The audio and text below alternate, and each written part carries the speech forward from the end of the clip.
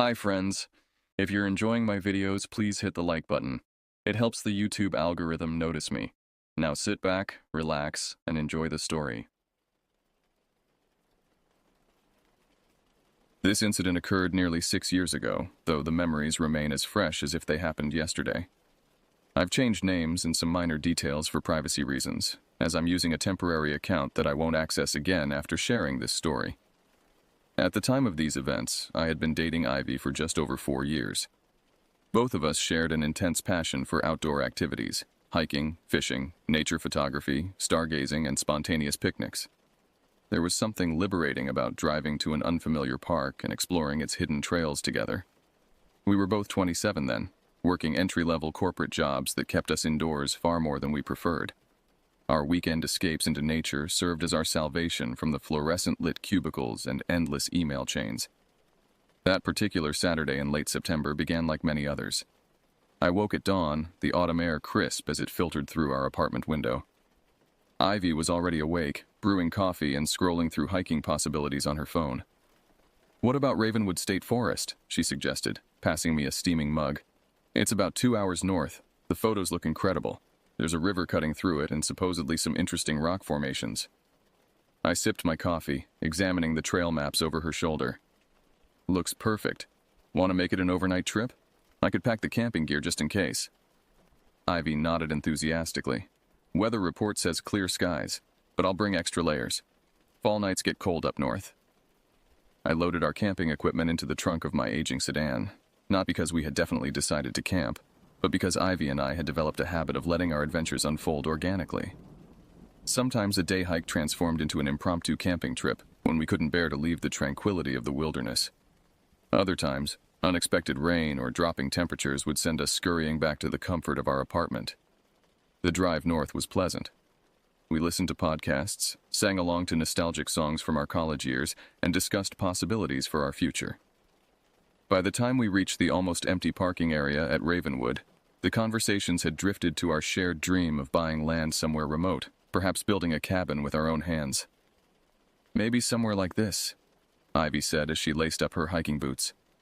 "Far enough from the city to see stars, but close enough that we can still get decent takeout when we're feeling lazy."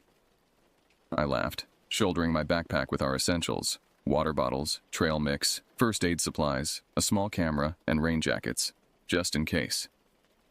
Ivy carried a smaller pack with additional snacks and her sketchbook. The trailhead welcomed us with a weathered wooden sign marking the beginning of the Oak Ridge Trail, a 12-mile loop through the forest.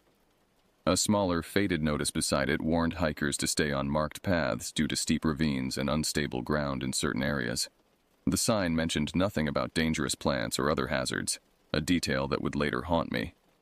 We signed the trail register, noting our planned route and expected return time, a safety measure we always observed, even on well-traveled paths. Only 2 other names were listed for that day, both having started several hours earlier.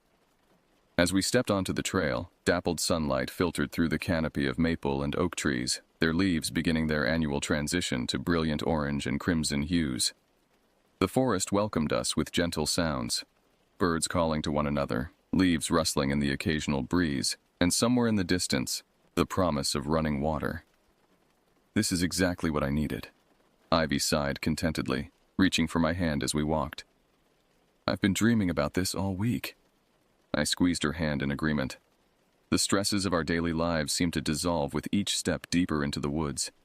Neither of us could have anticipated how drastically our peaceful excursion would transform in the hours to come. The first mile of our hike fulfilled every expectation.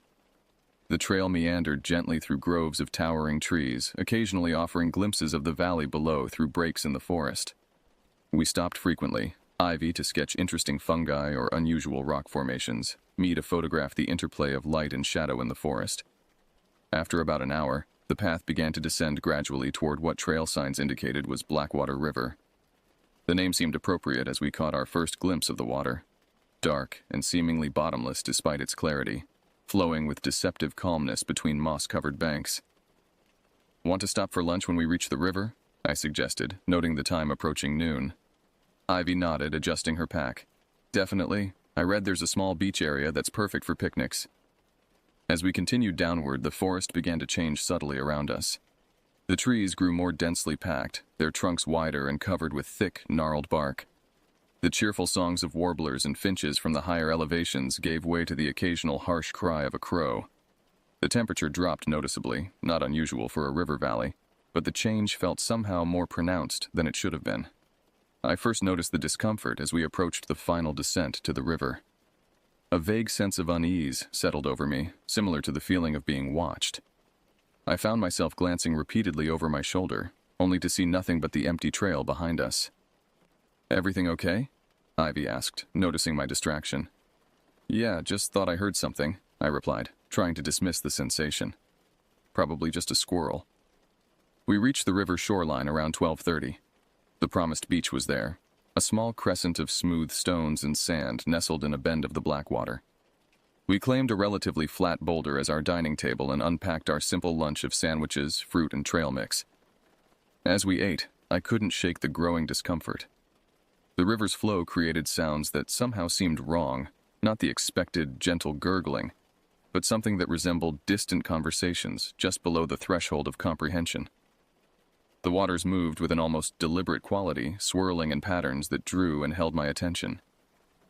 "Do you hear that?" I asked Ivy, setting down my half-eaten sandwich. She tilted her head, listening. "The water? Or those birds?" "No, it's like..." I struggled to articulate the sensation. "Like whispers, coming from the river." Ivy looked concerned. "I don't hear anything like that, just normal river sounds." I laughed nervously, trying to dismiss my unease. Maybe I'm just dehydrated or something. I deliberately drank more water, hoping to clear my head. The rational part of my brain insisted I was simply experiencing the effects of too little sleep the night before, perhaps combined with the change in altitude. After lunch, we decided to continue following the river trail, which paralleled the water for another 2 miles before climbing back up to higher elevations. The path narrowed considerably here, forcing us to walk single file in many sections. Dense undergrowth pressed close on either side, ferns and shrubs I couldn't identify creating walls of vegetation that seemed to reach for us as we passed. The sounds of the forest had grown strangely muted, as though something was dampening the normal wilderness acoustics. Even our footsteps seemed oddly absorbed by the ground, leaving an unsettling silence in their wake. The air felt heavier, almost resistant to our movement through it. "Is it just me, or is it getting harder to breathe down here?" I asked, pausing to take deeper breaths. Ivy stopped beside me, looking concerned. "Now that you mention it, the air does feel kind of thick. Maybe there's a weather front moving in." I checked the sky through gaps in the canopy, but the small patches of visible blue appeared unchanged. No clouds, no darkening that would indicate an approaching storm. "Let's just keep moving," I suggested, fighting the irrational urge to turn back. "I'm sure it'll be better once we start climbing again." We pressed on, but the sense of wrongness continued to intensify. The path twisted unpredictably, sometimes seeming to double back on itself. Though we followed the trail markers diligently, I couldn't shake the sensation that we were walking in circles, or worse, being deliberately led deeper into the forest than we intended to go. By mid-afternoon, fatigue began to set in more severely than it should have for experienced hikers like us.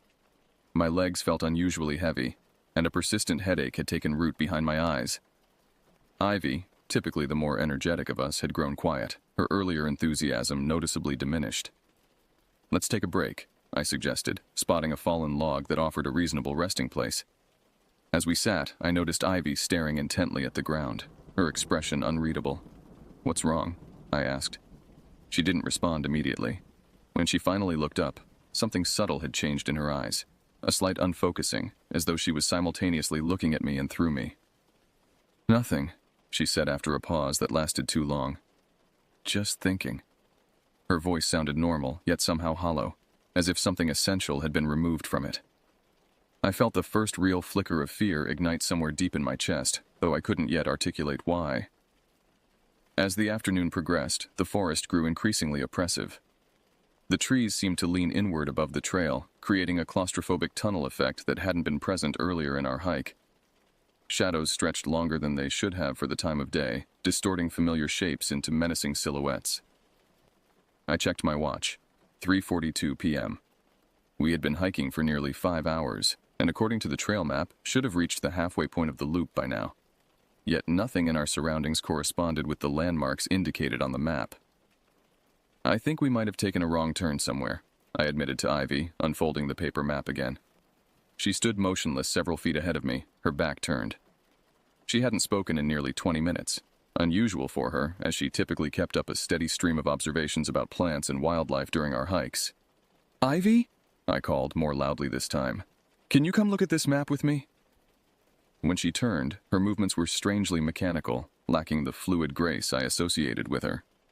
Her eyes met mine, but there was a disturbing emptiness in them, not vacant, but somehow altered, as though something else was looking out through her familiar irises. "We need to go deeper," she said, her voice flat and uninflected. An involuntary shiver ran through me. "What? No, I think we need to find our way back to the main loop. We must have wandered onto a side trail." "Deeper," she repeated, turning away and continuing down the path without waiting for my response. Alarmed, I hurried after her, grabbing her arm to stop her progress. "Ivy, what's going on? You're acting strange." She stared at my hand on her arm as though it was a foreign object, then slowly raised her gaze to my face. For a moment, there was confusion in her expression, then recognition flooded back. "Sorry," she said, blinking rapidly. "I think I zoned out for a minute there. What were you saying about the map?" Relief washed over me, though unease lingered. "I was saying I think we've somehow gotten off the main trail. We should have reached Morrison Ridge by now, according to this." I pointed to our intended location on the map. Ivy frowned, studying the paper. "That's weird. I've been following the blue blazes the whole time." She pointed to a faded blue mark on a nearby tree trunk, the official trail indicator for the Oak Ridge Loop. I hesitated, wondering if my own perception was somehow compromised.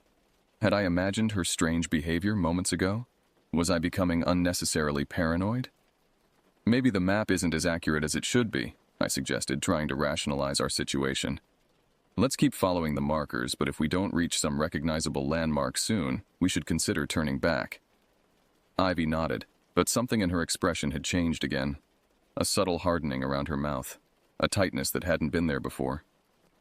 "Whatever you think is best," she said, her tone carrying an undercurrent I couldn't quite identify. We continued forward, the path growing increasingly difficult to navigate. Roots seemed to rise from the earth specifically to catch our feet, and low-hanging branches appeared to reach for us as we passed. The air had taken on a peculiar scent, not the expected forest aromas of decomposing leaves and damp earth, but something sharper, almost medicinal. My headache intensified, accompanied now by occasional moments of dizziness. Colors seemed simultaneously more vivid and somehow wrong, as though the natural palette of the forest had been subtly altered. Sounds continued to distort, the distant call of a bird stretching unnaturally, the rustle of leaves taking on rhythmic qualities that mimicked whispered words. Despite the increasing strangeness, I remained determined to maintain a rational perspective. There had to be logical explanations.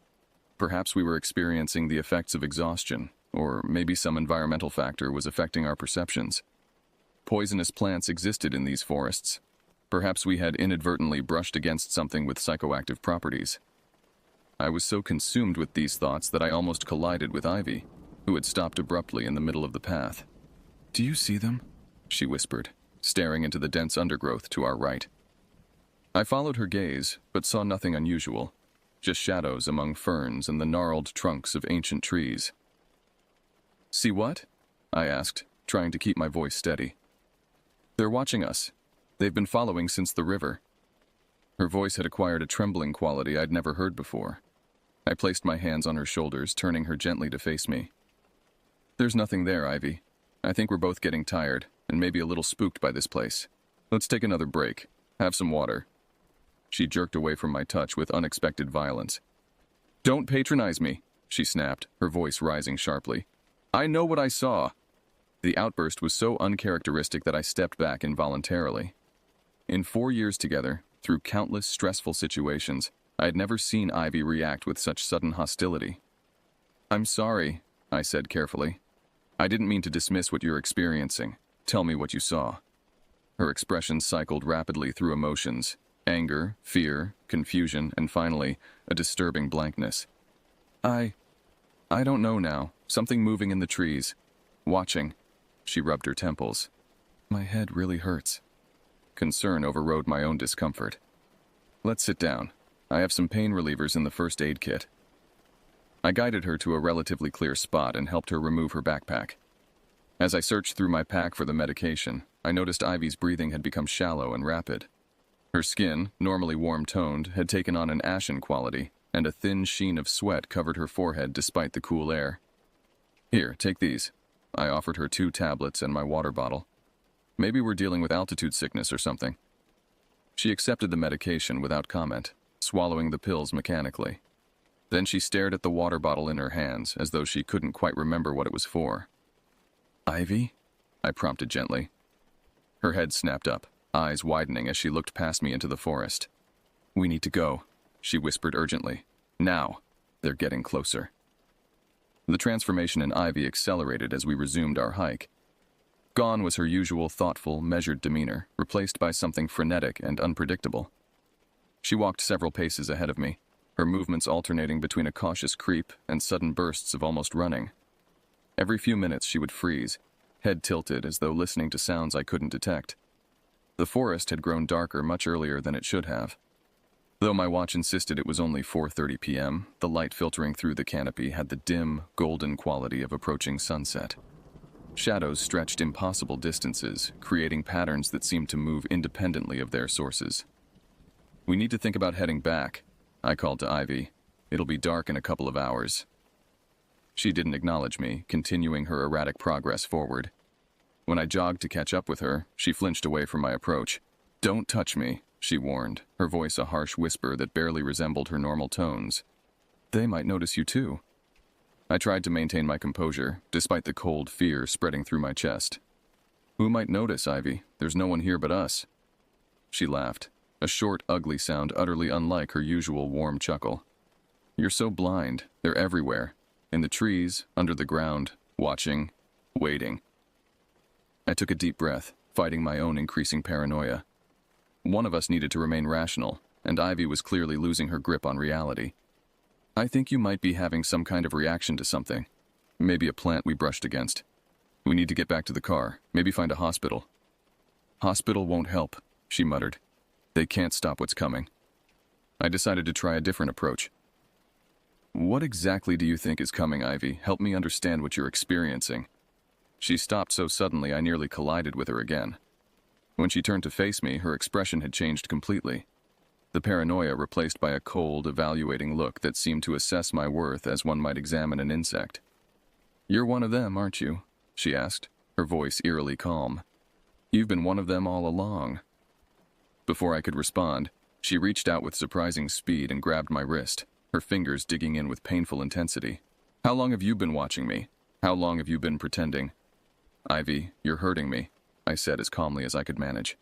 "I'm not pretending anything. I'm me. The same person you've known for 4 years. "Liar," she hissed, releasing my wrist with a violent shove that nearly sent me stumbling into a tree. "You think I don't see the way you change when I'm not looking directly at you? The way your face slips?" The genuine horror in her voice triggered an involuntary response. I touched my own face, as though to confirm its solidity. "My face isn't slipping, Ivy. I think you might be hallucinating." "That's exactly what you would say," she cried, backing away from me. "You want me to doubt myself, to think I'm crazy. But I see you now. I see what you really are." She turned and bolted down the trail, moving with a desperate speed that seemed impossible, given her earlier fatigue.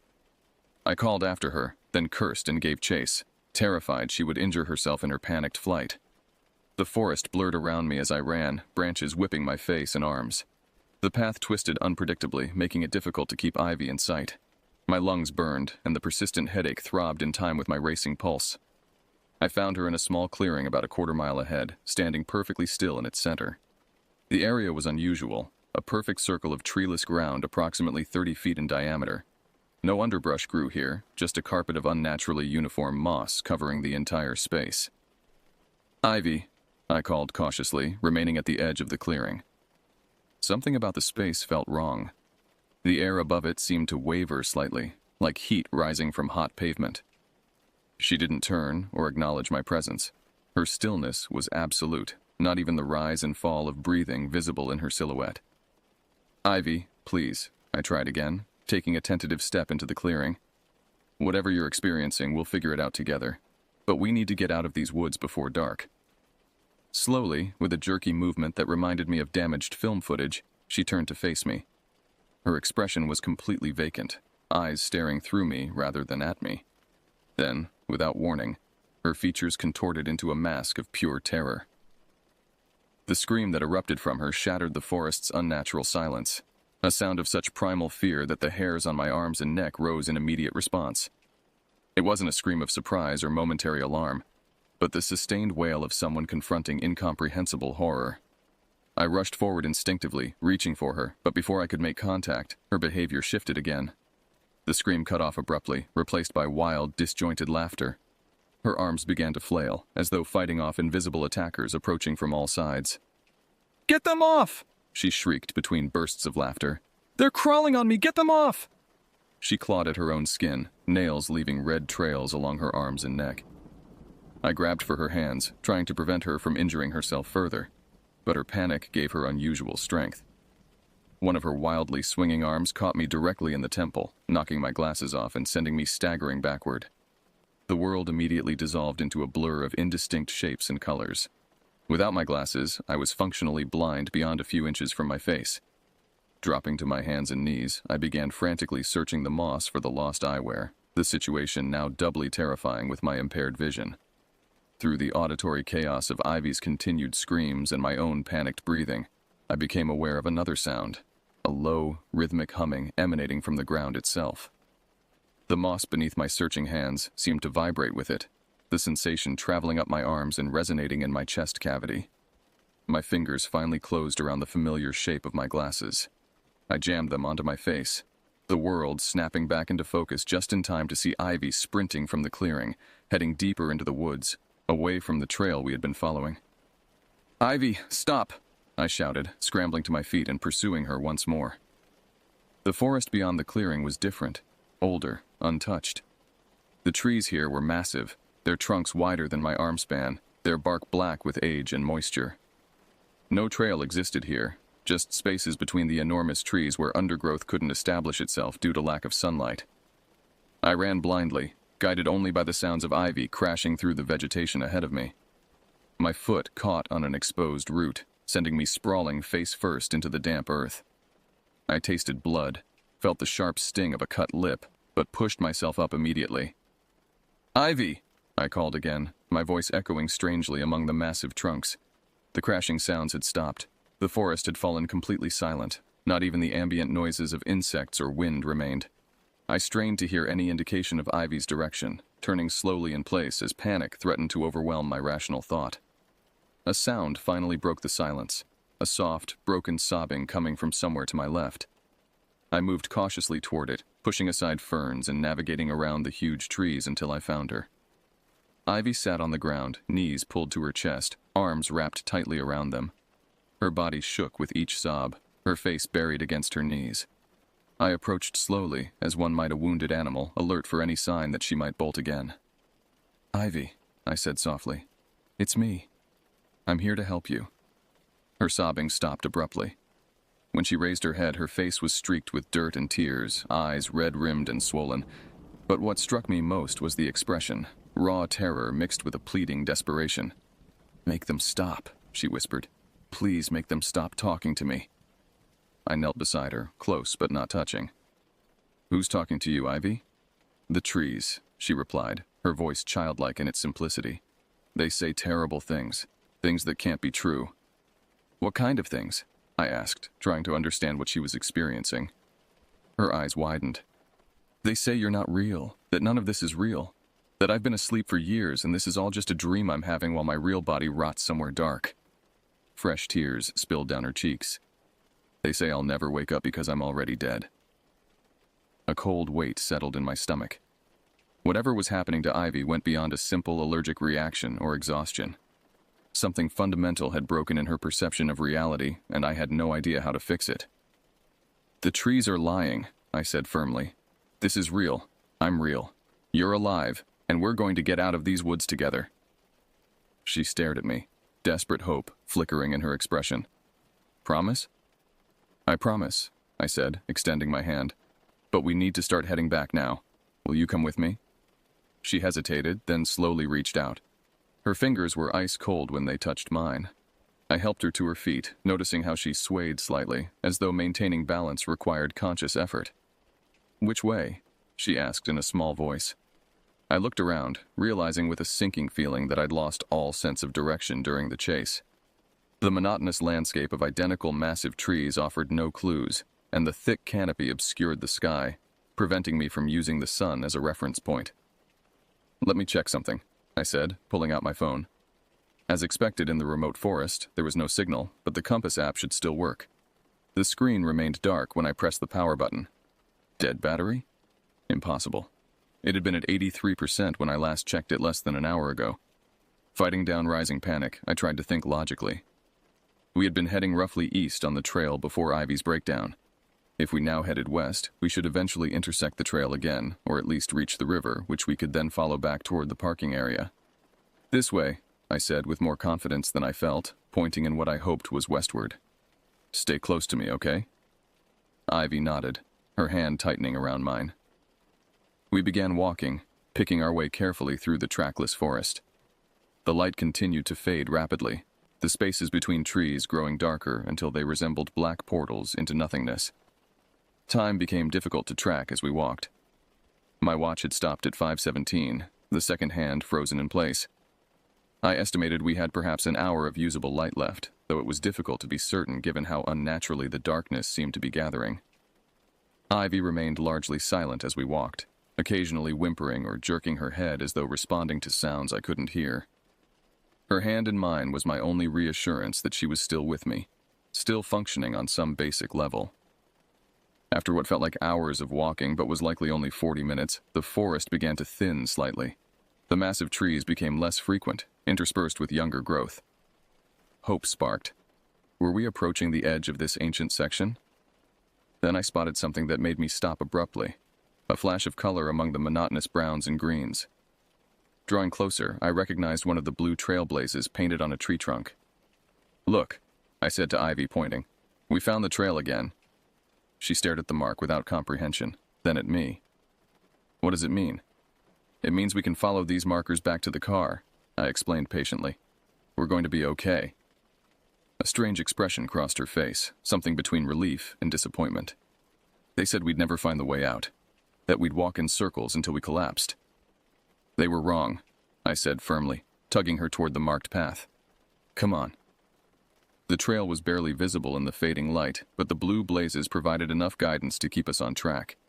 We moved as quickly as Ivy's unsteady gait would allow, following the markers in what I hoped was the direction back toward the parking area. The forest sounds had begun to return. Intermittent rustling in the undergrowth, the occasional call of a bird preparing to roost for the night. Each noise made Ivy flinch, but she continued forward, her grip on my hand almost painful in its intensity. They're still watching, she murmured after a particularly loud crack from somewhere in the darkness to our right. They're angry we're trying to leave. I chose not to engage with her delusions, focusing instead on maintaining our pace and watching for trail markers. The path had begun to ascend gradually, a good sign, as it meant we were likely moving away from the river valley and back toward higher ground. Darkness had nearly completed its conquest of the forest when we reached a fork in the trail. One path continued upward, while the other descended again toward what I assumed was the river. Neither direction showed clear signs of being the main trail versus a side path. I stopped, considering our options. Continuing uphill seemed logical if we wanted to reach the parking area, which had been on a ridge.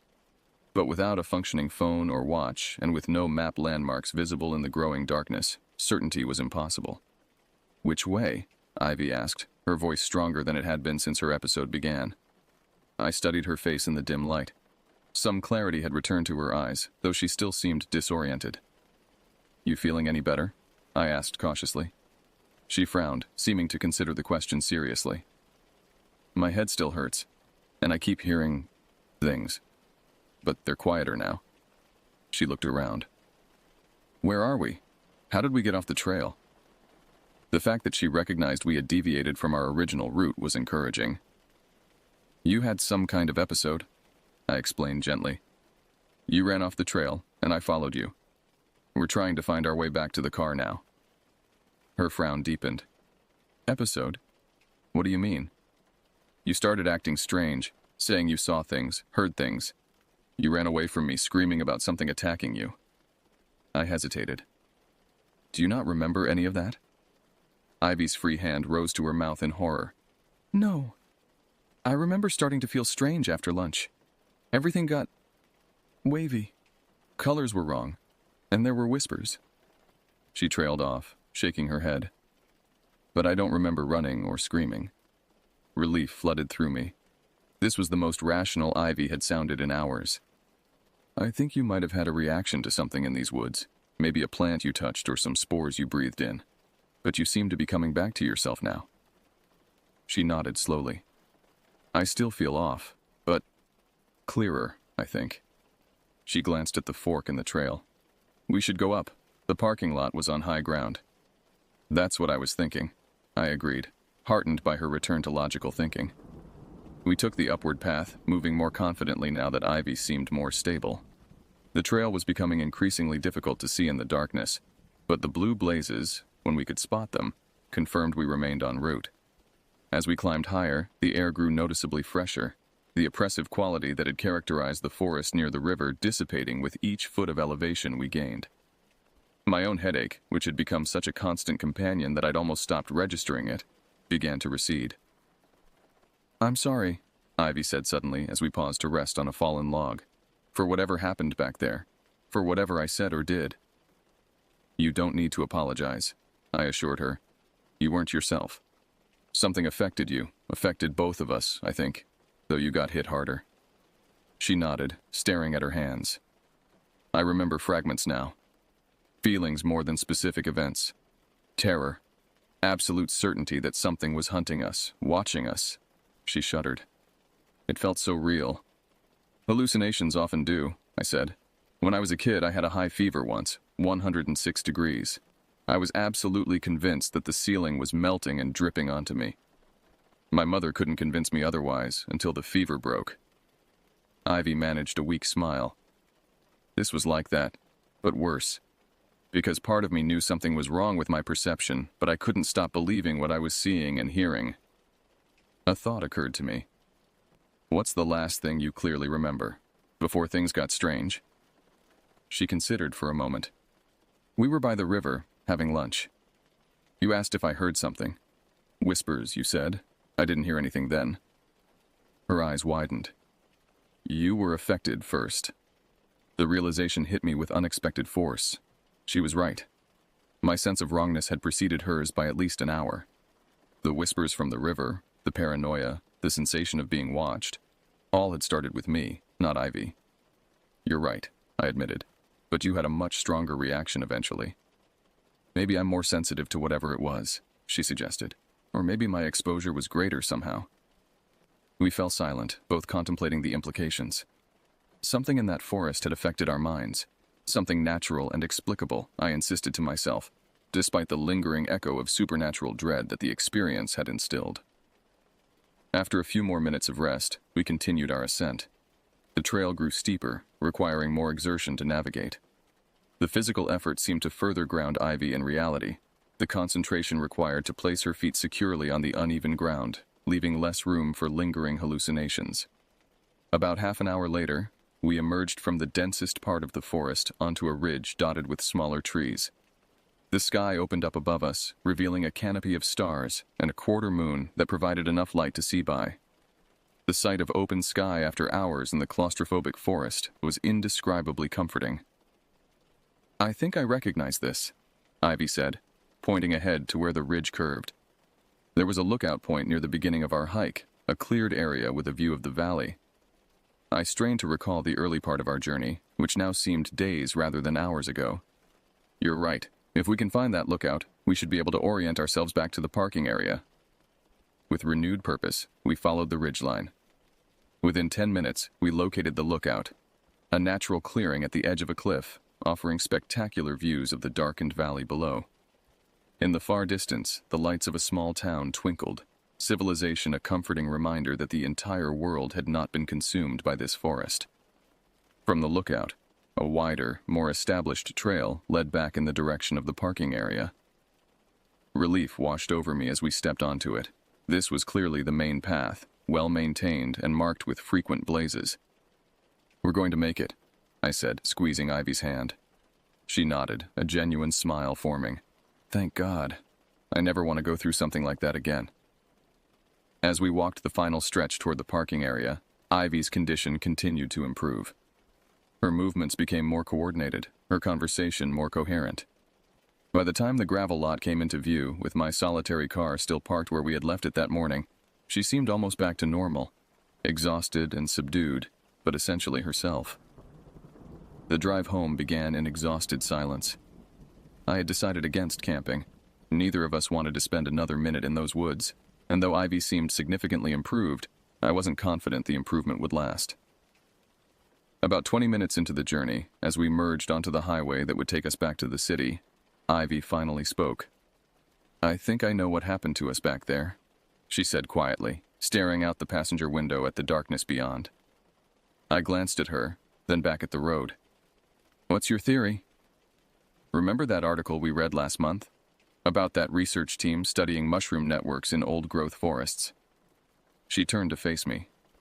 "They discovered that some fungal species release spores containing compounds similar to psilocybin, but more complex, with effects that can last hours and vary widely between individuals." The article had been fascinating, part of our Sunday morning routine of sharing interesting scientific findings over coffee. "You think we inhaled hallucinogenic fungal spores?" She nodded. "It explains everything. The progression of symptoms, the way they affected us differently, how they intensified in certain areas of the forest and diminished as we gained elevation and distance." Her explanation was rational, scientific, and completely plausible. It offered the comfort of the known, a framework for understanding the terrifying experience we had endured. Yet something in me resisted it, not because I believed something supernatural had occurred, but because the explanation seemed too neat, too convenient. "Maybe," I conceded. "But why haven't we heard of other hikers experiencing similar effects in those woods? That trail is well established. Hundreds of people must walk it every year." Ivy considered this.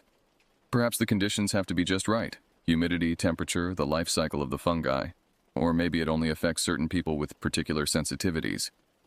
She paused. "Or maybe it does happen to others, but they're too embarrassed or confused to report it. Who wants to admit they completely lost touch with reality while hiking?" Her arguments were logical. I found myself wanting to accept them, to file away our experience under unusual but explainable natural phenomena, and move on. But the memory of those whispers from the river, of the way the forest had seemed to deliberately lead us astray, lingered uncomfortably. "You mentioned remembering fragments," I said. "What exactly do you remember saying or doing during your episode?" Ivy was quiet for so long I thought she might not answer. When she did, her voice was barely audible over the car's engine. "I remember being absolutely certain that the forest was alive, not in the normal way, but consciously, malevolently alive. That the trees were communicating with each other about us, planning something." She swallowed audibly. "And I remember thinking you weren't really you anymore. That something had replaced you when I wasn't looking." The description sent a chill through me despite the car's heater running at full blast. It aligned too perfectly with the behavior I had witnessed. Her suspicion, her terror when looking at me, her conviction that something was hunting us. "Classic paranoid hallucination," I said, trying to sound casual. "Common with certain psychedelics." "Right," she agreed quickly. "Textbook, really." We both seemed eager to rationalize, to normalize what had happened. Perhaps that was the healthiest approach, to acknowledge the experience while framing it within understandable parameters. "We should probably get checked out when we get back," I suggested. "Just to be safe, some toxins can have delayed effects." Ivy nodded. "Urgent care should still be open when we get to the city." The remainder of the drive passed in easier conversation, as though having established a rational explanation had freed us to distance ourselves from the experience. We discussed work, upcoming plans, mundane topics that helped anchor us back in our normal reality. By the time we reached the outskirts of the city, Ivy had fallen asleep, her head resting against the passenger window. In sleep, her face had relaxed completely, the lingering tension from our ordeal finally releasing its hold. I stole glances at her as I drove, reassuring myself that she was truly recovering. Each mile that separated us from Ravenwood Forest seemed to restore another small piece of normalcy. Yet as the city lights grew brighter around us, I couldn't shake the feeling that we had brought something back with us. Not a physical entity, but an awareness. A knowledge that the world contained experiences that defied simple explanation, that the boundary between the known and the incomprehensible was far more permeable than we preferred to believe. The urgent care doctor found nothing physically wrong with either of us. Our vital signs were normal, pupil responses appropriate, no evidence of lasting toxic effects. When we described our symptoms, carefully edited to sound less alarming, she suggested mild heat exhaustion combined with dehydration, perhaps exacerbated by contact with an irritant plant like poison oak.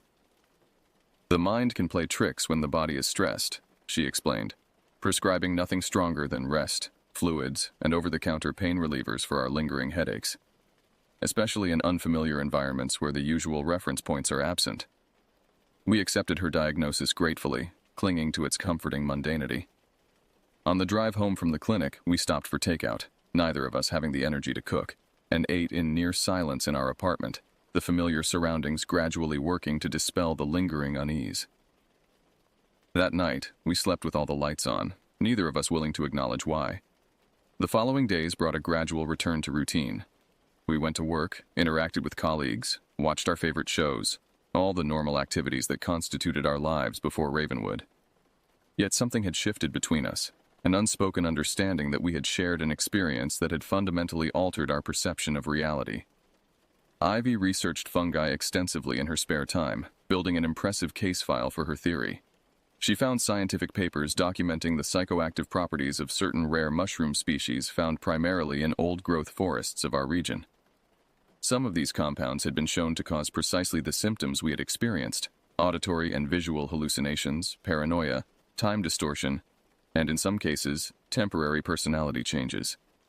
I supported her research, even as I privately harbored doubts. Not because I believed something supernatural had occurred, but because the experience had felt too intentional.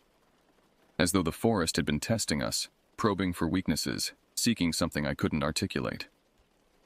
A week after our hike, I woke in the middle of the night to find Ivy's side of the bed empty.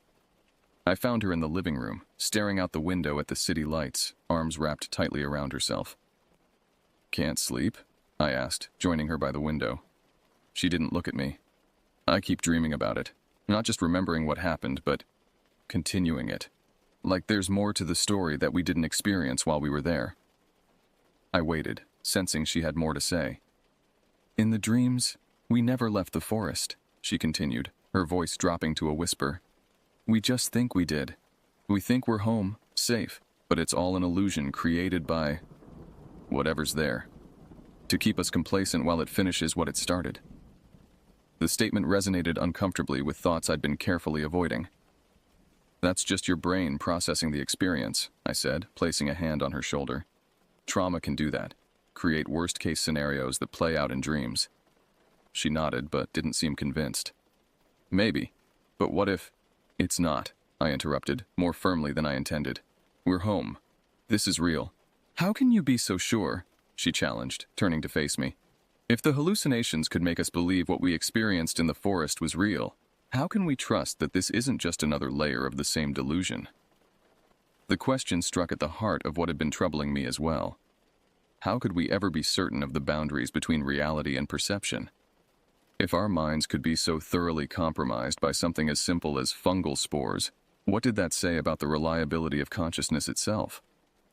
"Because this feels right," I said finally. "The forest felt wrong, like wearing someone else's clothes. This feels like us." She seemed to consider this, then nodded slowly. "I suppose that's all we can really go on, isn't it? What feels true?" We returned to bed, holding each other more tightly than usual.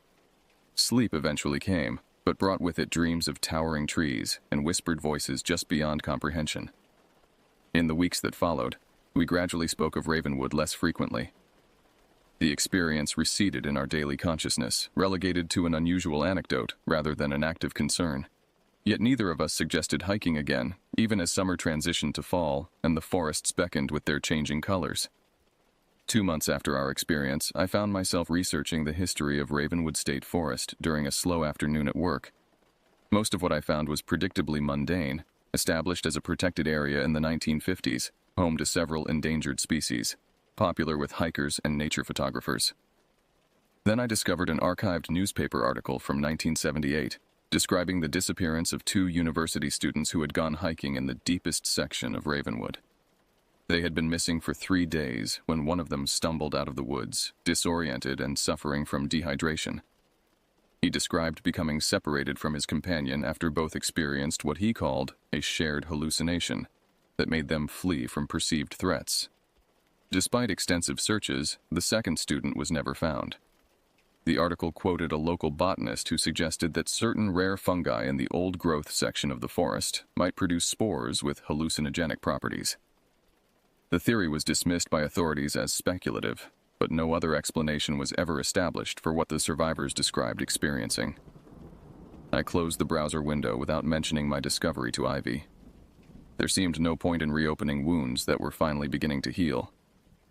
But that night, I dreamed of the circular clearing with its carpet of moss, and of something vast and patient waiting beneath the forest floor, sending its chemical messengers into the air like invisible tendrils, reaching for minds to explore.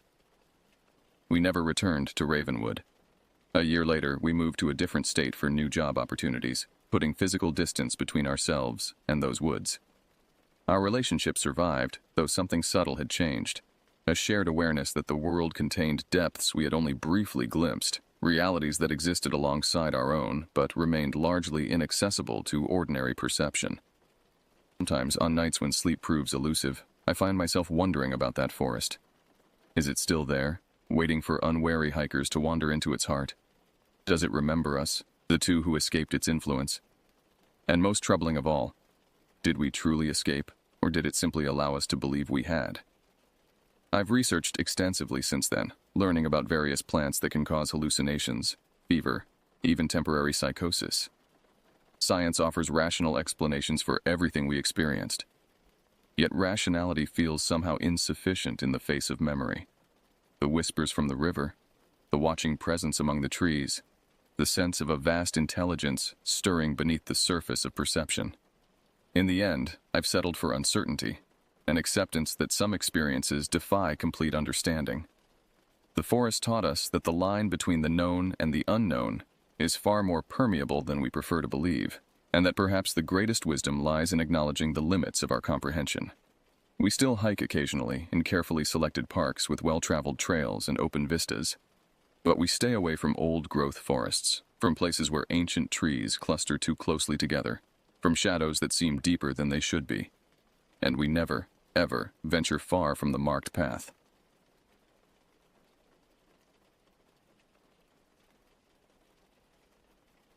I am now 76 years old, writing this account in the winter of 2025. Though the events I'm about to share occurred over 5 decades ago, they remain etched in my memory with haunting clarity. Time has not diminished their impact, nor dulled the terror I experienced during those 9 months in 1972. I was 23 then, a young man adrift. My life had disintegrated in spectacular fashion. I had abandoned my studies at the University of Maryland after 3 semesters, unable to focus on academics while my personal life crumbled around me. My father had died a slow, agonizing death from pancreatic cancer, his body wasting away over months until he was unrecognizable. The man who had taught me to fish, to change a tire, to stand up for myself, reduced to a hollow-eyed skeleton who couldn't remember my name in his final weeks. The modest inheritance he left me burned in my bank account. I couldn't bear to spend it, yet I had no direction, no purpose. My mother had retreated into herself, our relationship strained by grief's unpredictable tide. My friends continued with their lives, classes, parties, relationships, while I stood frozen, disconnected from everyone and everything. When my Uncle William mentioned a cabin near Frederick, Maryland that belonged to an old acquaintance of his, something stirred within me. The cabin needed a caretaker for the year, someone to maintain the property and keep it from falling into disrepair while the owner worked overseas. In exchange for basic upkeep, I could live there rent-free. "It's isolated," Uncle William had warned. "Might not be good for you in your state." But isolation was exactly what I craved. The cabin stood at the end of a winding gravel road that snaked through dense woodland. The nearest neighbor lived half a mile down the lane, an elderly couple who waved politely but kept to themselves. Beyond that, civilization faded into the background. A state park bordered the property to the north, and what locals called the municipal forest stretched for miles to the west, endless trees, undergrowth, and silence. That first day, as Uncle William's truck disappeared down the gravel path, I felt the weight of solitude settle over me like a familiar blanket. The cabin was modest but sufficient. 2 bedrooms, a small kitchen, a living area with a stone fireplace, and a covered porch that wrapped around the front. No television, no telephone. Just me, my books, a battery-powered radio, and the whispering woods. I spent those initial weeks establishing routines. Morning coffee on the porch as dawn broke over the trees. Afternoons chopping wood, clearing the property of fallen branches, or hiking through the forest.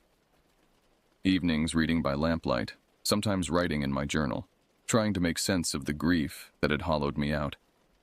The isolation didn't cure my restlessness, but it gave it space to breathe, to expand and contract without judgment. Western Maryland in 1972 was still untamed in ways difficult to imagine now. Development hadn't yet consumed the wild places. The forests were deep and dense, the nights absolute in their darkness. On clear evenings, I'd sit on the porch steps and gaze at stars so brilliant and numerous they seemed like scattered diamonds on black velvet. In those moments, my insignificance was oddly comforting, a reminder that my pain was temporary against the backdrop of cosmic time. I visited the county library every 2 weeks, exchanging finished books for new ones. I spoke to the librarian, occasionally exchanged pleasantries with store clerks in town, but otherwise remained detached from human connection. My grief demanded solitude, and I gave myself over to it completely. For that first month, the isolation was perfect. Exactly what I needed. Then, everything changed when she appeared at my door. It was a Tuesday morning, early April. Rain had fallen steadily through the night, and the forest dripped with moisture, the earthy scent of wet soil and decaying leaves hanging in the air. I was making breakfast when I heard a soft whining at the front door. Opening it, I found a small beagle sitting on my porch, soaking wet and muddy.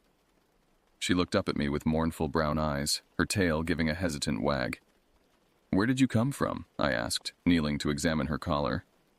There was none. She was young, perhaps a year old, and painfully thin beneath her wet fur. Her ribs showed clearly, suggesting she'd been wandering for some time. I wasn't prepared for a pet, but I couldn't turn her away. I dried her with a towel, offered her scrambled eggs, which she devoured with alarming speed, and set out a bowl of water. "Just until we find your owner," I told her as she curled up beside the fireplace, steam rising from her damp fur. I called her Daisy, a simple name that seemed to fit her uncomplicated nature. Over the next few days, I asked my neighbors if they knew of a missing beagle. I even drove into Frederick and checked with the animal shelter. No one had reported a missing dog matching her description. "Hunting dogs sometimes get lost in these woods," the shelter worker explained. "Owners often don't bother looking once they're gone more than a day or two." The thought made me angry, abandoning an animal that depended on you. I resolved that Daisy would stay with me for as long as she needed. She was sweet-tempered but remarkably unintelligent. Basic commands like sit or stay seemed beyond her comprehension. She'd stare at me with genuine confusion, head tilted as if I were speaking a foreign language. But she followed me everywhere, a constant shadow whether I was splitting wood outside or reading by the fire. Daisy's presence altered the rhythm of my days. I now had responsibility beyond myself, a creature that needed feeding, attention, care. Slowly, almost imperceptibly, she drew me out of the deepest pit of my grief. I began talking to her, explaining what I was doing, sharing memories of my father, speaking aloud thoughts that had previously only circled endlessly in my mind. "Dad would have liked you," I told her one evening as we sat on the porch. "He always wanted a hunting dog, but Mom was allergic." Daisy showed no interest in hunting, despite her breed. She'd watch rabbits hop across the yard with mild curiosity but no predatory instinct. Her passion was exploration, following scent trails through the underbrush, investigating animal burrows, sniffing every inch of our territory as if cataloging the forest's inhabitants. Our walks became longer, venturing deeper into the woods as spring fully established itself. The forest transformed daily, wildflowers emerging, trees leafing out, birds returning from winter migrations. Daisy's excitement at these outings was infectious. For the first time since my father's death, I found moments of genuine joy. It was during one of these walks, about 6 weeks after Daisy's arrival, that I first sensed something wasn't right. We were returning to the cabin late in the afternoon. The sun had dipped behind the western ridge, casting long shadows through the trees. Daisy, who usually ranged ahead of me on the path, suddenly stopped. Her ears perked forward, body tense. "What is it, girl?" I asked, scanning the forest. She gave a low whine, not her usual vocalization. Her tail tucked between her legs, and she pressed against my leg. I looked in the direction of her gaze, but saw nothing unusual, just the familiar line of trees and undergrowth. "Come on," I urged, suddenly uneasy myself. We continued homeward, but Daisy remained unnaturally close to me, occasionally glancing back. I found myself doing the same, unable to shake the feeling that someone, or something, was watching us from the shadows. That night, I double-checked the locks on the doors and windows before going to bed. Daisy, who usually slept on the rug beside my bed, jumped up and curled against my side. I didn't have the heart to make her move. As I drifted towards sleep, a sound from outside made my eyes snap open. A twig breaking, perhaps, or a deliberate footstep. Daisy raised her head, ears alert. We both listened, but the sound wasn't repeated. "Just a deer," I whispered, stroking her head. But in that moment, lying in the darkness with Daisy trembling slightly against me, I realized how truly isolated we were, how vulnerable. And for the first time, that isolation felt less like freedom and more like exposure. The sense of being watched developed gradually, like a photographic negative slowly revealing its image. At first, it was easy to dismiss, a product of too much solitude perhaps, or an overactive imagination. But as April gave way to May, the feeling intensified until it became impossible to ignore. It would happen most often at dusk or dawn, those transitional hours when shadows play tricks on the eyes. I'd be sitting on the porch, reading or simply watching the forest, when awareness would prickle across my skin, the unmistakable sensation of being observed. I'd look up, scan the tree line, see nothing but still feel those invisible eyes cataloging my movements. Daisy sensed it too.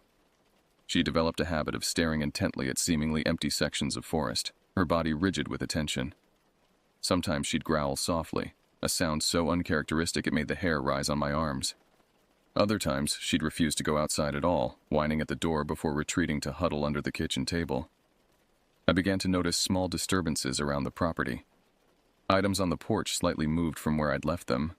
The garden hose uncoiled when I was certain I'd wound it properly. A stack of firewood redistributed in a way I couldn't have done accidentally. Nothing threatening, nothing even definitively caused by human hands, but enough to keep me in a state of constant low-grade unease. One evening in late May, as twilight deepened into true darkness, I was washing dishes at the kitchen sink when I glimpsed movement reflected in the window, a shadow passing behind me inside the cabin. I whirled around, heart thundering, but found the room empty.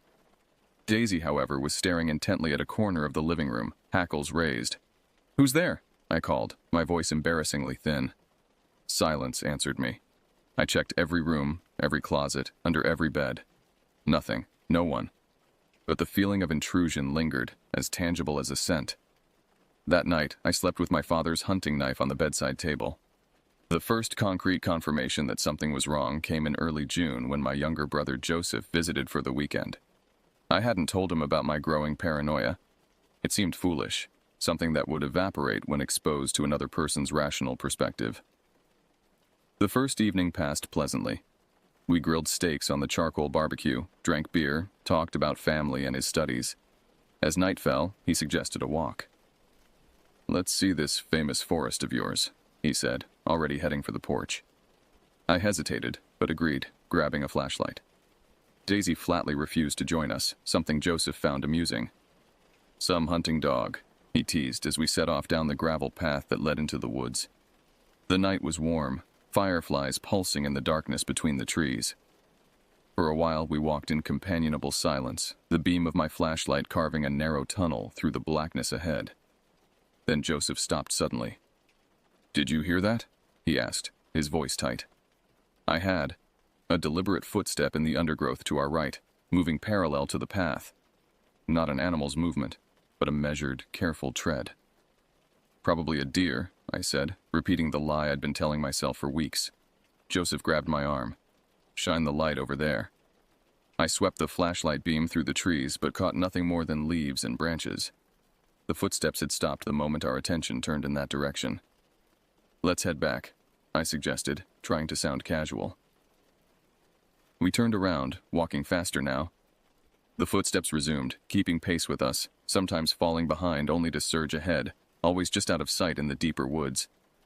By the time we reached the clearing around the cabin, we were both nearly running. "What the hell was that?" Joseph demanded once we were inside, door locked behind us. "I don't know," I admitted, finally voicing the fear I'd been suppressing. "But it's been happening for a while now." Joseph's expression shifted from fear to concern.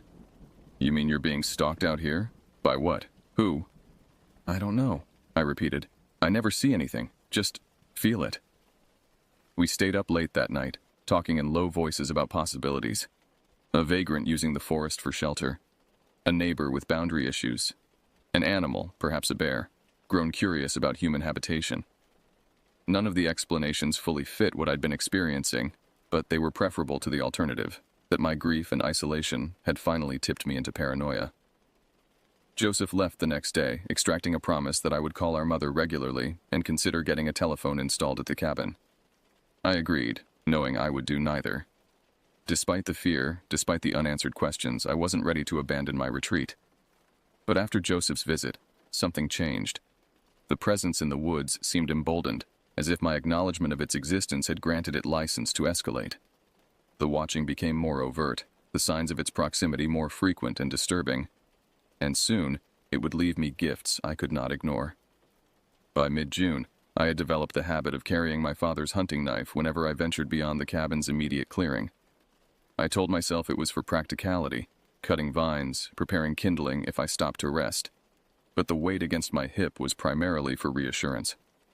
Daisy had grown increasingly nervous during our walks, staying close to my legs rather than ranging ahead as she once had. I began mapping our explorations, using a Forest Service topographical chart to mark paths taken, odd features encountered, places where the sensation of being watched was particularly strong. It gave me a sense of control, however illusory. It was during one of these methodical explorations that we discovered the first campsite.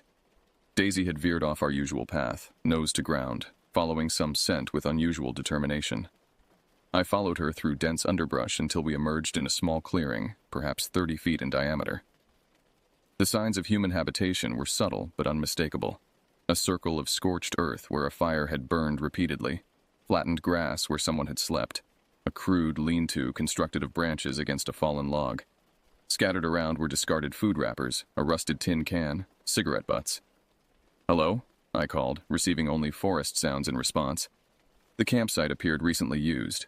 Ashes in the fire pit still contained charcoal chunks rather than being fully decomposed.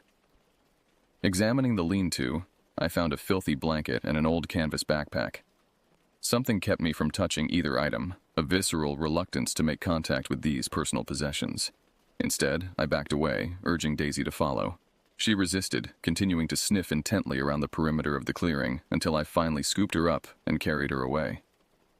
Over the next several weeks, our explorations revealed more such sites, some clearly abandoned, others showing signs of regular use.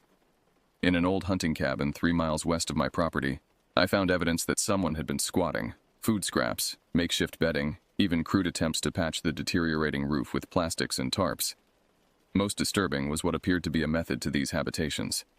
They formed a rough circle around my cabin, each approximately the same distance away, like outposts or observation points. The realization chilled me. I wasn't randomly encountering evidence of forest dwellers. I was finding the nests of someone who had positioned themselves strategically around my home. I debated reporting my findings to the local sheriff, but hesitated. What would I say? That I'd found evidence of homeless people in the woods? That wasn't illegal or even unusual. That I felt watched?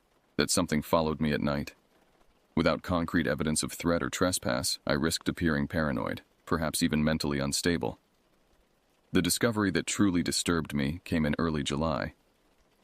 Daisy and I had ventured north, following a stream that wound through particularly dense forest. The day was hot, humid, the air thick with insects and the heavy scent of vegetation. We stopped to rest beside the water, Daisy lapping thirstily while I consulted my increasingly annotated map. Movement across the stream caught my attention. a flash of color in the otherwise monochrome green of the forest. Focusing, I realized I was looking at fabric, a piece of clothing snagged on a branch. I crossed at a shallow point and approached cautiously. It was a child's sock, faded blue with a yellow stripe at the top. Relatively clean and new-looking, not something that had been exposed to the elements for long.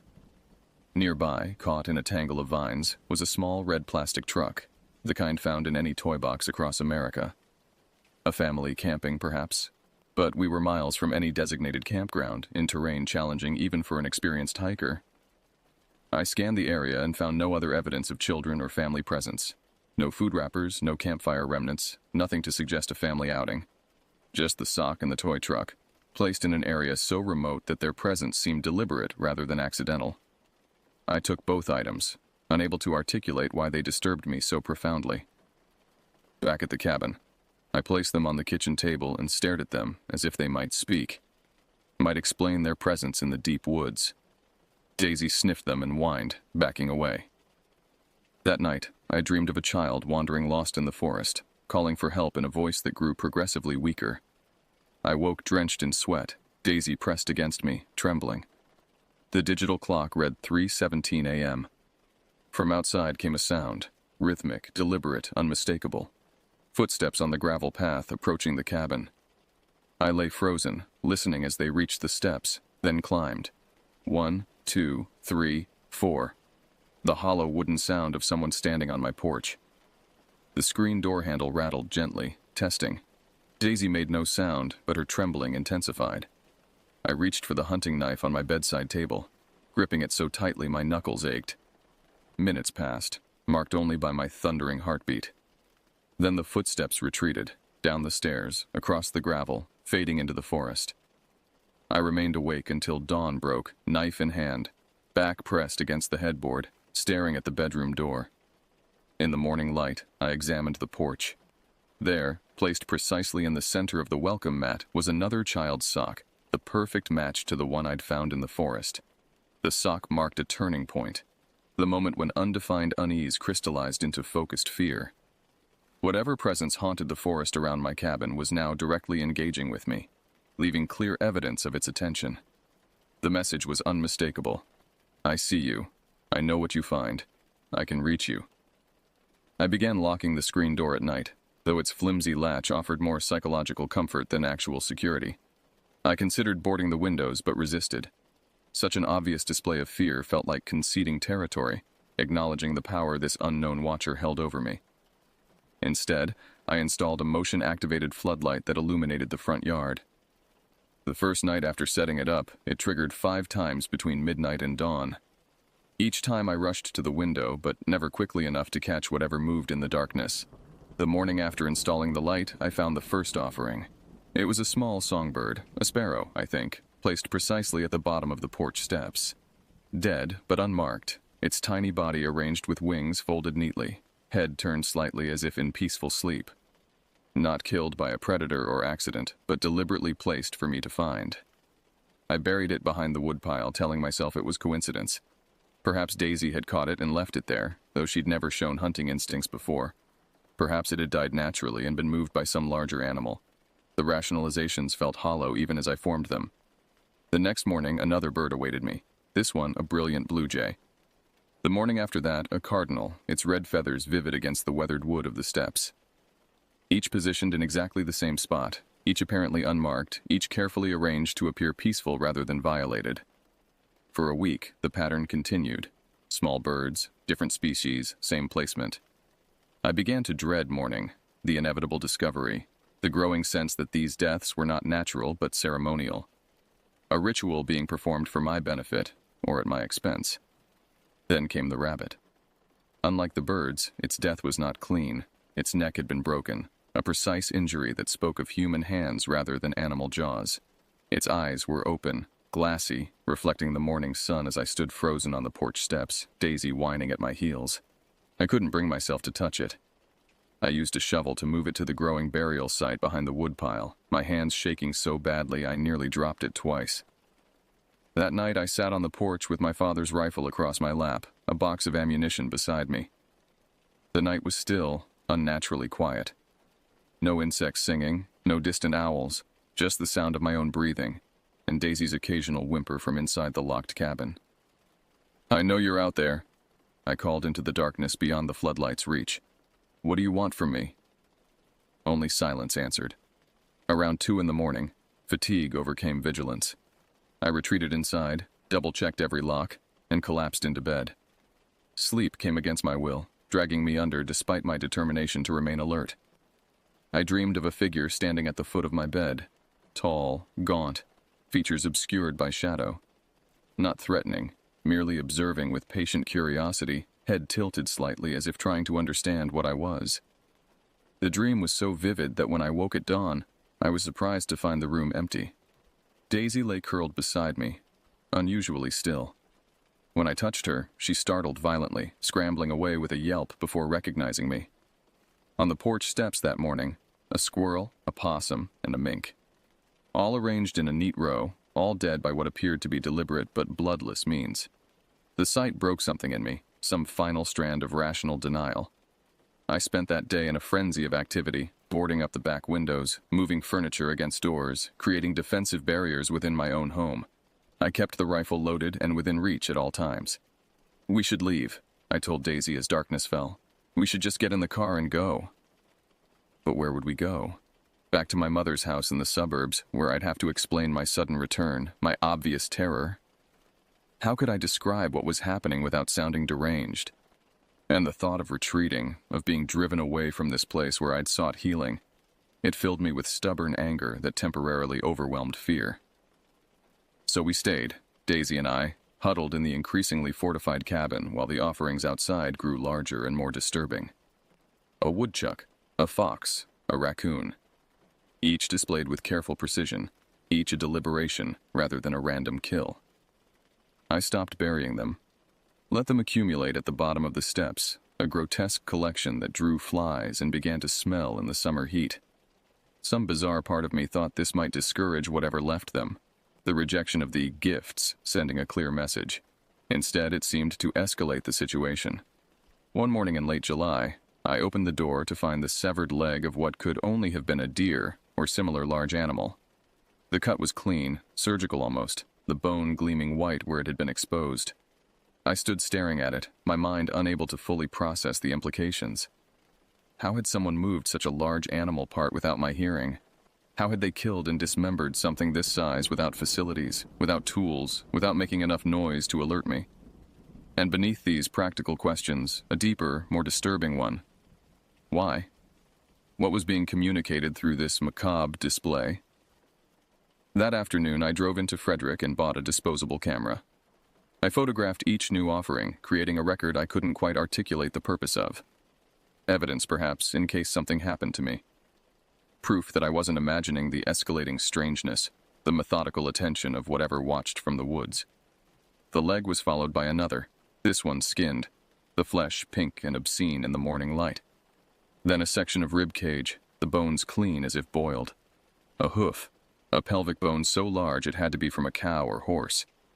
Each morning, a new piece, each placement more deliberate than the last. Daisy began to refuse going outside entirely. She would soil the floor rather than step onto the porch, her fear more powerful than her training. I couldn't blame her. I myself ventured out only when absolutely necessary, and never after dusk. We existed in a state of siege, the cabin our fortress against an enemy I couldn't identify. Sleep became fragmentary, consciousness slipping away only to snap back at the slightest sound from outside. I lost weight, my clothes hanging loose, dark circles forming beneath my eyes. And still, the offerings continued, a relentless communication I couldn't decipher but couldn't ignore. The confrontation, when it finally came, was both more and less than I had feared. August had brought oppressive heat, the cabin's interior stifling despite open windows and the small electric fan that circulated hot air without cooling it. Sleep became even more elusive, hour blending into hour as I lay atop sweat-dampened sheets, listening to the forest sounds through the screened windows. On this particular night, August 17th, I would later record in my journal, a thunderstorm broke the heat wave. Rain lashed the cabin, wind driving it horizontally to spatter against the windows. Thunder shook the structure to its foundations, lightning transforming the forest into stark black and white tableau. I welcomed the storm's fury. It seemed cleansing, primordial, a force that might wash away the mounting dread that had become my constant companion. For the first time in weeks, I fell into deep sleep, lulled by rain drumming on the roof and the knowledge that no creature, human or otherwise, would likely venture out in such weather. The dream came again, the figure standing at my bedside, observing with that same tilted head curiosity. But this time, it reached toward me, a pale hand emerging from shadow. I woke abruptly, disoriented. The storm had passed, leaving behind the dripping aftermath of rain and distant, retreating thunder. Daisy was not beside me. Fully alert now, I called her name softly. No response. The cabin was silent save for the rhythmic dripping from eaves and trees outside. I reached for the bedside lamp but hesitated before switching it on. Something felt wrong. A change in the air pressure, perhaps, or a subtle shift in the ambient sounds. I lay still, straining my senses into the darkness. There, a breathing pattern not my own. Soft, measured, coming from the direction of the bedroom door. I reached slowly for the hunting knife under my pillow, my movements as deliberate and silent as I could make them. The breathing continued, unaltered. In a single movement, I switched on the lamp and raised the knife, prepared to confront whatever had invaded my home. The doorway was empty. My relief was momentary. From the living room came a sound, a low whine that I recognized immediately as Daisy's. Not pain, but intense fear. I moved cautiously down the hallway, knife extended before me. The living room was dark, illuminated only by what little moonlight filtered through the windows. Daisy stood facing the front door, her body rigid in what I now recognized as her pointing stance. She was trembling visibly, a continuous whine emanating from her throat. "Daisy?" I whispered. "Come here." She gave no indication of having heard me, her attention fixed unwaveringly on the door. I moved closer, reaching for the nearest lamp, when a sound from the porch froze me in place, the distinctive creak of weight on weathered boards. Someone was out there, directly in front of the door. For a long moment, neither of us moved. Daisy, myself, and whoever stood on the other side of that thin wooden barrier. The only sound was Daisy's continuous whine and the dripping of rainwater from the eaves. Then came the sound of the screen door handle turning, metal scraping against metal as it was tested. The flimsy lock held. I could see it straining against the pressure being applied from outside. I should have shouted a warning, should have announced that I was armed, should have done something to assert control over the situation. Instead, I remained rooted in place, knife clutched in a hand gone suddenly numb, as the handle continued to turn, back and forth, with increasing force. Daisy's whine rose in pitch, becoming almost a keening sound. Her trembling increased until she seemed to be vibrating with the intensity of her fear. The handle abruptly stopped moving.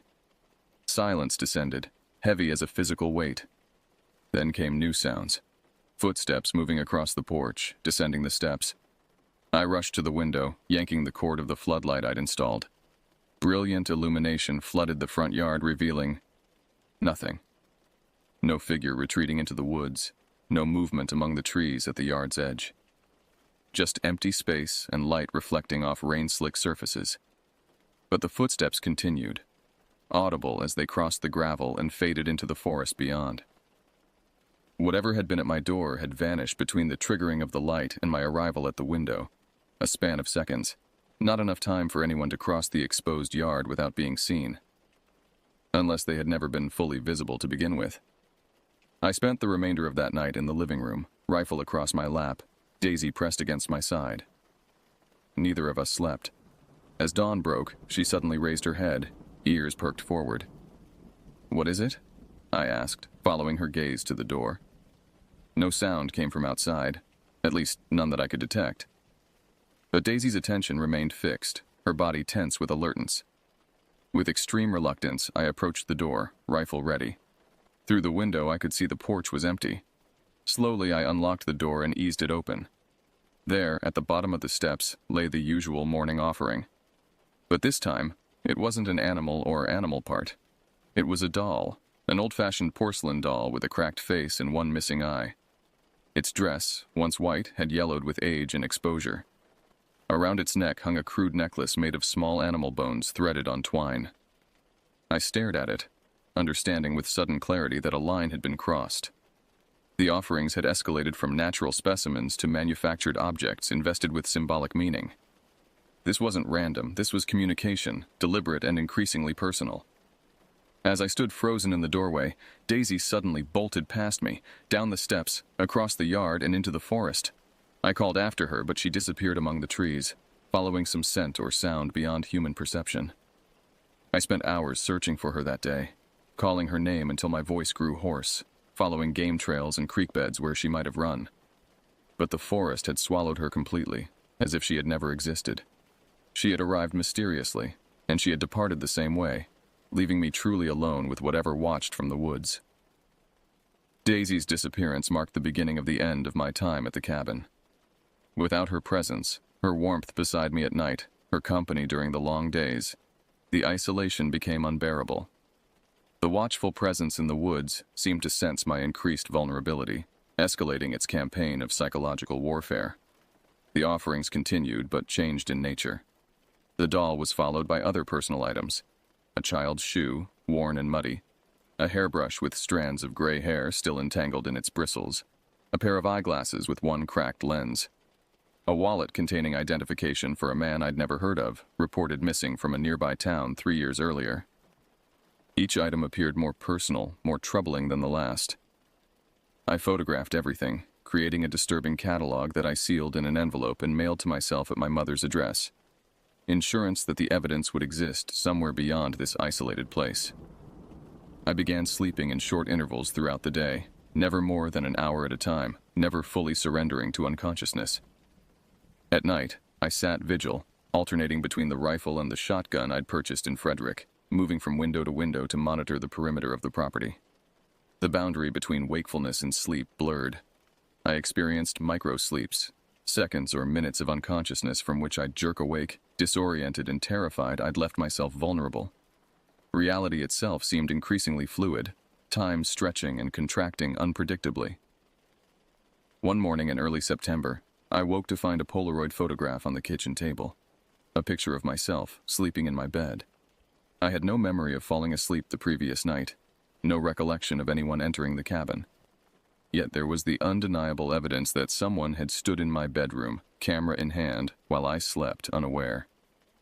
The image showed me curled on my side, face peaceful in sleep, unaware of the camera or the person wielding it.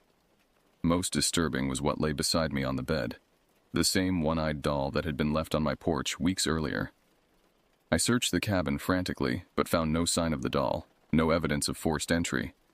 The doors remained locked, the windows secured. Yet someone had been inside, had arranged this macabre scene, had documented it, and left the evidence for me to find. That day, I packed my essential belongings and loaded them into my car.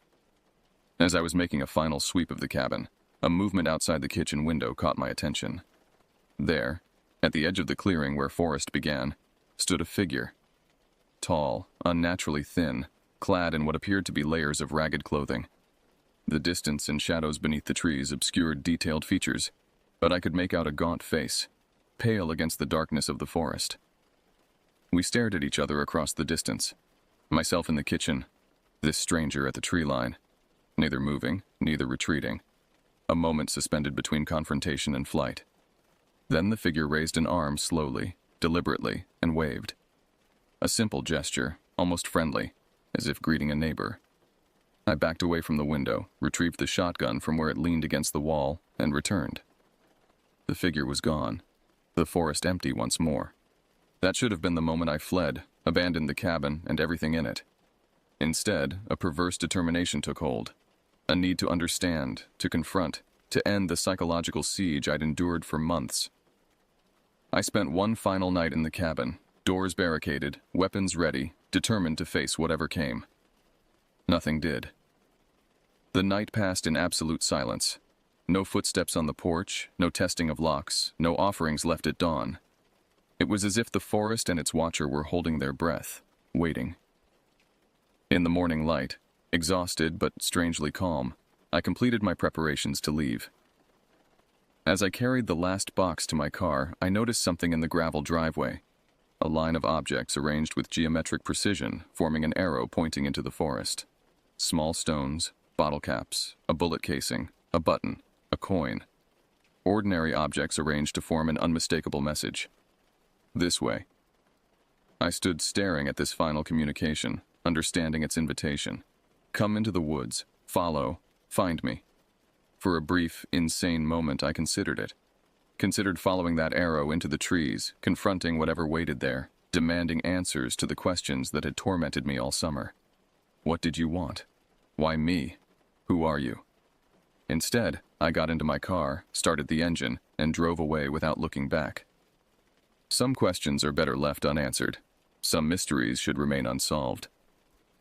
I never returned to the cabin. I arranged for the remaining rent to be paid from my account and wrote to the owner explaining I had been called away unexpectedly. I moved to an apartment in Baltimore, found a job editing copy for a small publishing house, and gradually reconstructed a semblance of normal life. I never saw Daisy again, though for years I scanned the faces of stray beagles, hoping against reason. And I never spoke of what happened in those woods. Not until now, more than 50 years later, when the memories have lost some of their power to disturb. It was approximately 6 months after leaving the cabin when I encountered the article in the Washington Post. A small piece, buried in the local news section, easily overlooked if not for the headline that leaped out at me. Sykesville monster sightings continue to puzzle Western Maryland. The article described multiple reports of strange encounters in the forests around Sykesville and neighboring communities, including Frederick. Local residents reported a tall, human-like figure observing houses from the forest edge, following hikers and travelers on rural roads, and leaving gifts or offerings for specific households. The descriptions matched my experience with unsettling precision.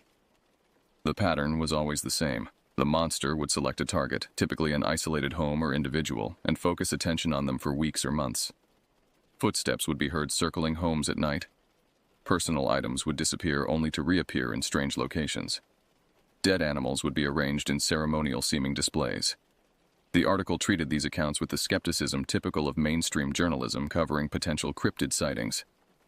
The reporter noted that many described the figure as fur-covered or ape-like, suggesting a connection to Bigfoot folklore. Local authorities attributed the sightings to bears, misidentification of known animals, or outright hoaxes. But I recognized the pattern. This was no forest cryptid, no mythical beast. This was something more disturbing because it was fundamentally human. The article mentioned, almost as an aside, that the sightings clustered geographically around Springfield Hospital Center, a state psychiatric facility located in Sykesville. The reporter made no explicit connection, but the implication hung between the lines. I conducted my own research, visiting the library to find archives of local newspapers, police reports, anything that might shed light on the pattern of events. What emerged was a disturbing possibility. Springfield Hospital, like many such institutions in that era, practiced what would now be considered negligent supervision of certain patients. Some were allowed to wander the grounds freely during daylight hours. Occasionally, patients would wander away and be recovered days or even weeks later. Official records documented these escapes and returns. What they didn't acknowledge were the patients who escaped and were never found. Those who might have adapted to life in the surrounding forests, perhaps already experienced in rural survival, certainly motivated to avoid recapture. The more I researched, the more convinced I became that my watcher had been one such individual, someone whose mental illness led them to establish territorial behaviors, to observe and interact with normal life from a safe distance, to attempt connection through the only means they understood. The animal offerings suddenly made sense through this lens, a socially isolated person attempting to provide, to contribute, to make contact in a way that seemed appropriate to their disrupted cognitive processes. The escalation to personal items, to photography, to direct observation, all could be understood as increasingly desperate attempts at human connection from someone who had forgotten how connection normally functioned. This theory brought me no comfort. If anything, it made the experience more disturbing. The thought that I had been the focus of such intense attention from someone whose mental processes were fundamentally different from my own, whose perception of appropriate interaction had been warped by illness and isolation. I found myself wondering about this unknown person. Had they been diagnosed with schizophrenia, personality disorder? Had they been subjected to the treatments common in that era, electroconvulsive therapy, experimental medications, perhaps even surgical interventions? Had they fled not just confinement, but active harm? And what had become of them? The western Maryland forests were vast, but not limitless.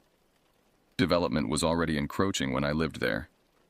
In the decades since, suburbanization has transformed much of that landscape. Where would such a person go as their wilderness shrank? How long could they survive as resources dwindled, as age and exposure took their toll? I never filed a report about my experiences, never contacted authorities to share my theory. By the time I connected these dots, months had passed. What good would it do to hunt down someone who had never actually harmed me, who might well have died in the intervening time? Instead, I moved on with my life. I finished my degree, built a career, married, raised children who never heard this story. I avoided camping, developed a strong preference for well-lit urban environments, and startled easily at unexpected sounds, small prices to pay for psychological equilibrium. But I never forgot the watcher in the woods, the presence that taught me how thin the veneer of civilization truly is, how easily isolation can transform perception, how fundamentally vulnerable we all are. Sometimes in dreams, I still see that figure at the forest's edge, raising a hand in that almost friendly wave. Still feel those eyes tracking my movements through the trees. Still hear footsteps pacing me in the darkness, just out of sight. And I wonder if in some parallel life, I might have followed that arrow of objects into the forest. Might have made contact.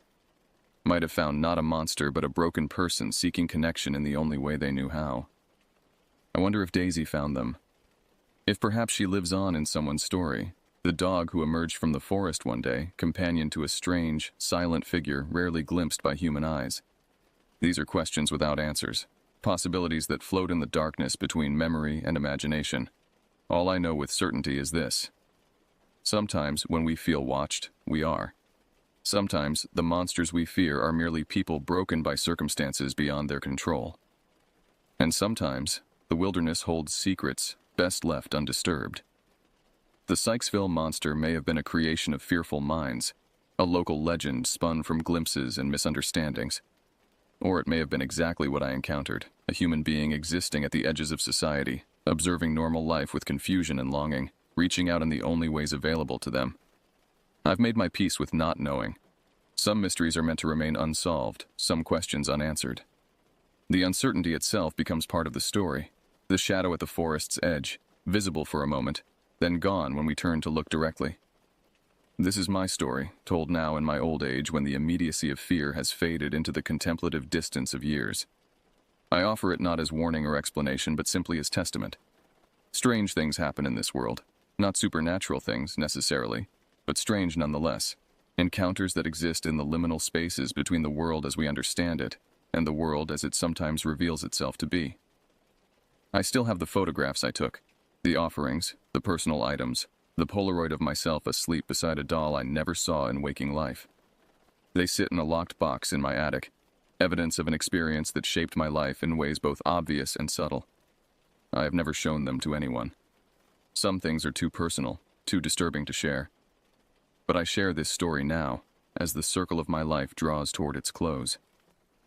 Perhaps it will resonate with someone else who has felt watched, who has sensed presence where none should be, who has stood at the boundary between certainty and doubt, and wondered what waits on the other side. If that person is you, know this. You are not alone in your experience. The world is stranger than we admit, filled with encounters that defy easy explanation or categorization. The spaces between what we know and what we sense are vast, populated by mysteries both human and environmental. Walk carefully through those spaces. Listen to your instincts. And remember that sometimes the most human response to mystery is simply to acknowledge its existence, and then, with respect and caution, to walk away.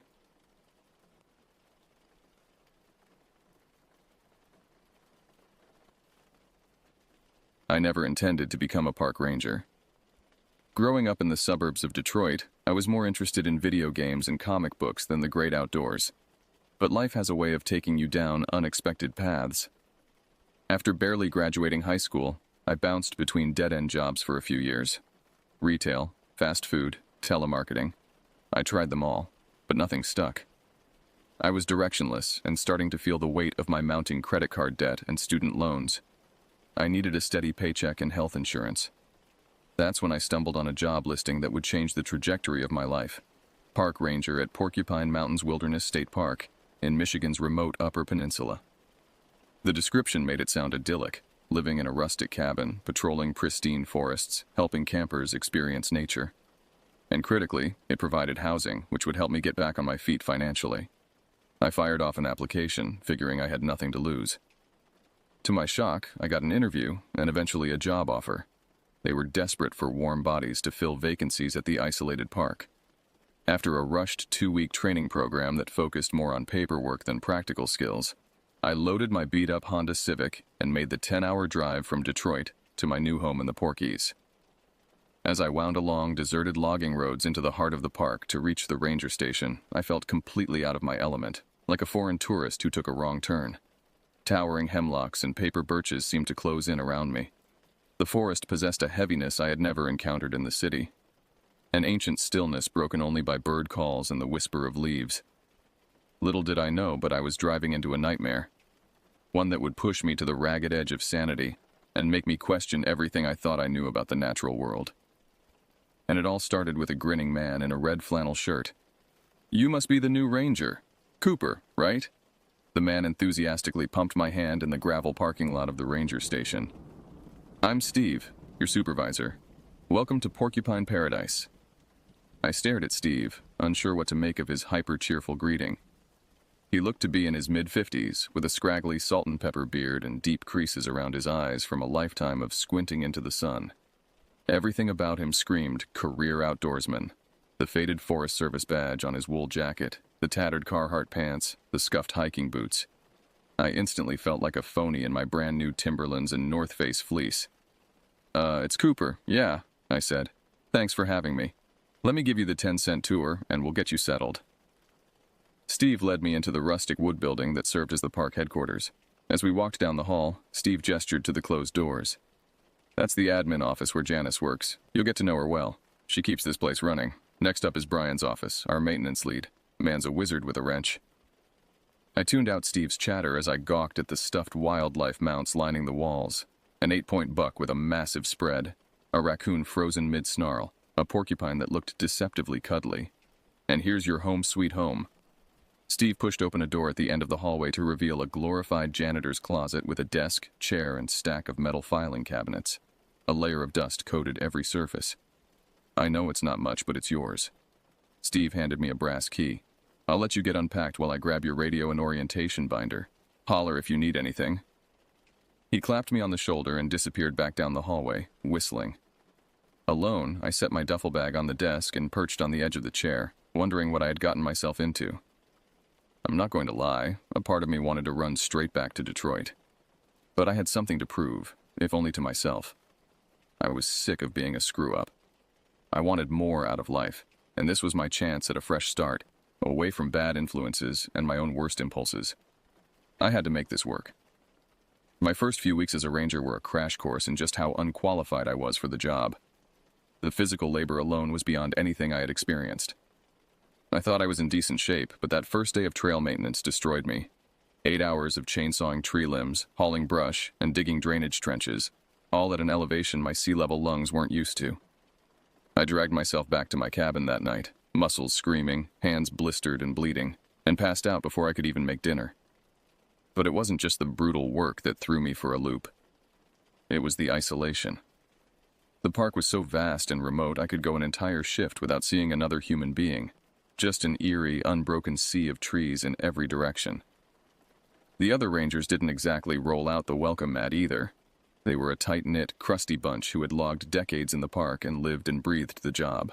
My cluelessness and constant questions clearly annoyed them. They responded with gruff one-word answers and eye rolls whenever I asked for help. Well, all of them except for Steve. He took me under his wing with an almost unnerving enthusiasm, like I was a shiny new toy he couldn't wait to play with. Every morning he sought me out with a maniacal grin. "Ready to dance with the Porkies, Cooper?" I didn't know what that meant, but his eyes gleamed with a strange intensity. Steve always volunteered to partner with me on patrols, talking my ear off as we hiked. He told me about growing up in the UP, his time in Vietnam, his 4 ex-wives. But his favorite topic, by far, was the bizarre history of the park. "Did you know Teddy Roosevelt was almost assassinated right in this spot?" he said once, gesturing to a clearing. Back in '02, when he visited the park as president, some Canadian miner took a shot at him, but Teddy beat him with his bare fists. Tough son of a bitch. Then there was the winter of starvation back in 1889, he said another time. A whole company of lumberjacks got snowed in and had to resort to cannibalism to survive. They say their ghosts still haunt these hills, eternally hungry for flesh. I wasn't sure how much to believe. Steve spoke about this stuff with such certainty. But there was also a mischievous twinkle in his eye, like he was putting me on, pulling my leg to entertain himself. Either way, his tall tales helped pass the long hours in the woods. And I had to admit, despite the backbreaking labor and loneliness, there were moments of incredible beauty. Golden aspen leaves spinning in the crisp fall breeze, a majestic bald eagle swooping over a mist-shrouded river. The Milky Way sprawling across the inky night sky, more stars than I ever imagined. It almost made the hardship worth it. Almost. I was about a month into the job when I had my first real taste of danger. Steve and I were on a routine patrol, hiking a remote section of trail along the Big Carp River. We hadn't seen a soul all day. The forest felt different, hushed and heavy, like a held breath. Even Steve was uncharacteristically quiet, eyes roving between the trees. After about an hour of hiking, he froze and held up a fist. "You hear that?" I cocked my head, listening. At first, all I heard was the gurgle of the river. Then, from deep in the woods, a sound that made my blood run cold. A long, agonized cry, almost human, but not quite. It rose in pitch before cutting off abruptly.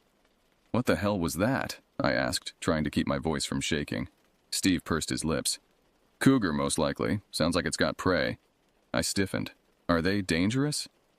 "They normally avoid humans, but better safe than kitty chow. Here." Steve unholstered his pistol and handed it to me. The cold weight of the gun shocked me. I had never held one before. Steve must have noticed my wide eyes. "Ever shot a gun, kid?" I shook my head. "Well, you're about to learn. Lord willing, you won't need to use it. But if that cat comes at you, aim for center mass and squeeze the trigger. Don't pull."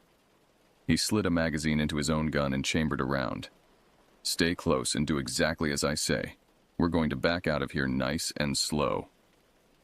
My heart hammered against my ribs as we retraced our steps, watching each other's backs, jumping at every snapped twig.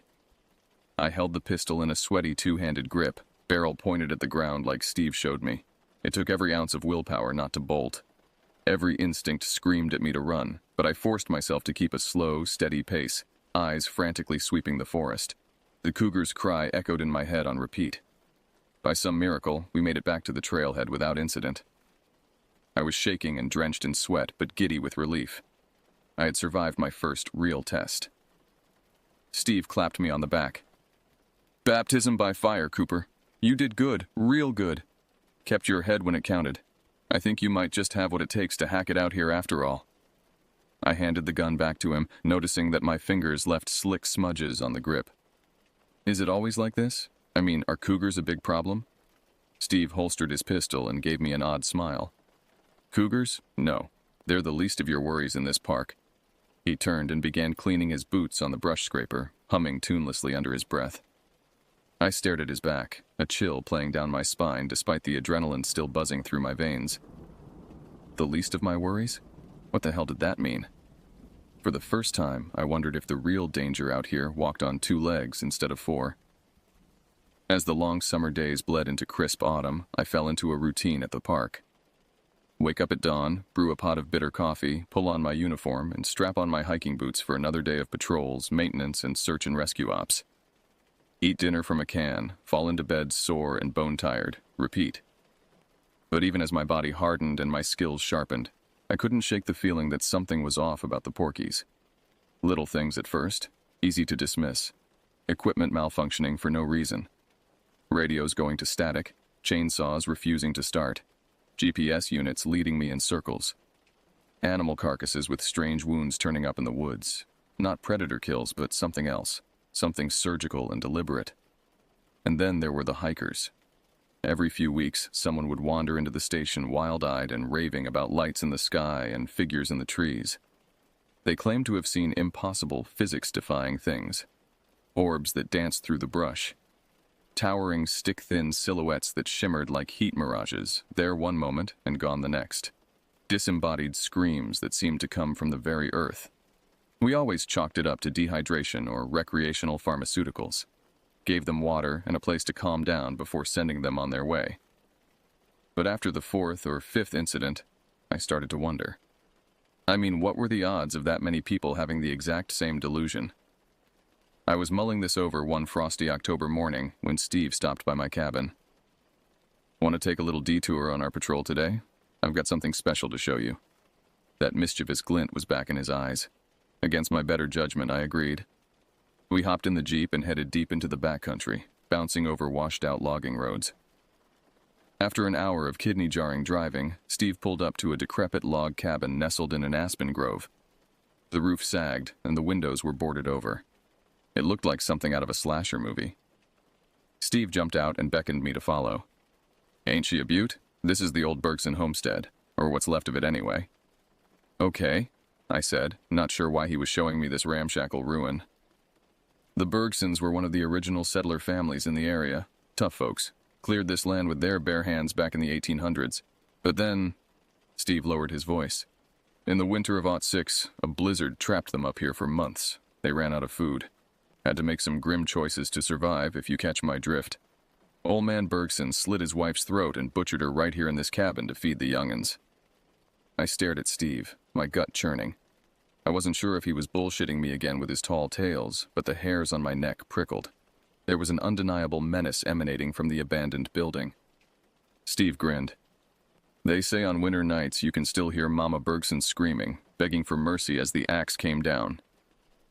A high, thin wail skirled through the trees, raising every hair on my body. I nearly jumped out of my skin. Steve burst out laughing. Jesus, Cooper, you should have seen your face. Damn near filled your britches. He cackled and slapped his knee. Just a coyote, kid. Must be close to have spooked you so bad.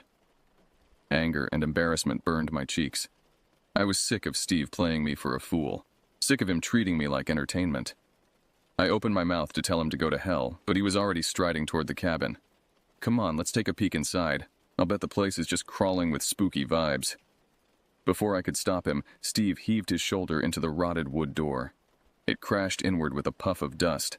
Steve charged ahead, spurred boots thumping on the decayed floorboards. I had no choice but to follow. The cabin was pitch black inside, choked with cobwebs and the reek of mold. Steve clicked on his flashlight, playing the beam over the interior. A rusted iron stove hulked in the corner.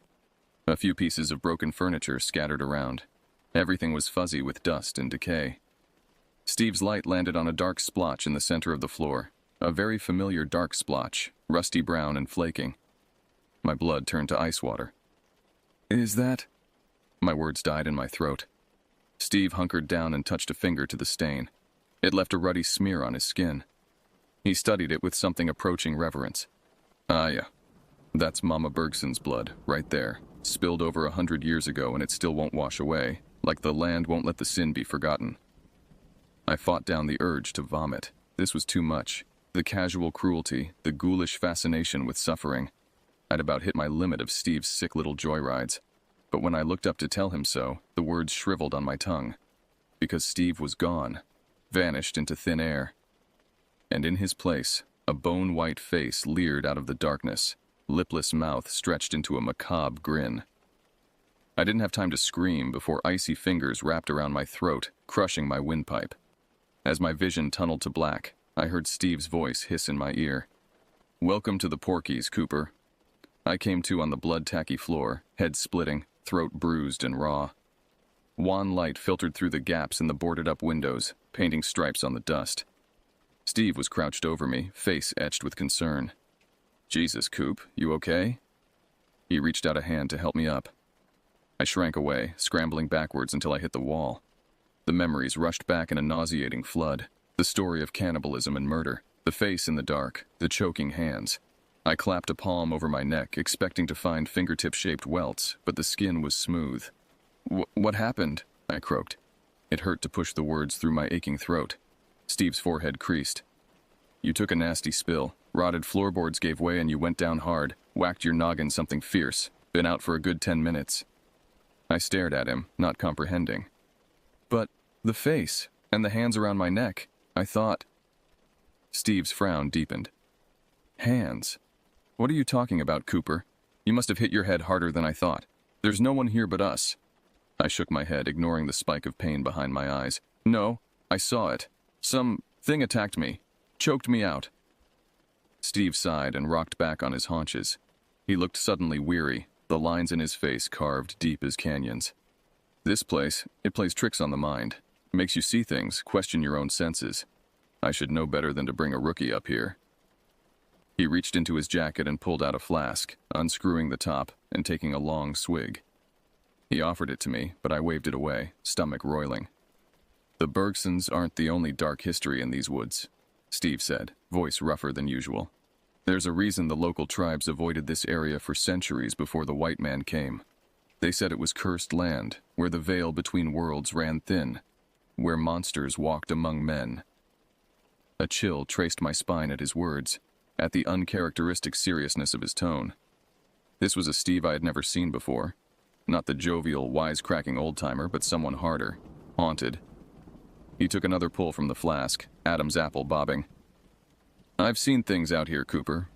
Things that defy logical explanation. Shadow figures darting between trees, glowing eyes staring out of the dark. Noises that couldn't possibly come from any earthly critter. Steve trailed off, gaze distant, lost in memory. I hugged my knees to my chest, head throbbing, trying to make sense of it all.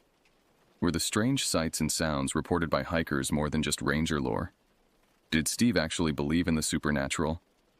But hey, maybe it's just this place getting to me in my old age. Steve barked a laugh, but it rang hollow. Spending too much time alone in the woods, you start to get a little squirrely. He pushed to his feet and held out a hand to me. Come on, let's get you back to the station. Get some ice on that melon of yours. I hesitated a moment before grasping his weathered palm and letting him haul me up. The room spun and I stumbled, but Steve steadied me. Just a few more months till winter, kid. Then we'll have some peace and quiet around here. We limped out of the cabin into the too bright afternoon, the ghosts of the Porkies dogging our heels. I didn't know what to believe anymore. If the terrors lurking in this forest were flesh and blood predators or something more sinister. All I knew was that I had never felt more trapped than here, in the Devil's Playground, wearing the uniform that had begun to feel more like a straitjacket with each passing day. The next few weeks were a waking nightmare. Ever since that day at the Bergson cabin, nothing felt right. It was like a door had been opened in my mind, one that couldn't be closed again. Suddenly, I couldn't unsee the wrongness that permeated every square inch of the Porkies. The trees that seemed to shift and undulate when viewed from the corner of my eye, but stood perfectly still when I faced them head-on. The way the buzzing of flies sounded disturbingly like mocking laughter on certain days. The images that appeared in the fogged-up windows of my cabin, gone too fast to identify, but leaving my skin crawling with dread. I spent a lot of time looking over my shoulder, painfully attuned to every errant sound, every flicker of shadow. The sense of being watched was oppressive, inescapable. Steve must have noticed my unraveling because he hardly ever left me alone on patrols anymore. That is, when he bothered to show up for work at all. He had become even more erratic since the incident, prone to long, unexplained absences and alarming mood swings. Some mornings, he was his normal, back-slapping self, but on others, he vanished into the woods alone with a haunted look, and didn't return until well after dark. Once I walked into the station to find him passed out at his desk, surrounded by a scattering of topo maps marked up with arcane symbols, empty whiskey bottles, and what looked like animal bones. I didn't know which was worse, the claustrophobic dread of patrolling the forest with whatever lurked between those pines, or being left alone with my own splintering psyche. I started dreading the night, when the station emptied out and the deep, primordial dark pressed against the thin pane of my cabin window. I took to working myself to exhaustion, pushing my body to its limits just so I could fall into a dreamless oblivion for a few scant hours. But I couldn't outrun the horror forever. It all came to a head one blustery November afternoon. The light was just beginning to leach from the sky when dispatch crackled over the radio about a pair of overdue hikers last seen on the Superior Trail. Steve and I climbed into the Jeep and roared up the old logging roads. They probably just got turned around, Steve said, but there was a tightness around his mouth I hadn't seen before. Happens all the time with these weekend warriors. They think a smartphone and some granola bars make them Daniel Boone. I didn't reply, knuckles white on the grab handle as the Jeep bucked and shimmied over the washouts. My nerves were strung wire-tight, a sick feeling of dread coalescing in my gut. We parked at the trailhead and grabbed our packs, preparing to hike in the last few miles to the hikers' last known coordinates. That's when I noticed it. The forest was completely, utterly silent. No bird calls, no chittering of squirrels, not even the damn wind. A palpable aura of menace hung in the air, so thick I could almost taste it on my tongue, coppery and cloying. Steve froze with one foot on the running board, head cocked. "You feel that?" he said, voice barely above a whisper. I nodded mutely, not trusting myself to speak. Every instinct was telling me to turn tail and run, to get as far away from those watching woods as my legs could carry me. But I had a job to do. People were counting on me.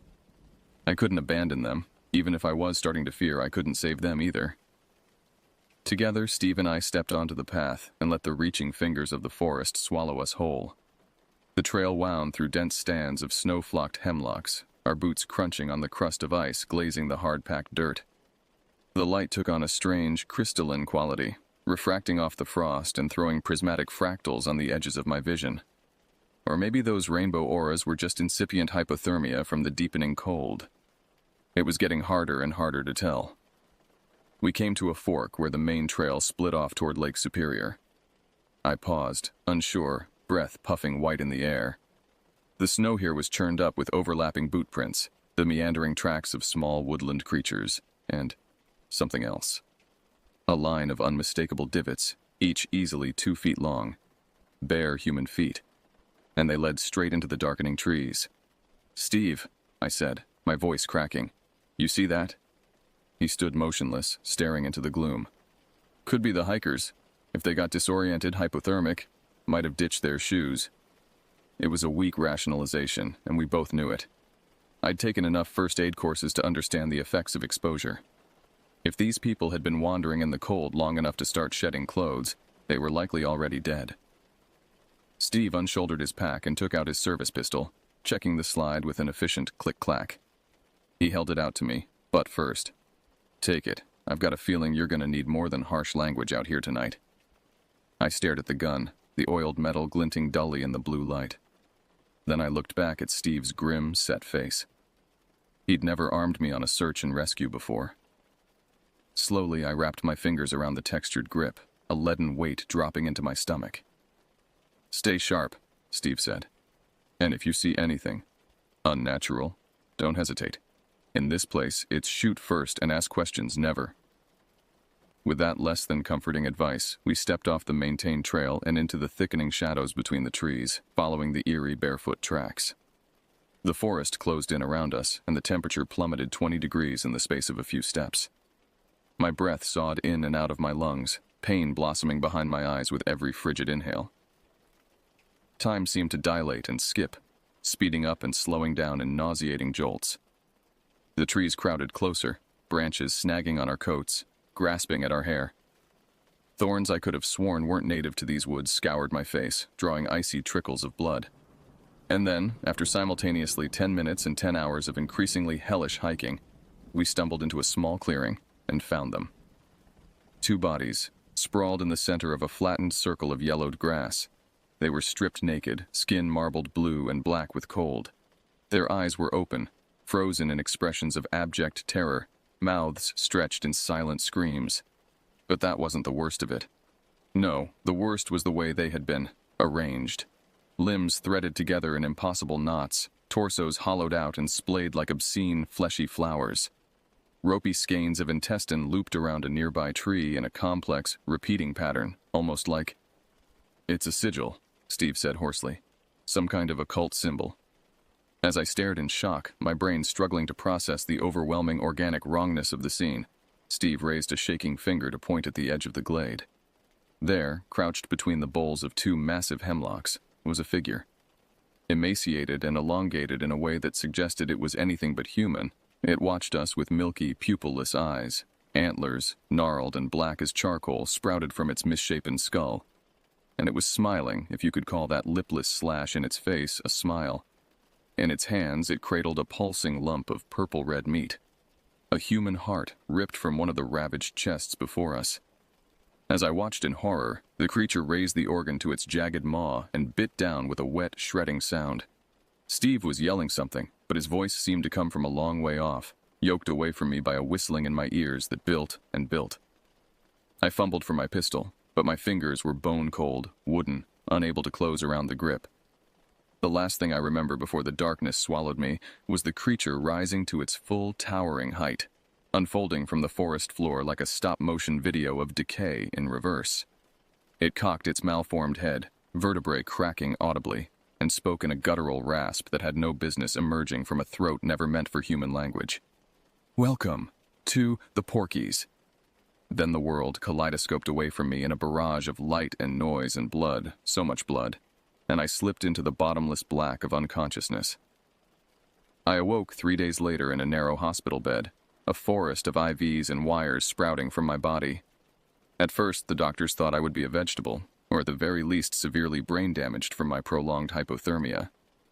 It's not every day a search party finds a ranger curled in the fetal position in a foot of snow, covered in someone else's blood and raving about monsters. But by some dark miracle, my mind was intact.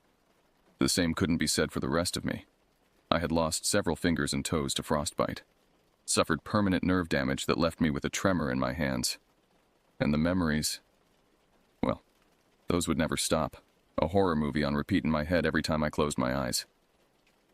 Steve's body was never found, nor were the creatures, or whatever nightmare beings had torn him and those poor hikers apart and decorated the trees with their viscera. The official report called it an animal attack, and I was in no position to argue. After all, who would believe the ravings of a traumatized, half-frozen man? No, it was better to let them think a bear or a pack of wolves was responsible. Better to let Steve's fate remain a mystery, his name etched on some sad little plaque commemorating rangers killed in the line of duty. Better to let the Porkies keep their secrets, sleeping beneath that blanket of silent snow. Because I know the truth. I know that what hunts in the fathomless dark of those woods is older and hungrier than anything that's walked this earth in a long, long time. And it's still out there, waiting for the next fool to wander down the trail and into its patient, loving arms. I will never set foot in that forest again. But sometimes, in the black of night, I swear I can still hear that rattling, monstrous voice rolling over me like a fog, welcoming me back to the playground of the damned. And I know it's only a matter of time.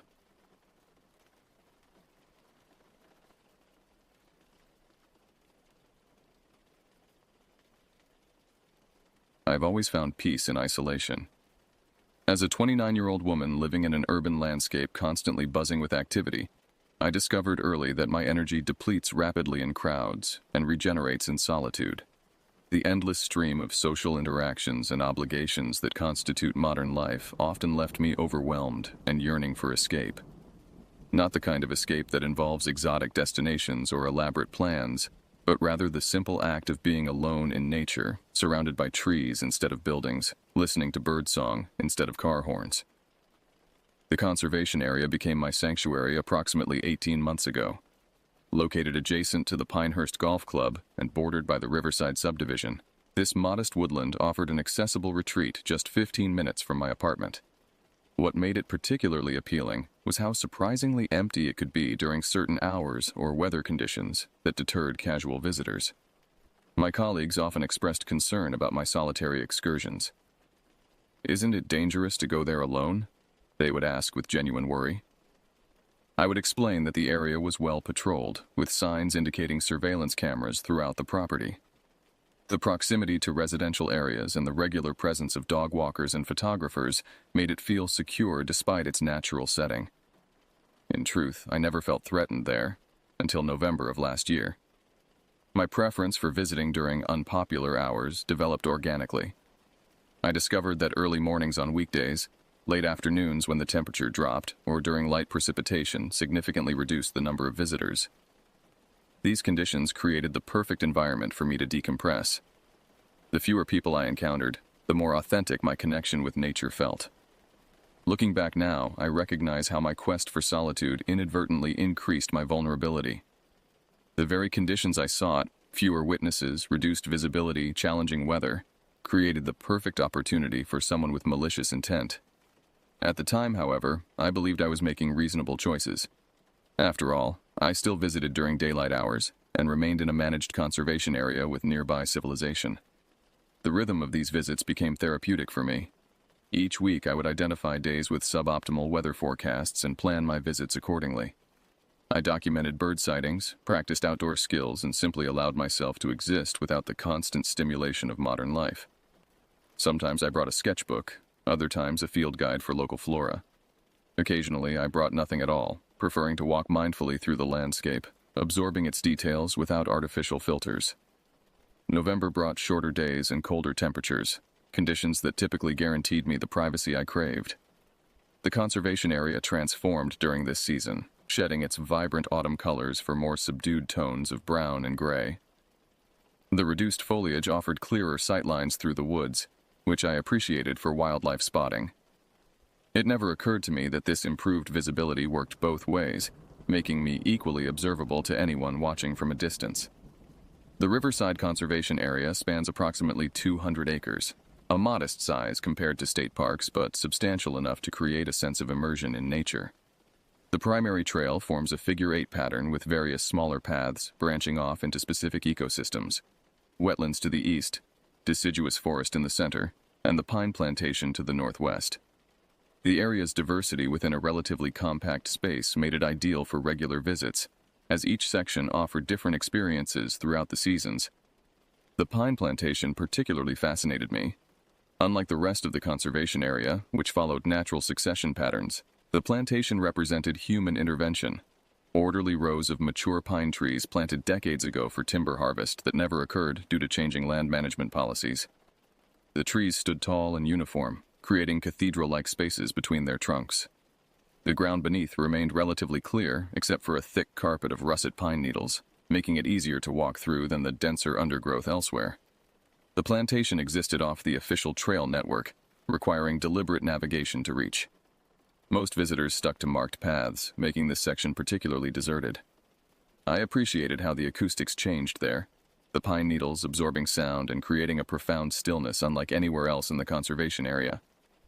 The air carried a distinct resinous scent, especially potent on warmer days or after rain when the moisture activated the aromatics in the needles. During previous visits, I had spotted an owl residing in this section, a barred owl that seemed relatively habituated to human presence if one approached carefully. The sighting had thrilled me, and I documented it meticulously in my nature journal, including sketches and behavioral notes. Finding the owl again became one of my objectives during subsequent visits.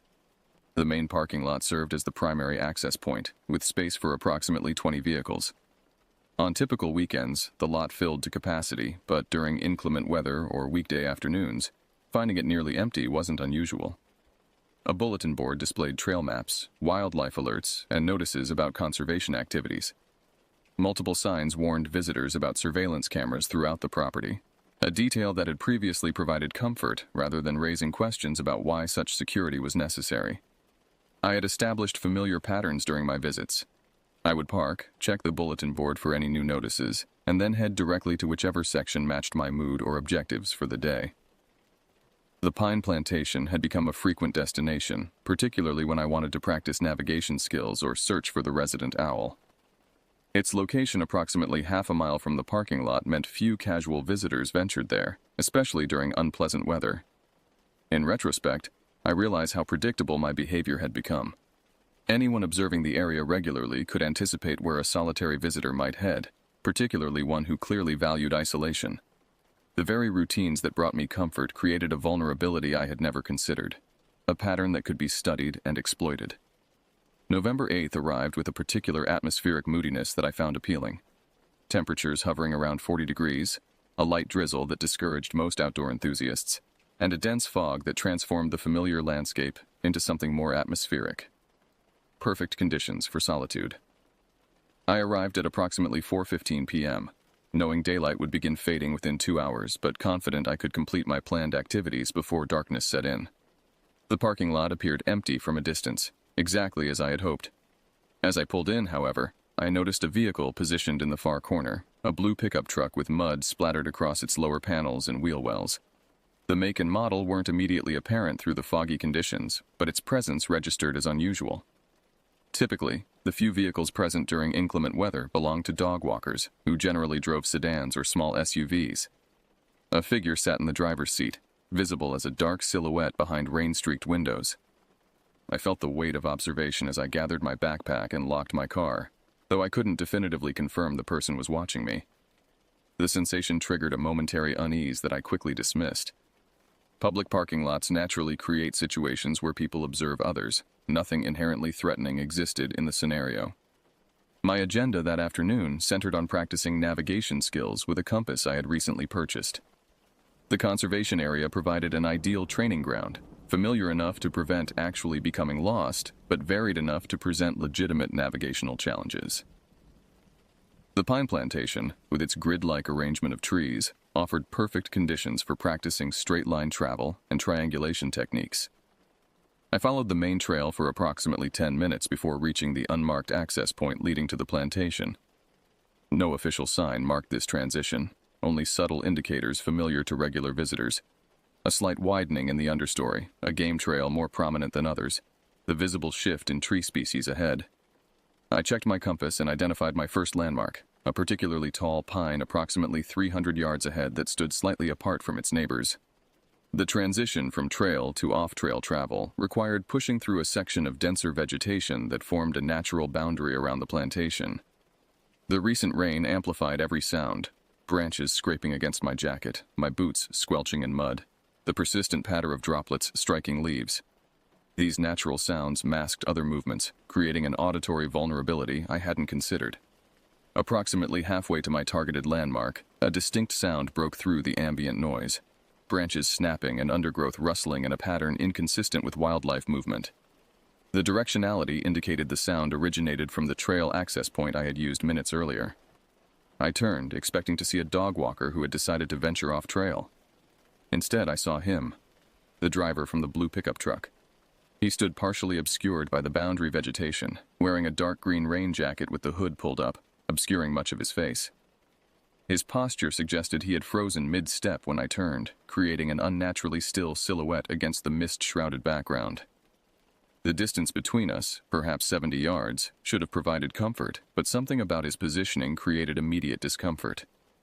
The pine plantation entrance lay well off the main trail circuit, requiring deliberate deviation from the marked path. No casual walker would have randomly selected this particular direction without specific purpose. Instinctive alarm triggered within me, immediately tempered by rational counter-arguments. I had diagnosed anxiety that occasionally manufactured threats where none existed. The conservation area remained open to all visitors. No one needed justification for exploring any section. Perhaps he simply found the plantation interesting, as I did. Perhaps he sought shelter from the rain beneath the dense canopy. To test my suspicion, I abruptly altered course, turning 180 degrees and walking directly back toward the main trail. This decision abandoned my navigation practice, but would reveal whether his presence represented coincidence or concerning pattern. A legitimate hiker would likely continue their own trajectory, perhaps puzzled by my sudden departure, but unaffected by it. He followed. Not immediately, but after a brief hesitation, his path adjusted to mirror mine. I increased my pace slightly, not rushing but moving purposefully. When I reached the denser boundary vegetation, I pushed through quickly and returned to the main trail, then paused as if consulting my compass.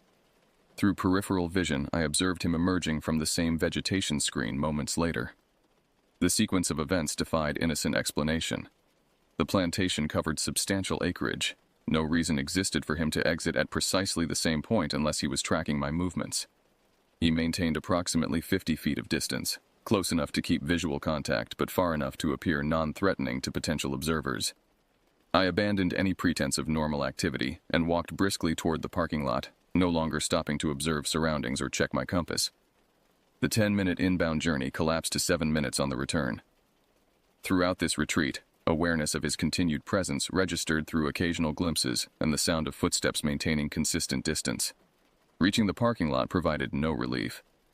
His truck remained in the corner spot, and as I hurried to my vehicle, I felt his gaze tracking my movements.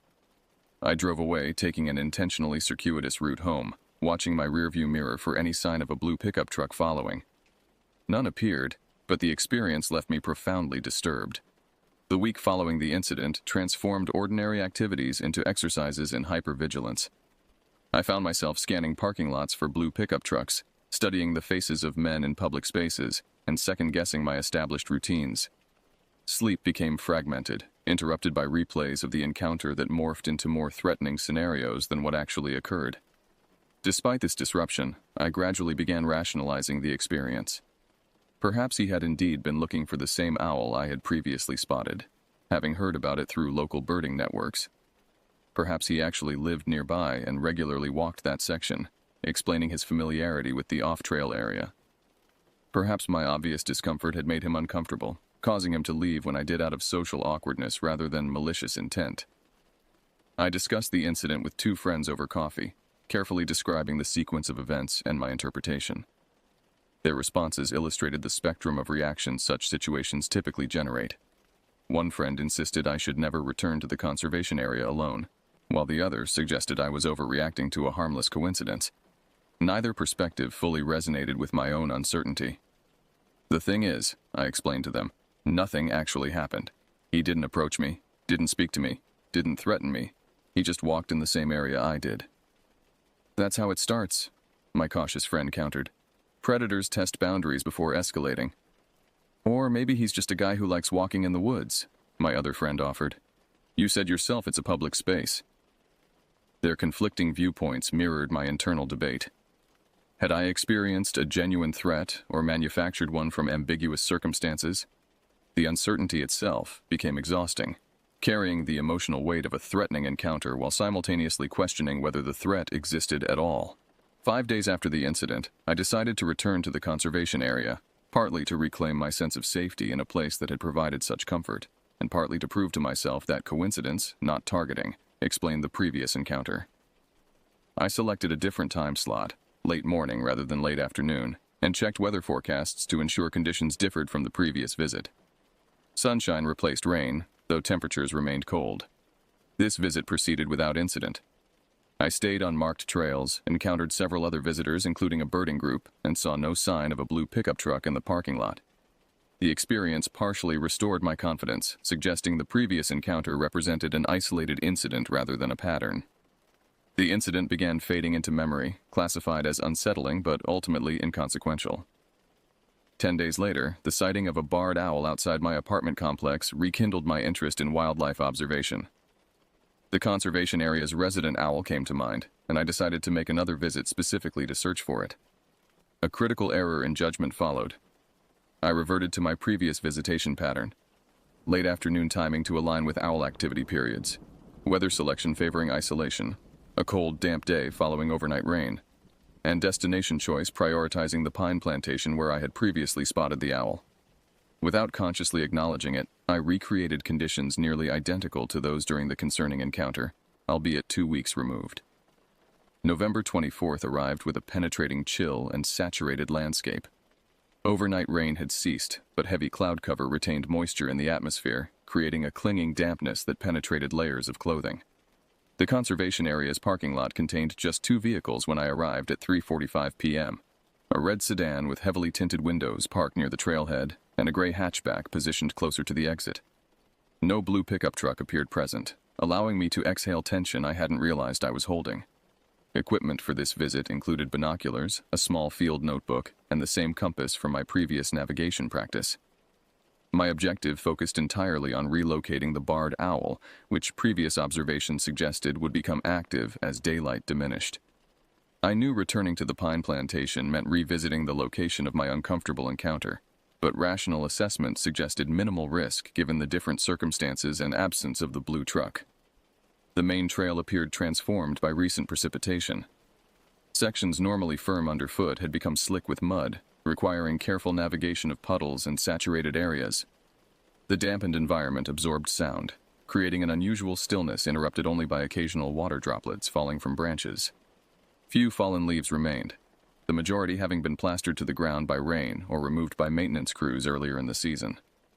Approximately 20 feet along the trail, the distinctive sound of footsteps registered behind me. Someone else had entered the trail shortly after I had. The timing seemed coincidental rather than concerning, likely another visitor who had arrived while I organized my equipment.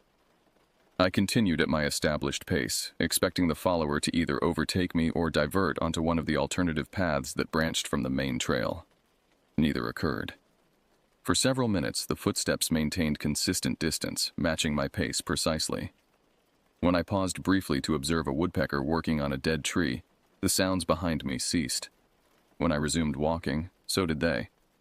The pattern triggered uncomfortable déjà vu, but I reminded myself that coincidental timing explained the parallel movement. The trail offered limited options until reaching the first major junction approximately a quarter-mile ahead. Reaching that junction, I deliberately selected the less traveled path leading toward the pine plantation rather than continuing on the popular loop trail. This decision point would reveal whether the person behind me happened to share my destination or was deliberately matching my movements. I quickened my pace slightly after making the turn, putting additional distance between us. The sounds of pursuit momentarily faded, suggesting the follower had continued on the main path. Relief lasted approximately 30 seconds before I detected renewed movement behind me, quieter now, as though attempting to mask their approach. I maintained my forward trajectory while mentally calculating options. The pine plantation lay ahead approximately 200 yards, offering clear sightlines but fewer escape routes than the more developed trail system. Reversing course would force direct confrontation with whoever followed. Continuing forward at least provided familiar territory and potential access to the secondary exit on the plantation's far side. I reached the boundary vegetation screening the plantation and pushed through quickly, deliberately selecting a different entry point than during my previous visit. The plantation's organized pattern of trees came into view, their straight rows extending into foggy distance. Moisture clung to pine needles, occasional droplets falling when breezes disturbed branches. Perfect conditions for owl activity. Terrible conditions for human visibility and orientation.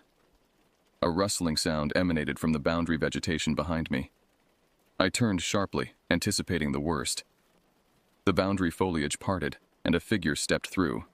A man wearing the same dark green rain jacket I had seen 2 weeks earlier. Recognition hit simultaneously from both directions. His posture stiffened when he realized I had turned to face him directly.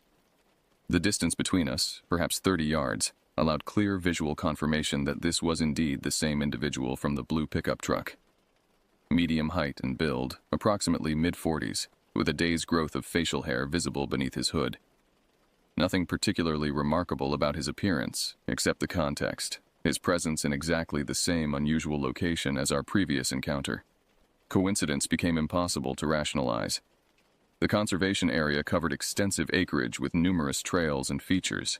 The pine plantation represented a specific off-trail destination requiring deliberate navigation to locate.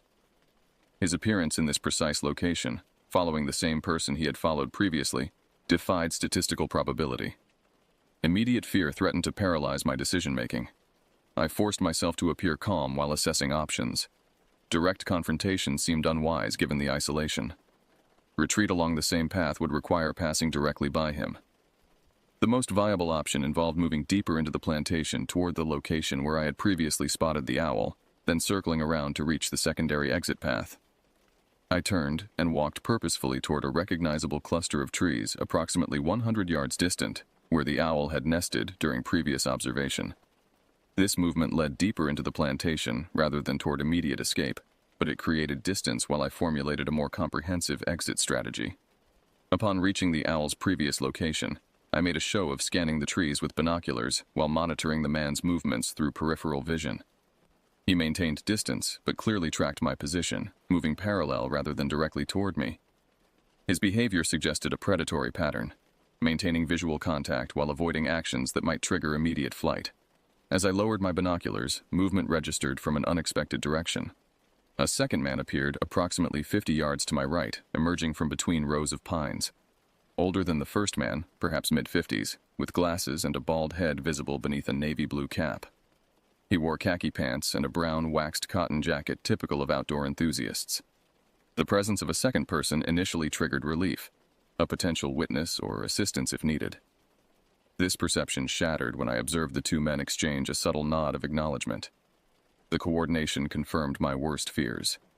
This was not random coincidence, but deliberate targeting involving multiple participants. The strategy became immediately clear. They had positioned themselves to limit my escape options. The first man blocked the path back to the main trail, while the second had appeared along the route toward the secondary exit. Their positioning suggested familiarity with both the territory and my likely movement patterns. The realization triggered profound terror. These men had not only followed me today, but had planned this encounter based on observed behavior. Maintaining external composure while internally processing this information required immense effort. I forced a neutral expression and casual posture while rapidly evaluating alternatives. The plantation's grid layout meant multiple potential paths existed, even if the most obvious routes appeared blocked. The men's positioning suggested they anticipated my awareness of the two formal exits but might not expect knowledge of unofficial access points. I began walking diagonally across the plantation, selecting a direction that appeared random but actually led toward a maintenance access point I had discovered during previous explorations. This route initially led away from both the parking lot and residential areas, potentially confusing my pursuers about my intended destination. The first man began moving more directly toward me, abandoning pretense of coincidental presence. The second man adjusted his position to maintain the flanking arrangement. Their movement patterns confirmed coordinated action rather than independent activities. The distance between us, still substantial enough to prevent immediate interception, had begun decreasing. Reaching a particularly dense stand of pines, I abruptly increased my pace to a rapid walk, utilizing the momentary visual obstruction to create confusion about my direction. I angled sharply toward the maintenance access while the denser vegetation temporarily obscured direct sightlines. The change in pace and direction bought precious seconds of advantage. As I approached the maintenance access, essentially a narrow break in the boundary vegetation where equipment occasionally entered, the sound of accelerated movement behind me confirmed my pursuers had realized my strategy. The first man had broken into a jog, attempting to intercept my path before I reached the boundary. I pushed through the access point and emerged onto an unmaintained service road that connected to the main parking area through a circuitous route. The muddy conditions that had earlier seemed unpleasant now provided critical advantage. The churned earth recorded clear footprints, meaning my pursuers would know exactly which direction I had taken. Rather than attempting to hide my trail, I used this knowledge strategically, moving rapidly along the obvious path while planning to divert suddenly when opportunity presented. That opportunity arrived approximately 200 yards along the service road, where it crossed a shallow, seasonal stream. I followed the road across the stream, deliberately leaving clear tracks, then continued 20 yards beyond before cutting sharply into the underbrush and doubling back. I entered the stream itself, using the watercourse as a trackless path that paralleled the service road while concealing my presence. The gambit succeeded. Minutes later, both men hurried past my position along the service road, following the misleading tracks. Their faces now clearly visible, expressions revealing frustration and focused determination rather than casual interest. They continued along the false trail while I remained motionless in the shallow water, partially concealed by overhanging vegetation. When sufficient distance separated us, I carefully extracted myself from the stream and moved perpendicular to the service road, taking a direct route toward the parking area through untracked forest. The navigation skills I had been practicing now served critical purpose, allowing orientation without established paths. I reached the parking lot approximately 15 minutes later, soaking wet from mid-calf down and covered with patches of mud, but otherwise unharmed.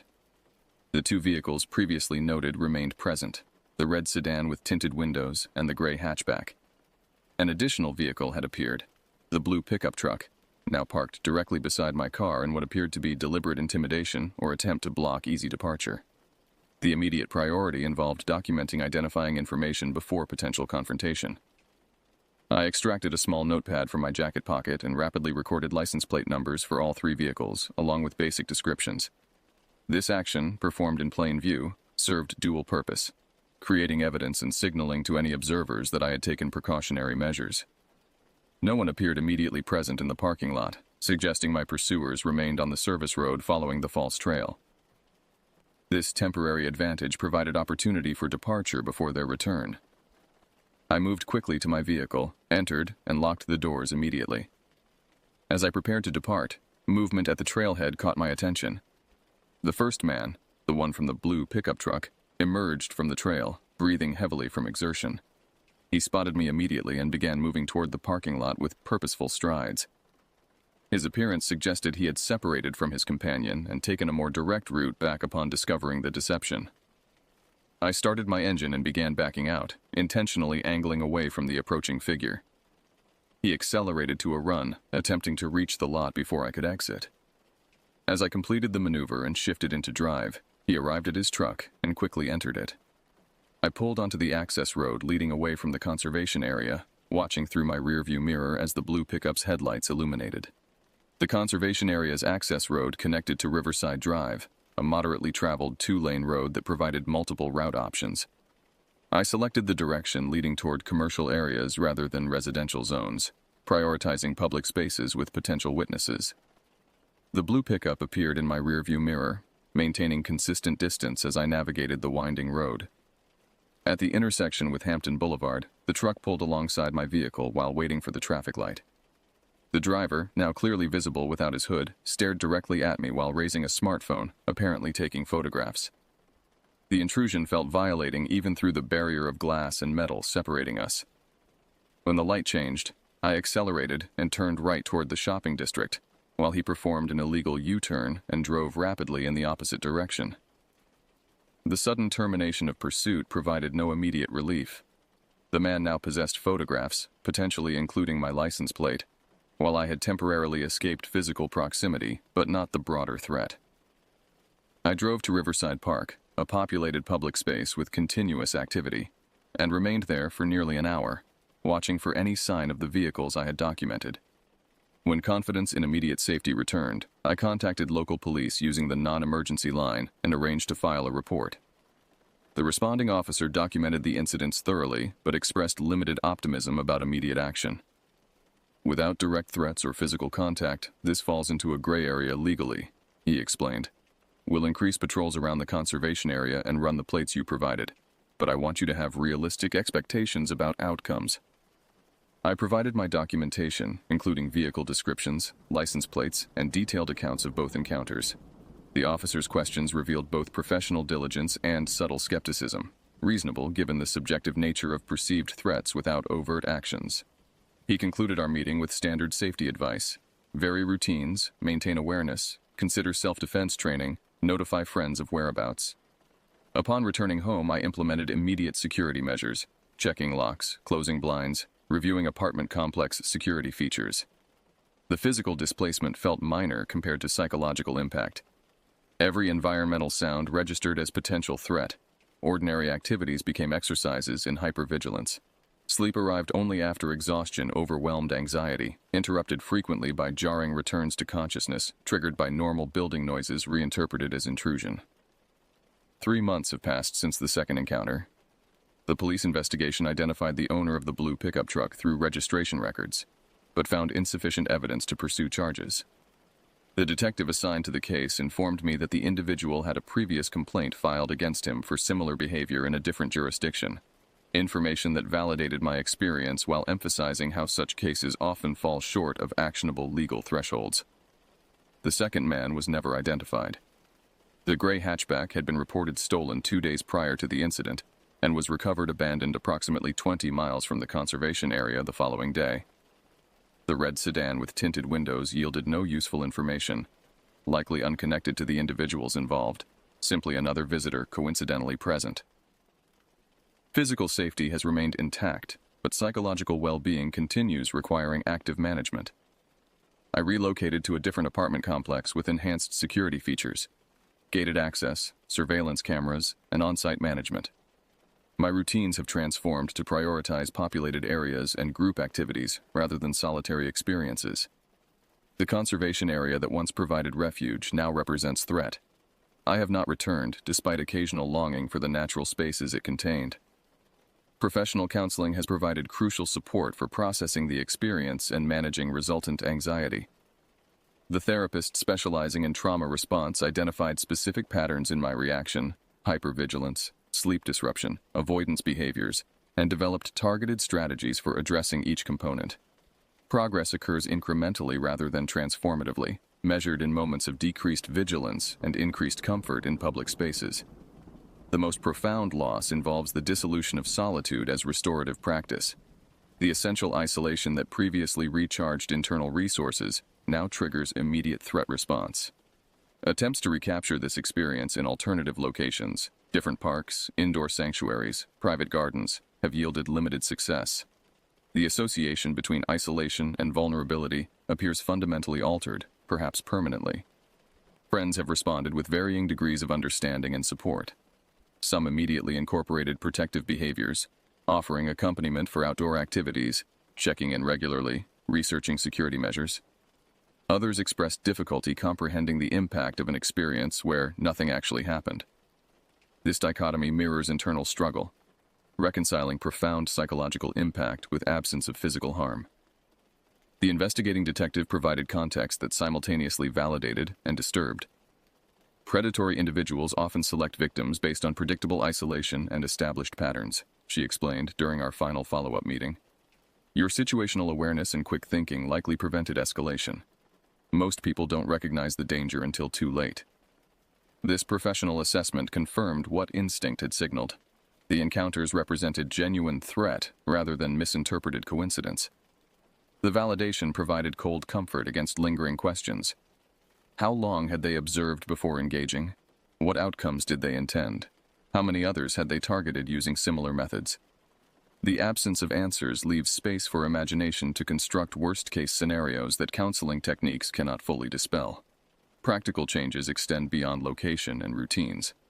I purchased personal security devices, pepper spray, alarm systems, tracking applications that share location with designated contacts. Self-defense classes provided basic physical techniques alongside psychological preparation. These measures offer tangible protection while symbolizing a fundamental shift in worldview, from basic assumption of safety to expectation of potential threat. The most difficult aspect involves explaining this transformation to others who haven't experienced similar violations of security. "You're being paranoid," a coworker commented after I declined an invitation to an evening walk along an urban trail. The statement itself validates the pre-incident perspective, that precaution equals overreaction, that threat requires demonstration before warranting response.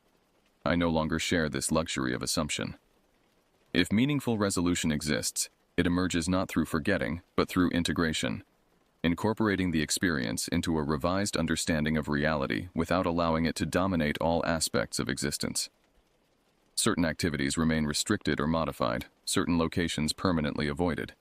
Yet gradually, carefully, with appropriate safeguards, new patterns develop that accommodate both increased awareness and continued engagement with life's essential experiences.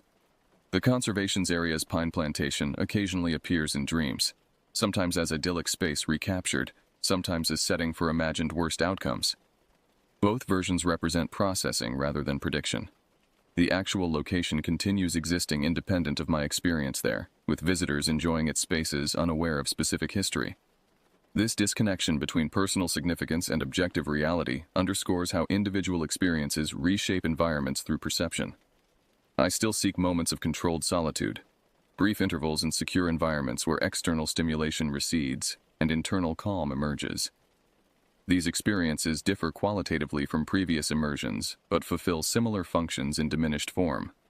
Adaptation continues, balance gradually reestablishes, and time creates distance from acute experience without erasing essential lessons. The men who followed me that day altered my relationship with solitude and security in ways they likely never considered while pursuing whatever objective motivated their actions. But they did not secure ultimate victory.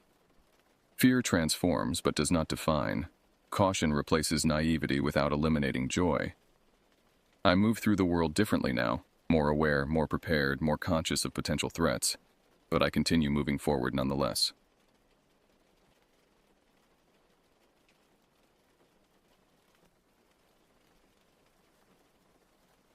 It was at the start of my 6th grade year, back in 2019, when my entire class boarded buses for what would become the most unsettling experience of my young life. We were heading to Camp Pinewood for a 3-day environmental education trip located deep in the Appalachian foothills. The excitement among my classmates was palpable as we wound through increasingly remote roads, the dense forest pressing in from both sides. When we finally arrived, the camp appeared innocent enough. A collection of wooden structures scattered across a clearing, surrounded by towering pines that blocked much of the afternoon sunlight. Miss Rivera, our science teacher, gathered us near the flagpole for orientation, while Mr. Kendall, the assistant principal, checked in with the camp staff.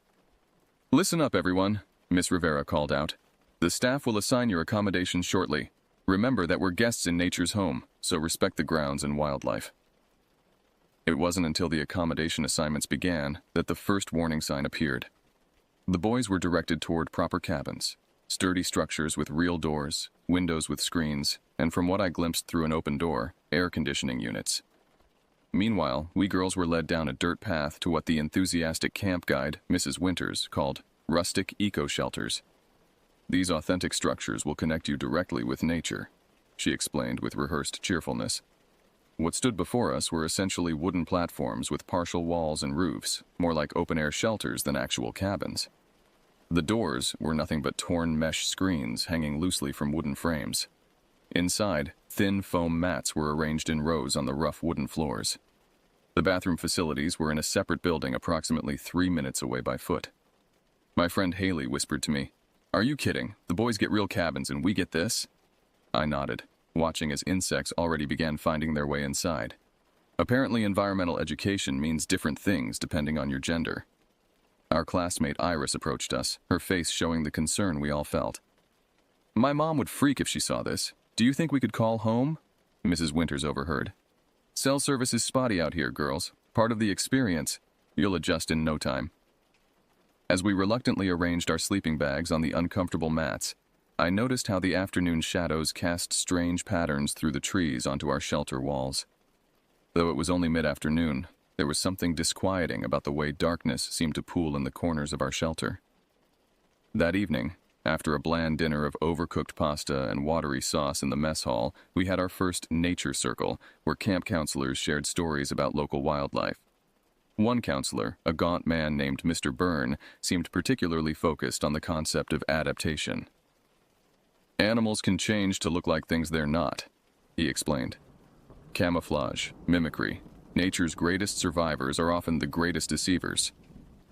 As we walked back to our shelters in the growing darkness, I couldn't shake the feeling that someone, or something, was watching us from just beyond the tree line. That first night, none of us slept well. The temperature dropped considerably after sunset, and our thin sleeping bags offered minimal protection against the cold that seeped up through this wooden floor. Several girls had already developed coughs, and the sound of stifled sniffling punctuated the night. "This is ridiculous," Haley muttered as we tried to get comfortable. "Why do the boys get actual cabins while we freeze out here?" The girls in our shelter split into two factions, those who remained outside complaining about which shelter might offer better protection, and those of us who stayed inside trying to care for the girls already developing colds. Haley and I found ourselves playing nurse, distributing tissues and the few cough drops we had between us. "At least we'll be immune," I joked to Haley as we helped Brooke, who was already developing a fever. "Healthcare heroes." "Speak for yourself," Haley replied. "I feel a tickle in my throat already." Around 11 p.m., when most had finally settled into uneasy sleep, disaster struck. Someone, I never discovered who, knocked over my water bottle in the darkness. The cold water soaked through my sleeping bag and pajamas, leaving me shivering and wide awake. "Perfect," I whispered to myself, moving my sleeping bag to a less damp spot. I knew sleep would be impossible now.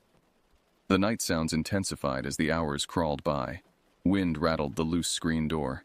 Something small scurried across the roof.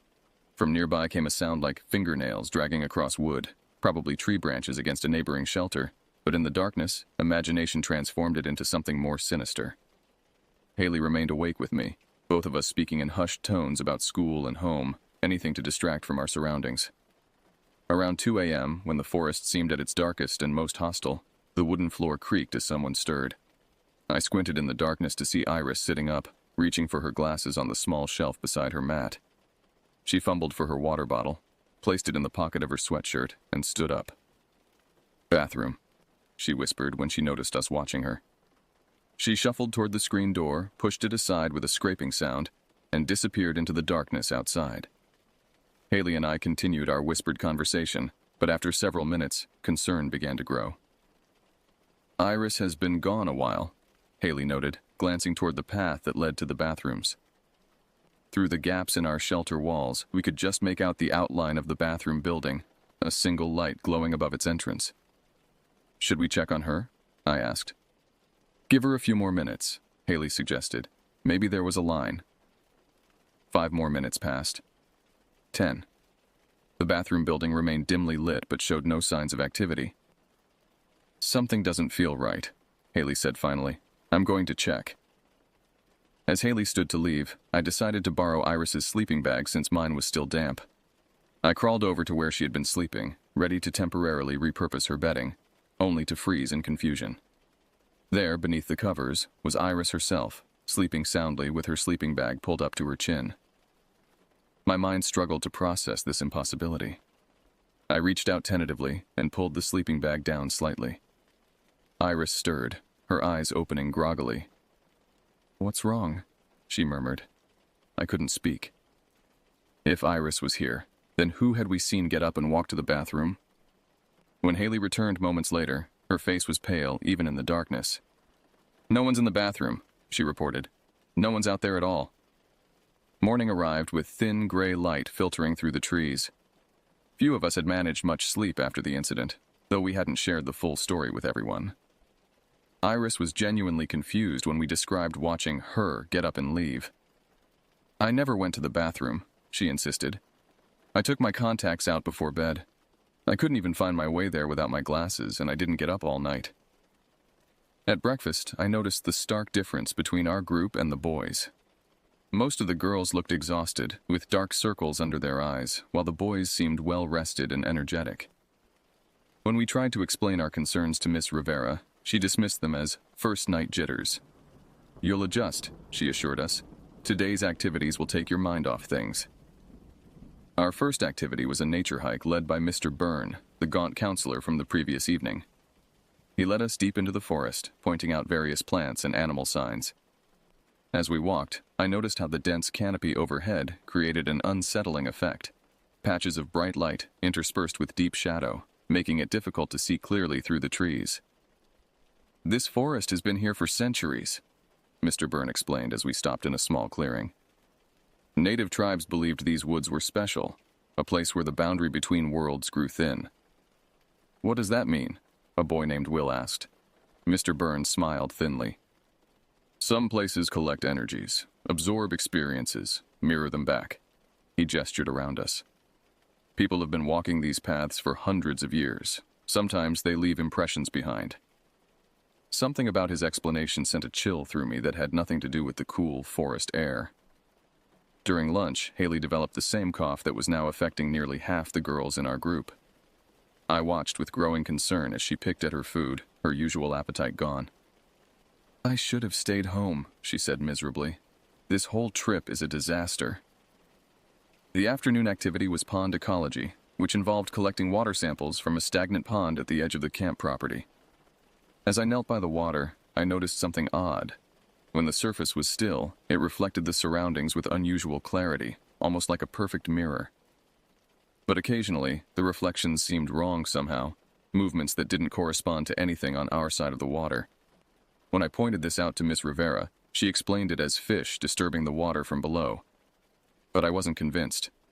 There was something deliberate about the movements, as if the reflection were operating independently. By dinner, 3 more girls had developed fevers. The camp nurse, a young woman named Miss Patel, who seemed overwhelmed by the number of sick students, distributed fever reducers and advised rest. I couldn't help but notice that none of the boys had fallen ill. As darkness fell on our second night, an unnatural silence descended on the camp. Even the insects seemed to have gone quiet. In our shelter, those who weren't coughing were whispering theories about what had happened the previous night. "Maybe it was someone playing a prank," suggested Nina, a girl from another class. "But we saw Iris," Haley insisted between coughs, "or someone who looked exactly like her." Iris, who had been quiet most of the day, finally spoke up. "This isn't the first time something like this has happened to me," she said softly. "At my grandmother's house last year, my mom saw me in the kitchen when I was actually upstairs. And before that, my dad swore he drove me to soccer practice. But I was home the whole time." A heavy silence followed her words. "What are you saying?" I finally asked. Iris shrugged, her expression troubled. "I don't know, but whatever it is, it's following me." Our third day at Camp Pinewood began with rain. A steady, penetrating downpour that transformed the dirt paths into muddy streams and leaked through the shelter roofs in multiple places. The camp staff scrambled to distribute plastic tarps, but these provided minimal protection against the elements. "Today's outdoor activities will be replaced with indoor nature crafts," announced Mrs. Winters, her perpetual cheerfulness finally showing signs of strain. The crafts session was held in the mess hall, where we made leaf pressings and pinecone bird feeders while the rain drummed relentlessly on the roof. I noticed Miss Rivera in deep conversation with Mr. Kendall in the corner, both looking concerned as they glanced at their phones. Haley's condition had worsened overnight. Her forehead burned with fever, and she could barely focus on the craft in front of her. Nearly 2/3 of the girls were now showing symptoms, compared to only a handful of boys. During a bathroom break, I overheard Mr. Kendall on his phone, his voice tense. "No, we still can't get through. The road's completely flooded. Yes, I understand the concerns, but we're stuck here until the water recedes." My stomach tightened. We were supposed to leave tomorrow, but it sounded like that might not happen. When I returned to the table, Iris was waiting for me, her expression grave. "I saw it again," she whispered. "When I was washing my hands just now. In the mirror, my reflection turned and walked away while I was standing still."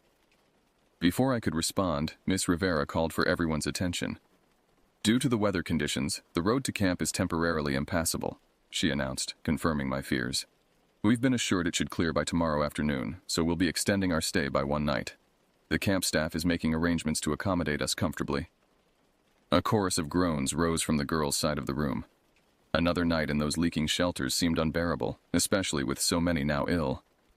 "Additionally," Miss Rivera continued, "due to the number of students feeling unwell, we'll be converting part of the main lodge into a temporary infirmary. Those with fevers will sleep there tonight under supervision." After lunch, Haley was among those moved to the infirmary, a hastily arranged row of cots in what normally served as the camp's craft room. I helped her settle in, worried by how weak she'd become in just 2 days. "Don't leave me here," she whispered, clutching my hand. "Something's wrong with this place." "It's just a bad cold," I said, trying to convince myself as much as her. "You'll feel better with proper rest." But as I looked around at the dozen girls now confined to the infirmary, I couldn't shake the feeling that this was more than coincidence. Why were the girls getting sick while the boys remained largely unaffected? That afternoon, with outdoor activities still canceled, Mr. Byrne led an impromptu session on local folklore. His stories grew increasingly disturbing. Tales of lost hikers who were found miles from where they should have been, accounts of people seeing impossible things in the forest depths, legends of mirror people who could imitate anyone perfectly. "The native peoples believed that each person has a shadow self," he explained, his eyes glittering in the dim light of the lodge. "A perfect copy that lives in reflection, wanting nothing more than to cross over and take your place." A chill ran down my back as his words connected with what we'd experienced. When I glanced at Iris beside me, her face had gone pale. As darkness fell once again, the rain finally stopped, but the damage was done. Mud surrounded our shelters, and several sleeping mats were soaked through. With no spare bedding available, we were forced to crowd together on the remaining dry spots. That night, as we huddled in our damp shelter, listening to the dripping water and occasional distant cough from the infirmary, no one slept. Every shadow seemed threatening, every sound a potential danger. We were isolated, trapped by flooded roads, surrounded by ancient forest, and increasingly convinced that something in this place meant us harm. The 4th night at camp was when everything escalated. With Haley in the infirmary, I found myself especially on edge. Iris and I had pushed our sleeping mats together near the center of the shelter, where the roof leaked least. Around midnight, when most of the others had finally fallen into uneasy sleep, Iris turned to me. "I need to tell you something," she whispered. "Something I saw this afternoon." I waited, watching her face in the dim moonlight filtering through the trees. "I went to check on Haley in the infirmary after dinner," she continued. "But when I got there, I saw myself, standing by her bed holding her hand. I watched from the doorway as this other me leaned down and whispered something in Haley's ear. Then it straightened up and walked toward the back door. When it passed by a window, I couldn't see its reflection in the glass."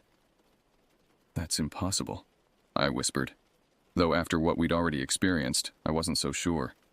When I reached Haley, she was delirious with fever. She kept saying, "Don't let it take me. It's not Iris. It's not her." My heart pounded so loudly I was certain it would wake the others. "What did you do?" "I told Miss Patel, but she just gave Haley more fever medication and told me I was overreacting." Iris gripped my arm. "But I know what I saw, and it's getting stronger." We fell silent as someone stirred nearby. Eventually, exhaustion overcame fear, and I drifted into a restless sleep filled with dreams of silent figures walking through mirrors. I woke suddenly to the sound of movement. Opening my eyes, I saw a figure silhouetted against the mesh screen door, someone getting up to leave. In the darkness, it looked like Iris, with her distinctive curly hair outlined in the faint moonlight. I glanced beside me, expecting to find her sleeping mat empty, but Iris was still there, breathing deeply in sleep. My blood froze. Moving with glacial slowness, I sat up, eyes fixed on the figure by the door. It paused, as if sensing my attention, then turned slightly toward me. Though I couldn't make out its features in the darkness, I felt its awareness, its focus shifting to me with terrible precision. For a moment that stretched like eternity, we regarded each other across the shelter. Then, with deliberate slowness, it pushed aside the screen door and stepped outside. I should have woken Iris. I should have stayed in the relative safety of our shelter. Instead, some compulsion drove me to my feet. Heart hammering, I moved to the door and peered out. The figure, Iris's double, stood on the path, looking back at me. The moon had emerged from behind clouds, casting enough light to see that while it resembled Iris in overall shape and size, something was profoundly wrong with its proportions. Its arms seemed too long, its head slightly misshapen. It raised a hand, not in greeting, but in beckoning, then turned and walked toward the bathrooms. "Wait," I called softly, surprising myself. "What are you?" It paused, but didn't turn around. Instead, it continued walking, its movements fluid yet somehow wrong, like a poor imitation of human locomotion. Against all better judgment, I followed it, staying several yards behind. My bare feet were cold against the damp earth as I trailed the figure to the bathroom building. It pushed open the door and disappeared inside. I hesitated at the entrance, every instinct screaming danger. Through the small window, I could see lights were on inside. Finally, gathering my courage, I pushed the door open. The bathroom was empty. I checked each stall, looked behind the shower curtains, even peered out the small window at the back. Nothing. Whatever I had followed had vanished. As I turned to leave, movement in the large mirror above the sinks caught my eye. I froze, watching in horror as my reflection acted independently, turning its head to track something I couldn't see. Then it smiled, a terrible, wrong smile that I wasn't making, and raised one finger to its lips in a shushing gesture. I stumbled backward, colliding with the paper towel dispenser. My reflection moved normally again, mimicking my startled reaction. Had I imagined it? Shaking, I rushed back to our shelter, only to find chaos had erupted in my absence. Girls were crowded around Iris's sleeping mat, where she sat rigid with terror. "She was here," Iris was saying, her voice high with panic. "She stood right over me, looking down. She had my face." Several girls were trying to calm her, while others had backed away, clearly frightened themselves. When Iris saw me, she pointed accusingly. "You were with it. I saw you follow it outside." All eyes turned to me. I thought it was you getting up," I stammered. "I followed because I was worried." No one spoke for a long moment. Then Nina asked the question we were all thinking. What's happening to us? By morning, word of the night's events had spread throughout the camp.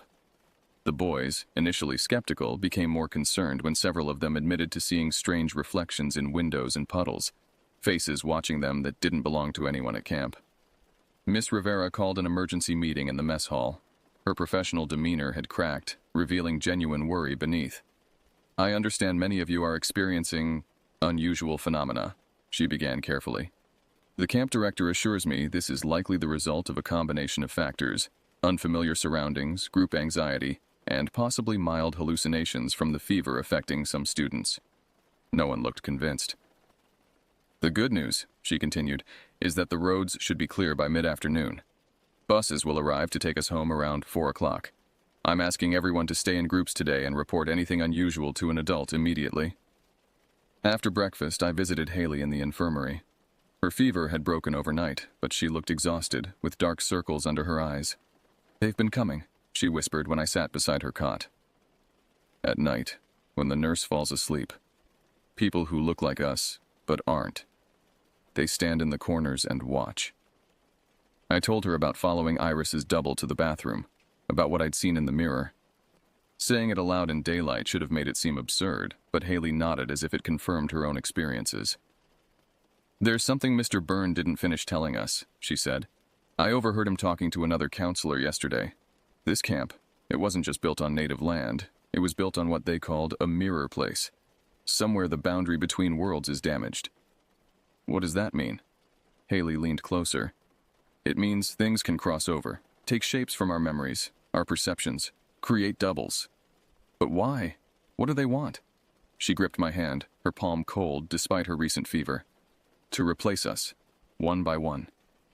The rest of the morning passed in tense anticipation of departure. The camp staff kept us busy with simple indoor activities, but no one could focus. Every reflection, every shadow drew suspicious glances. Shortly after lunch, Mr. Kendall received a call that visibly relieved him. "The buses are on their way," he announced. "Everyone, please pack your belongings and be ready at the main lodge by 3:30. As we returned to our shelters to gather our things, an eerie stillness had fallen over the camp. Even the birds had gone quiet. Inside our shelter, Iris was already packing, her movements quick and nervous. "I just want to go home," she said when she saw me. "I never want to see this place again." I nodded, stuffing my damp sleeping bag into its compression sack. "Did you sleep at all after, "No." She zipped her duffel bag with unnecessary force. "And I'm never coming back to these woods. Ever." As we worked, Nina approached us, her expression troubled. "Have either of you seen Brooke? She was supposed to help me clean up our corner, but I can't find her anywhere." I frowned. "Have you checked the infirmary? Maybe her fever came back." "Already looked. Miss Patel hasn't seen her since morning check." A familiar unease crept up my spine. "Let's go find Miss Rivera." We found our teacher outside the main lodge, checking names off a list. Her face grew serious when we explained about Brooke's disappearance. "She's probably just wandered off to the craft room or nature center," she said, but her tone lacked conviction. "I'll have the staff search the buildings. You girls stay here where I can see you." As the minutes ticked by, more staff joined the search for Brooke. Mr. Byrne organized the students into the main lodge, where we sat in uncomfortable silence, avoiding each other's eyes. Every time the door opened, we looked up expectantly, but Brooke didn't appear. At 3 o'clock, with the buses due any minute, Mr. Kendall made a decision. "Most of you will return home as planned. A few staff members and I will remain behind with Miss Rivera to continue searching for Brooke. Her parents have been notified and are on their way." Relief at leaving mixed with guilt about abandoning the search. As we filed out of the lodge toward the waiting buses, I glanced back at the camp that had terrified us for 4 days. In a window of the main building, I caught a glimpse of a familiar face. Brooke, watching us leave, her expression blank. I blinked, and she was gone. On the bus, Iris sat beside me, Haley across the aisle. None of us spoke as the camp disappeared behind us, swallowed by the dense forest. It wasn't until we were on the main highway that Iris finally broke the silence. "They found her, didn't they? That's why they're letting us leave." I didn't answer.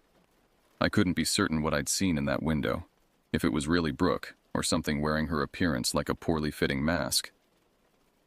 The weeks following our return from Camp Pinewood passed in a blur of normalcy that felt almost surreal after our experiences. Parents had been told that a stomach virus had swept through the camp, explaining the extended stay and multiple illnesses. Brooke had apparently been found hiding in a storage closet, suffering from fever-induced confusion. At least, that was the official story. But things weren't right. Anyone who had been at camp could sense it. First, there were the subtle changes in Brooke.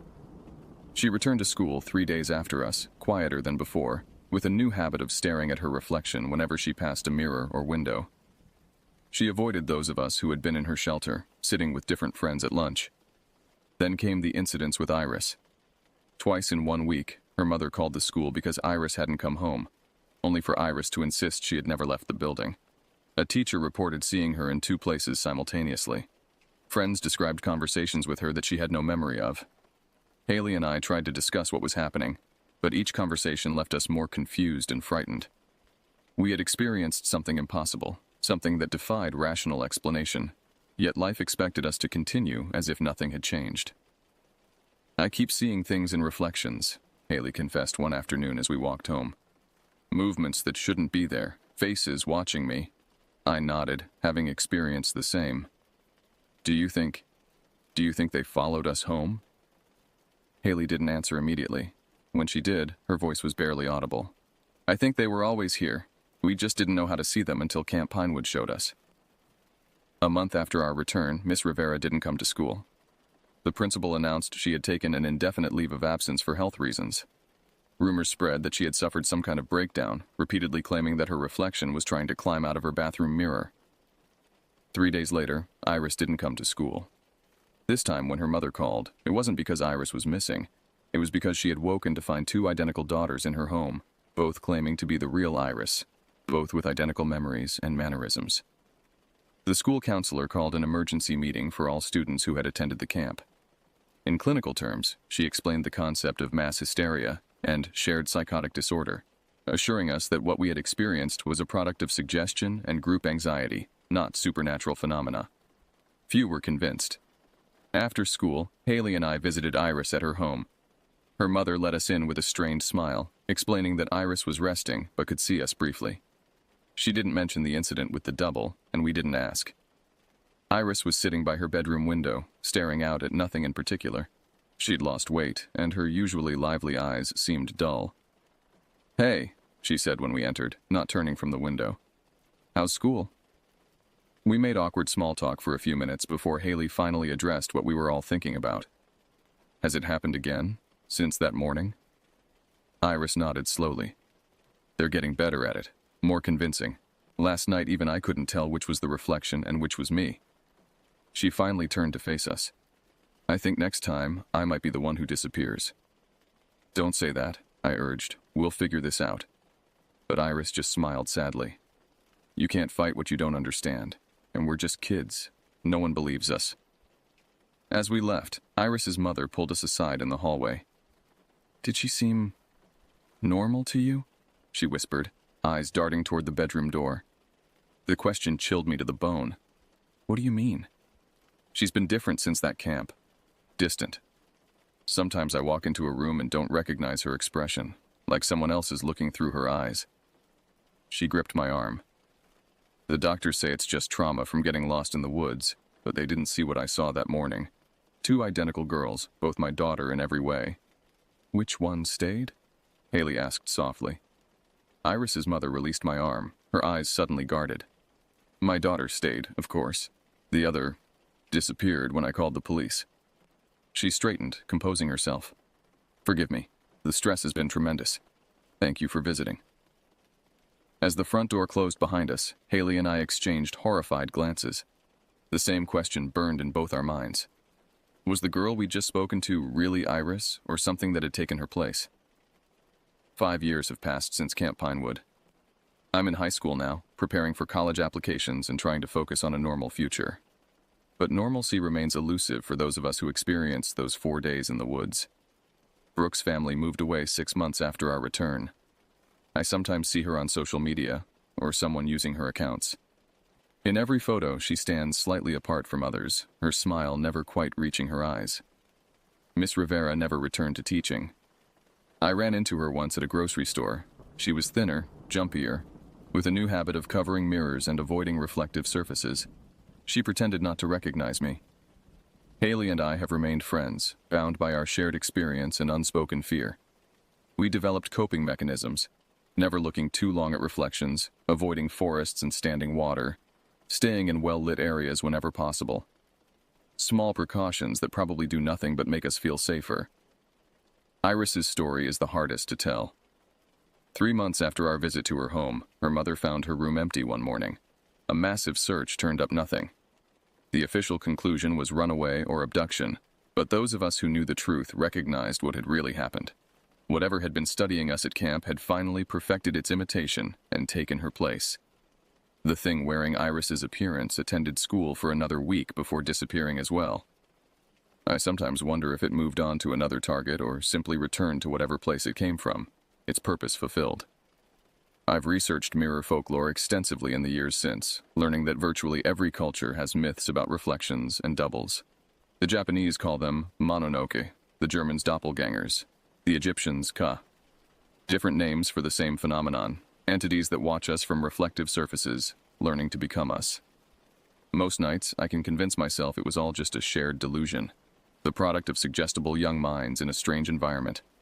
But then I'll catch a glimpse of movement in a storefront window, or see my reflection hesitate a microsecond too long, and the old fear returns full force. Last week, my mother commented that I seemed different lately. More confident, she said, but somehow changed. I smiled and thanked her for the compliment while my heart raced with terror. Had she noticed something I hadn't? Was I still myself, or had I already been replaced without realizing it? The most disturbing theory, the one that keeps me awake on the darkest nights, is that there was nothing supernatural at Camp Pinewood at all. No mirror entities, no boundary between worlds. Just the terrifying realization that identity is fragile, that with enough pressure, in the right environment, we can fracture into versions of ourselves we no longer recognize. I avoid school reunions and rarely look up old classmates online. I'm afraid of what I might see in their faces, or what they might see in mine. Some questions are better left unanswered, some reflections better left unexamined. But sometimes, when I'm alone, I find myself drawn to mirrors despite my fear. I stand before my reflection and search for signs that something isn't right. A movement out of sync, an expression I didn't make. So far, my reflection has remained faithful. So far. But Camp Pinewood taught me that reflections lie. That what looks back at us from mirrored surfaces isn't always what it seems. And sometimes, when the light hits just right, I swear I can see something moving in the depths beyond my reflection. Patient, watchful, waiting for its moment to step through.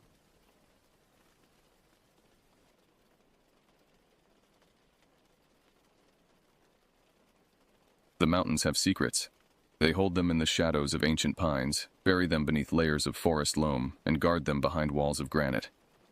I spent most of my life believing these secrets were benign. Geological wonders, hidden waterfalls, patches of rare wildflowers. I was wrong. Some secrets should remain undisturbed, locked away in darkness where they belong.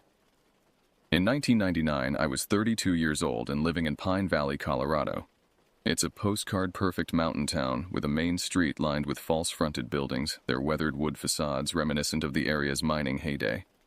Pine Valley is the kind of place where coffee shops know your order before you speak, where the pharmacy doubles as the town's gossip hub, and where new faces are noticed and discussed within hours of arrival. I'd moved there 3 years prior, leaving behind a marketing career in Denver that had devoured my 20s in a blur of deadlines and fluorescent lighting.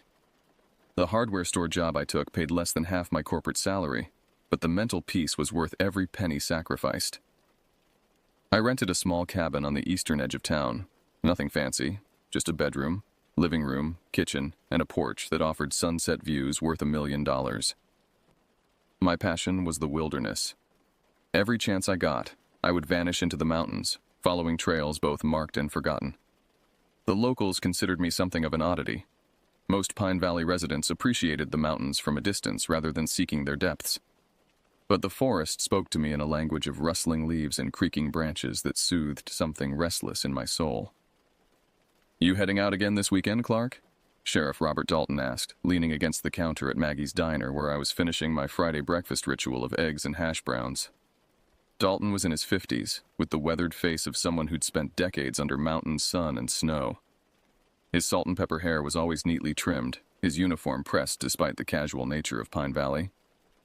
We'd developed an unlikely friendship shortly after my arrival, bonding over fishing spots and a shared love of history. "Thinking about it," I replied, sipping my coffee. "Heard about an old mining settlement up near Blackwood Ridge. Might check it out." Dalton's expression shifted subtly. "Whisper Creek? Nobody goes there anymore. That's the place. Any particular reason it's off the beaten path?" He shrugged, but there was something in his eyes. Hesitation, perhaps. "Just tough terrain. Trail's probably overgrown by now. Hasn't been maintained in decades." "Sounds perfect," I grinned. "The less traveled, the better." Dalton nodded, though his enthusiasm seemed forced. "Just make sure someone knows where you're headed. Cell reception's non-existent up there." "I'll stop by Marge's place on my way out," I promised, referring to my elderly neighbor who kept tabs on my wilderness excursions. "Should be back before sundown Sunday." Later that day, I closed up the hardware store early, one of the perks of being the assistant manager in a town where Friday afternoons moved at a glacial pace. I went home, packed my hiking gear, and prepared for what I thought would be another peaceful weekend in the mountains. My backpack contained the usual essentials: first aid kit, extra clothing, headlamp, map, compass, fire starter, water filter, and enough food for 2 days, though I only planned to be gone for one. Experience had taught me the mountain weather could change without warning, stranding the unprepared. That night, I sat on my porch drinking a beer, studying a topographical map of the area. Whisper Creek had been a silver mining operation, abandoned sometime in the 1920s when the vein ran dry. The trail leading to it was marked as a dotted line, existing but unofficial. I traced the route with my finger, calculating distances and elevation changes, planning my approach with the methodical precision that had once made me a successful marketing strategist. As darkness fell, the forest behind my cabin began its nightly symphony. Owls called to each other across the canopy. Wind whispered through pine needles. Somewhere in the distance, a coyote yipped, the sound echoing off the mountainside. These were the familiar sounds that had replaced city noise in my life, the natural rhythms I'd come to love. Yet that night, there seemed to be something different in the forest's voice, a dissonance I couldn't quite place. Perhaps it was simply anticipation for the next day's exploration, or maybe it was some primal warning I was too civilized to properly interpret. Either way, I slept fitfully, dreaming of dark tunnels and echoing footsteps. Morning arrived wrapped in mist, the sun struggling to pierce the cloud cover that hung between the mountain peaks. I checked the weather report on my radio. Cloudy, but stable, no storms predicted. Perfect hiking conditions, cool enough to prevent overheating on the ascent. I locked my cabin, dropped my spare key with Marge, and drove my weathered Jeep Cherokee to the trailhead. The parking area was empty, as expected. Few hikers ventured this far from the maintained trails, especially this early in the day. The first 2 miles followed a creek, the path relatively obvious despite years of disuse. Occasionally, I'd spot remnants of its former status as a supply route. A crumbling stone bridge, rotted support beams from an old footpath. Nature was reclaiming these human intrusions with quiet persistence. By noon, the trail had become considerably more challenging. Fallen trees blocked the way, requiring detours. In some places, erosion had washed away the path entirely, forcing me to navigate by instinct and map. The forest grew denser, older, the trees towering overhead in cathedral-like formations that blocked most of the meager sunlight. It was in one of these twilight groves that I first felt it, the sensation of being watched. I stopped, listening intently over my own breathing. Nothing but the natural sounds of the forest returned to me, yet the feeling persisted, raising the hairs on the back of my neck. "Hello?" I called out, immediately feeling foolish. The words seemed swallowed by the trees, the echo dying unnaturally quickly. I continued walking, but more cautiously now, pausing often to scan my surroundings. The rational part of my brain attributed the unease to isolation, to being farther from civilization than I'd ventured in months. The less rational part whispered that something was wrong. Fundamentally, dangerously wrong. 4 hours into the hike, the forest began to thin. The trail emerged onto a ridge, and suddenly, spread below me in a narrow valley, lay the remains of Whisper Creek. Even from a distance, it was a haunting sight. A dozen or so structures in various states of collapse clustered around what must have been the mine entrance, a dark maw in the mountainside, partially concealed by rockfall. Rusted machinery dotted the landscape like the skeletons of strange beasts. A water tower listed dangerously to one side, its wooden supports rotted through but somehow still standing. I should have felt excitement at finding my destination. Instead, a heaviness settled in my chest as I descended into the valley, each step carrying me closer to something I now wished to avoid. But curiosity has always been my weakness. When I reached the outskirts of Whisper Creek, the silence was absolute. No birdsong, no insect buzz, not even the sound of wind through the trees surrounding the valley. It was as if nature itself avoided this place, creating a bubble of dead air that pressed against my eardrums with almost physical force. The main street, if it could be called that, consisted of a dirt path flanked by the hollow shells of buildings. I walked slowly, taking photographs with my disposable camera, documenting the decay. A general store with shelves still intact but stripped bare. A saloon with a bar counter warped by decades of moisture and neglect. What appeared to be an assayer's office, with a heavy safe listing in one corner, its door hanging open to reveal empty darkness. I checked my watch. 3:17 p.m. Several hours of daylight remained, but suddenly I was calculating how long it would take to return to civilization, to leave this place behind. The rational explanation for my unease was obvious. Abandoned towns are naturally eerie, their emptiness a reminder of human impermanence, of how quickly our mark on the world can be erased. But the feeling went deeper than that. It was visceral, primal. I pushed forward toward the mine entrance, stepping carefully around debris. Old mining equipment lay scattered, pickaxes with rotted handles, shovels reduced to rust, lengths of chain attached to nothing. The mine itself was partially collapsed, but a gap remained, just large enough for a person to squeeze through if they were determined. I wasn't that determined. Something about the blackness beyond that gap seemed deeper than mere absence of light. I turned away, deciding to explore the rest of the settlement before heading back. That's when I noticed it. The incongruity that would change everything. Among the weathered gray buildings stood a structure that didn't belong. Hidden behind a stand of young pines, its wood still bearing traces of paint, was a cabin in significantly better condition than anything else in Whisper Creek. The logical explanation was simple. Someone had built it more recently, perhaps a squatter or hunter using the abandoned town as a base. Yet logic did little to quiet the alarm bells ringing in my mind.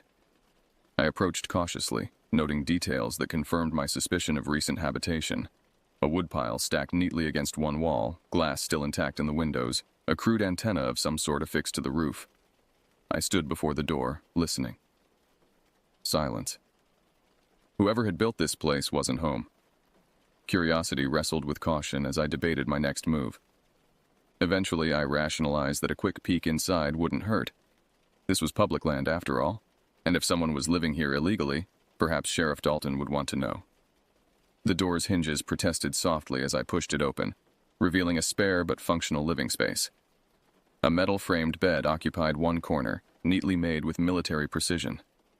A wood stove dominated the center of the room, cold now but with ashes suggesting recent use. A desk against the far wall held stacks of papers and books, organized into careful piles. I took a step inside, then another, compelled by the mystery of this place.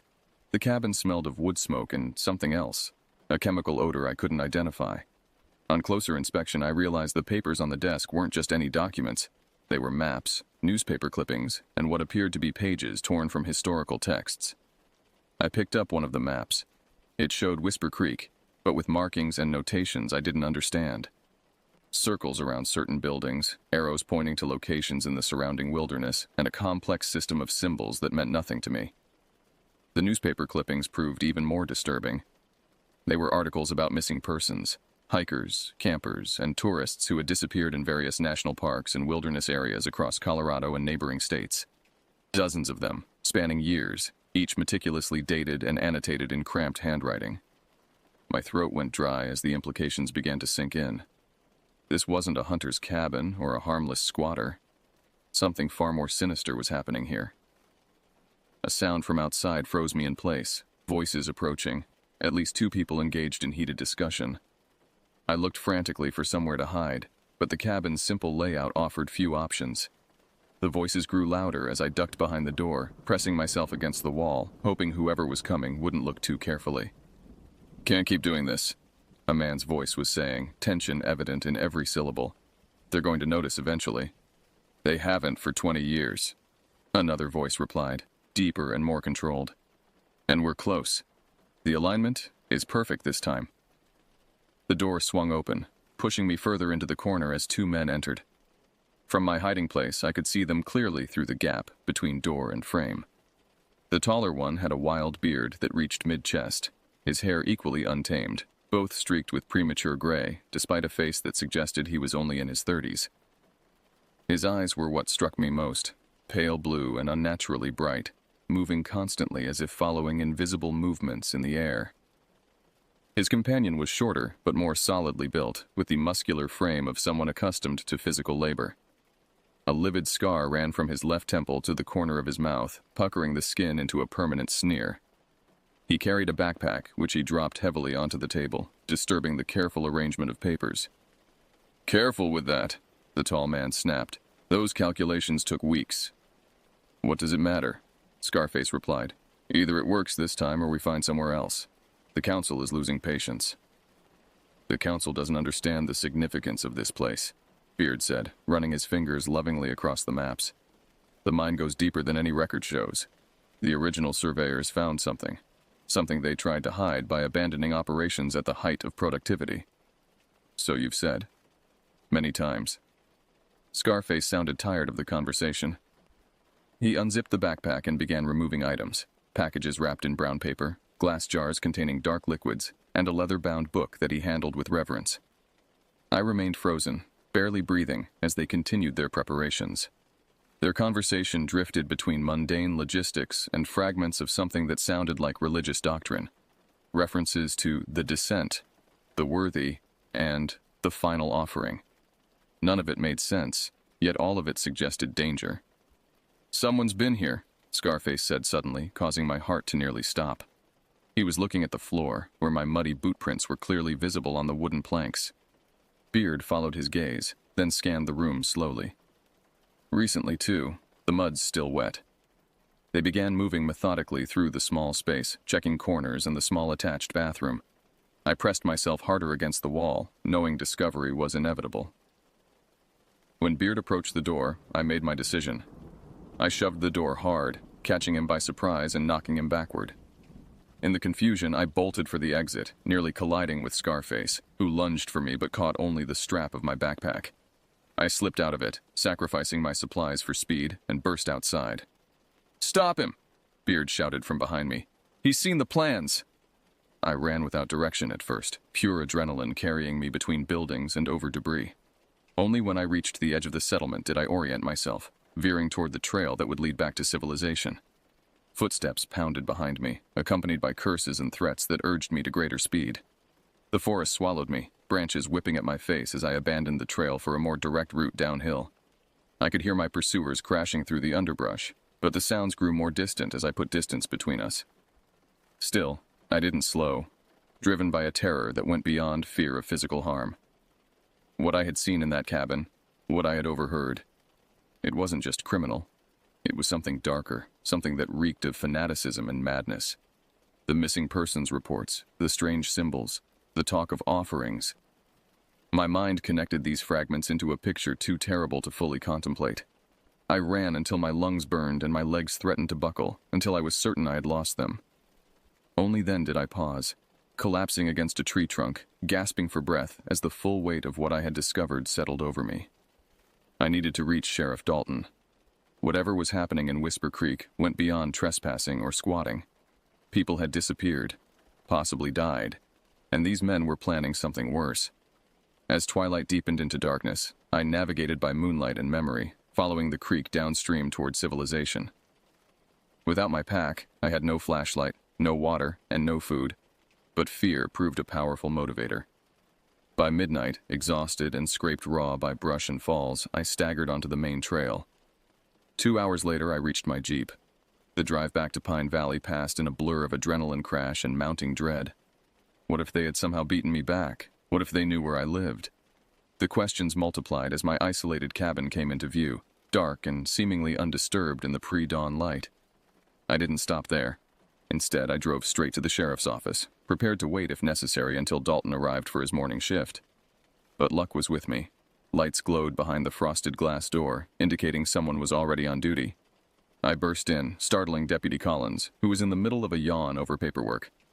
"I need to see Sheriff Dalton," I gasped. "It's an emergency."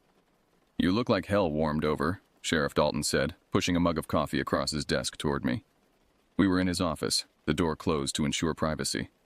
Outside, Pine Valley was just beginning to stir, the first rays of sunlight touching the tops of buildings on Main Street. I wrapped my hands around the mug, trying to stop their trembling. "I feel worse than I look." After giving me a few minutes to collect myself, Dalton leaned forward. "Now tell me exactly what happened up at Whisper Creek. Every detail, no matter how small." I recounted my discovery of the cabin, the strange documents inside, and the 2 men who had nearly caught me. As I described their conversation, the references to offerings and missing persons, Dalton's expression grew increasingly grave. "And you're certain about the newspaper clippings?" he asked when I finished. "They were about missing hikers?" I nodded. "Dozens of them. Some looked recent, others yellowed with age. All had notes written on them, in the same handwriting. Dalton sighed, running a hand through his hair, a gesture I'd never seen from him before. We've had reports over the years. Hikers who vanish without a trace. Usually we attribute it to the terrain, to inexperience. The mountains can be unforgiving. This isn't about people getting lost, I insisted. These men are involved somehow. They were planning something that involves more disappearances. I believe you, Clark, he said quietly. I just need to proceed carefully. 2 men living illegally on federal land is one thing. What you're suggesting, a connection to multiple missing persons cases, that's something much bigger. So what happens now? Now, Dalton said, standing up, I contact the state police and possibly the FBI. This goes beyond our jurisdiction if it's what you think it is. In the meantime, I'll send Collins and Martinez up to Whisper Creek to verify your story and secure the site. What about me? I asked. You go home and get some rest. Lock your doors. I'll station a deputy near your place tonight, just as a precaution. I wanted to argue, to insist on being part of whatever came next, but exhaustion was hitting me in waves. Dalton was right. I needed sleep before I could be useful to anyone. The drive home seemed to take forever, each familiar landmark appearing strange and threatening in my state of heightened paranoia. When I finally reached my cabin, I checked every room, closet, and potential hiding place before allowing myself to relax even slightly. I showered, the hot water revealing dozens of scratches and bruises from my headlong flight through the forest. As the adrenaline faded, pain took its place. A deep muscle ache that suggested I'd be barely able to move tomorrow. Despite my exhaustion, sleep proved elusive. Every creak of the cabin's timber frame, every rustle of wind through the surrounding pines, brought me back to full alertness. I lay in bed staring at the ceiling, replaying the events at Whisper Creek, trying to make sense of what I had discovered. Eventually, I must have drifted off, because the next thing I knew, darkness had fallen and something had awakened me. I lay perfectly still, listening. There, a soft scraping sound from the direction of my back porch. Not an animal, too deliberate. Moving silently, I slipped from bed and retrieved the baseball bat I kept in my closet. The cabin's layout meant I had to cross the main living area to reach the back door. I moved carefully, avoiding the floorboards I knew would creak, the bat held ready. Through the window beside the back door, I could make out a shadowy figure trying to force the lock. The security light I'd installed had been disabled somehow, leaving only moonlight to illuminate the intruder. I had seconds to decide, confront whoever was there or retreat and call for help. Pride and anger won out over caution. This was my home, my sanctuary. I wouldn't be driven from it by fear. In one fluid motion, I flipped on the porch light and yanked open the door, bat raised. The sudden illumination revealed Scarface from the cabin, a knife in one hand and what looked like a lockpick in the other. For a split second, we stared at each other in mutual surprise. He recovered first, lunging forward with the knife. I swung the bat defensively, connecting with his arm. The impact sent the knife clattering across the porch, but didn't stop his momentum. He crashed into me, driving me backward into the living room, his weight bearing me to the floor. We grappled in silent desperation, rolling across the hardwood. He was stronger than he looked, with the frenzied energy of someone with nothing to lose. His hands found my throat, thumbs pressing into my windpipe with shocking force. Spots appeared in my vision as I struggled to breathe. In desperation, I managed to free one hand and drove my fingers toward his eyes. He jerked back instinctively, loosening his grip just enough for me to gasp a precious breath of air. The momentary advantage was all I needed. I bucked upward, dislodging him, then scrambled for the bat that had fallen nearby. My fingers closed around the handle just as he lunged again. This time when I swung, it wasn't in defense. The bat connected with the side of his head with a sickening crack. He dropped instantly, crumpling to the floor like a marionette with cut strings. For several seconds I could only sit there, gulping air into my abused lungs, staring at the motionless form of my attacker. Blood began to pool beneath his head, spreading across the floor in a dark stain. The reality of what had just occurred hit me with physical force. I stumbled to the phone and dialed 911 with shaking fingers. "I need Sheriff Dalton," I croaked when the dispatcher answered.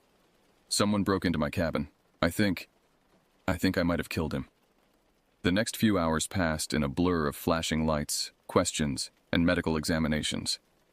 Paramedics determined that Scarface, identified through his fingerprints as Michael Kerr, a man with an extensive criminal record across 3 states, was indeed dead. I had fractured his skull with the bat, killing him almost instantly.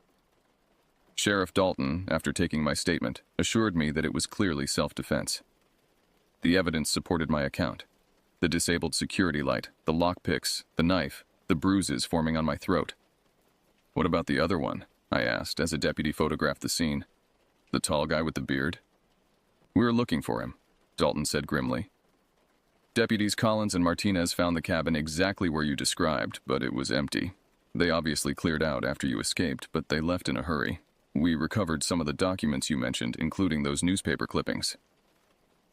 A chill ran through me despite the blanket someone had draped over my shoulders.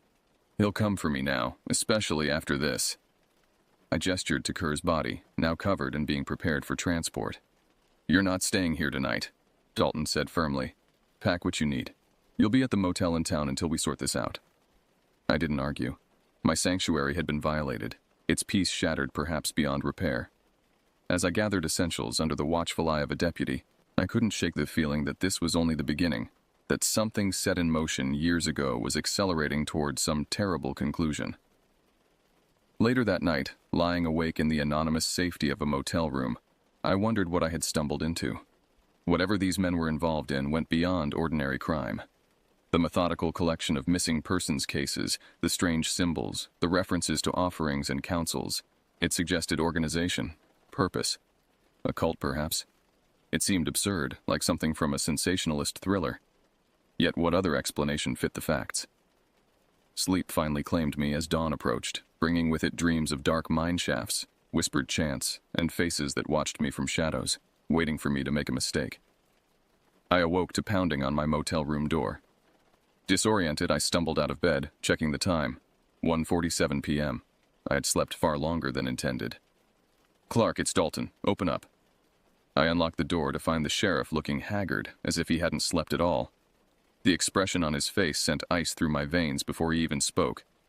"We need to talk," he said, stepping inside and closing the door behind him. "The state police forensics team went through the documents we recovered from the cabin. It's complicated." "How complicated?" "Complicated enough that the FBI has been notified," he said, lowering himself into the room's single chair. "Those missing persons cases you saw, they span 22 years in 4 states. All hikers or campers who disappeared in remote areas. All unsolved." My mouth went dry. "How many?" 47 that we can confirm based on the materials recovered." He hesitated. "Clark, there's more. The symbols you mentioned, the references to offerings. We believe these men are part of a cult called the Descendants of the Deep. I've never heard of them. Almost no one has. They operate completely off the grid. What little we know comes from a survivor who escaped their compound in Utah in the 80s. According to her testimony, they believe in some entity that exists beneath the earth, something ancient that requires blood sacrifices to fully awaken." I sank onto the edge of the bed. "That sounds insane." "It is insane," Dalton agreed. "But that doesn't make it any less dangerous. These people are true believers, willing to kill for their cause." "The tall one, do you know who he is?" Dalton nodded. "Based on the survivor's description and what little evidence we have, we believe he's Simon Blackwood, the group's current leader. He took over after the previous leader died in a standoff with federal agents in 1991. The name meant nothing to me, but the confirmation that we were dealing with the leader of a murderous cult sent a fresh wave of fear through me." "What happens now?" "Now we find him," Dalton said firmly. "The FBI is sending a team specializing in cult activity. They'll be here tomorrow. In the meantime, I've got every available deputy searching the area around Whisper Creek." "He won't be there," I said with certainty. "He's too smart for that. He'll have gone to ground somewhere else." "Maybe," Dalton conceded. "But the cabin contains supplies and equipment they won't easily replace. And according to what you overheard, they believe there's something significant about that location, something in the mine itself." I shuddered, remembering the dark entrance partially obscured by rockfall. "Whatever it is, I hope they don't find it." "That makes 2 of us," Dalton stood. "I've arranged for Deputy Evans to stay outside your door today. Don't leave without escort, understand? Until Blackwood is in custody, you're still in danger." After Dalton left, I tried to distract myself with television, but nothing could hold my attention. My thoughts kept returning to Whisper Creek, to the strange documents I had seen, to the man I had killed in self-defense. The reality of that still hadn't fully registered. The fact that I had taken a human life, regardless of the circumstances. Evening came, bringing with it a thunderstorm that matched my dark mood. Rain lashed against the motel windows as lightning illuminated the parking lot in strobing flashes. I ordered pizza, unable to face the thought of going to the diner even with a police escort. The storm knocked out power around 9 p.m., plunging the motel into darkness broken only by emergency lighting in the hallways. I lay on the bed, listening to the thunder and the persistent drum of rain on the roof, wondering if Blackwood was out there somewhere, watching, waiting. Just after midnight, a particularly violent thunderclap shook the building. In its wake, I heard something else. A sharp crack, followed by a thud from the direction of the door. I froze, listening intently. The sound came again, softer this time, like someone moving with deliberate care. The phone beside the bed remained silent when I lifted it. The lines were down along with the power. My cell phone showed no signal, the storm interfering with reception. Silently, I slipped from the bed and moved to the bathroom, the only interior room without windows. I closed and locked the door, then searched frantically for anything that could serve as a weapon. The best I could find was a metal towel rod that I wrenched from the wall. Outside in the main room, I heard the unmistakable sound of the door opening. Footsteps crossed the carpet, light, measured, purposeful. "I know you're here, Mr. Jensen," a voice called softly. It was cultured, almost pleasant, not at all what I had expected from the wild-eyed man I had seen at the cabin. "There's no need to hide, we're simply going to have a conversation." I remained silent, gripping the towel rod so tightly my knuckles ached. "Your interference has caused some inconvenience, it's true," the voice continued conversationally. "Michael was impulsive but useful. His loss complicates matters." Something scratched at the bathroom door, fingernails dragging slowly across the wood. "I could break this door quite easily," Blackwood said. "But that would be uncivilized, wouldn't it? I prefer that you come out willingly. We have much to discuss."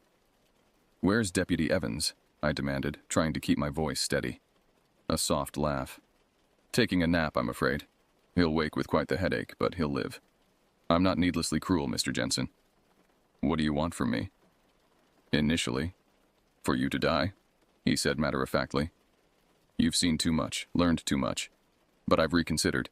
You have qualities that might be useful. Curiosity, resilience, a willingness to venture where others won't." The implication sent revulsion through me. "I'm not joining your cult." "Cult is such a reductive term," Blackwood sighed. "We're scholars, Mr. Jensen, seekers of ancient truths. What sleeps beneath Whisper Creek is older than humanity, older than this continent.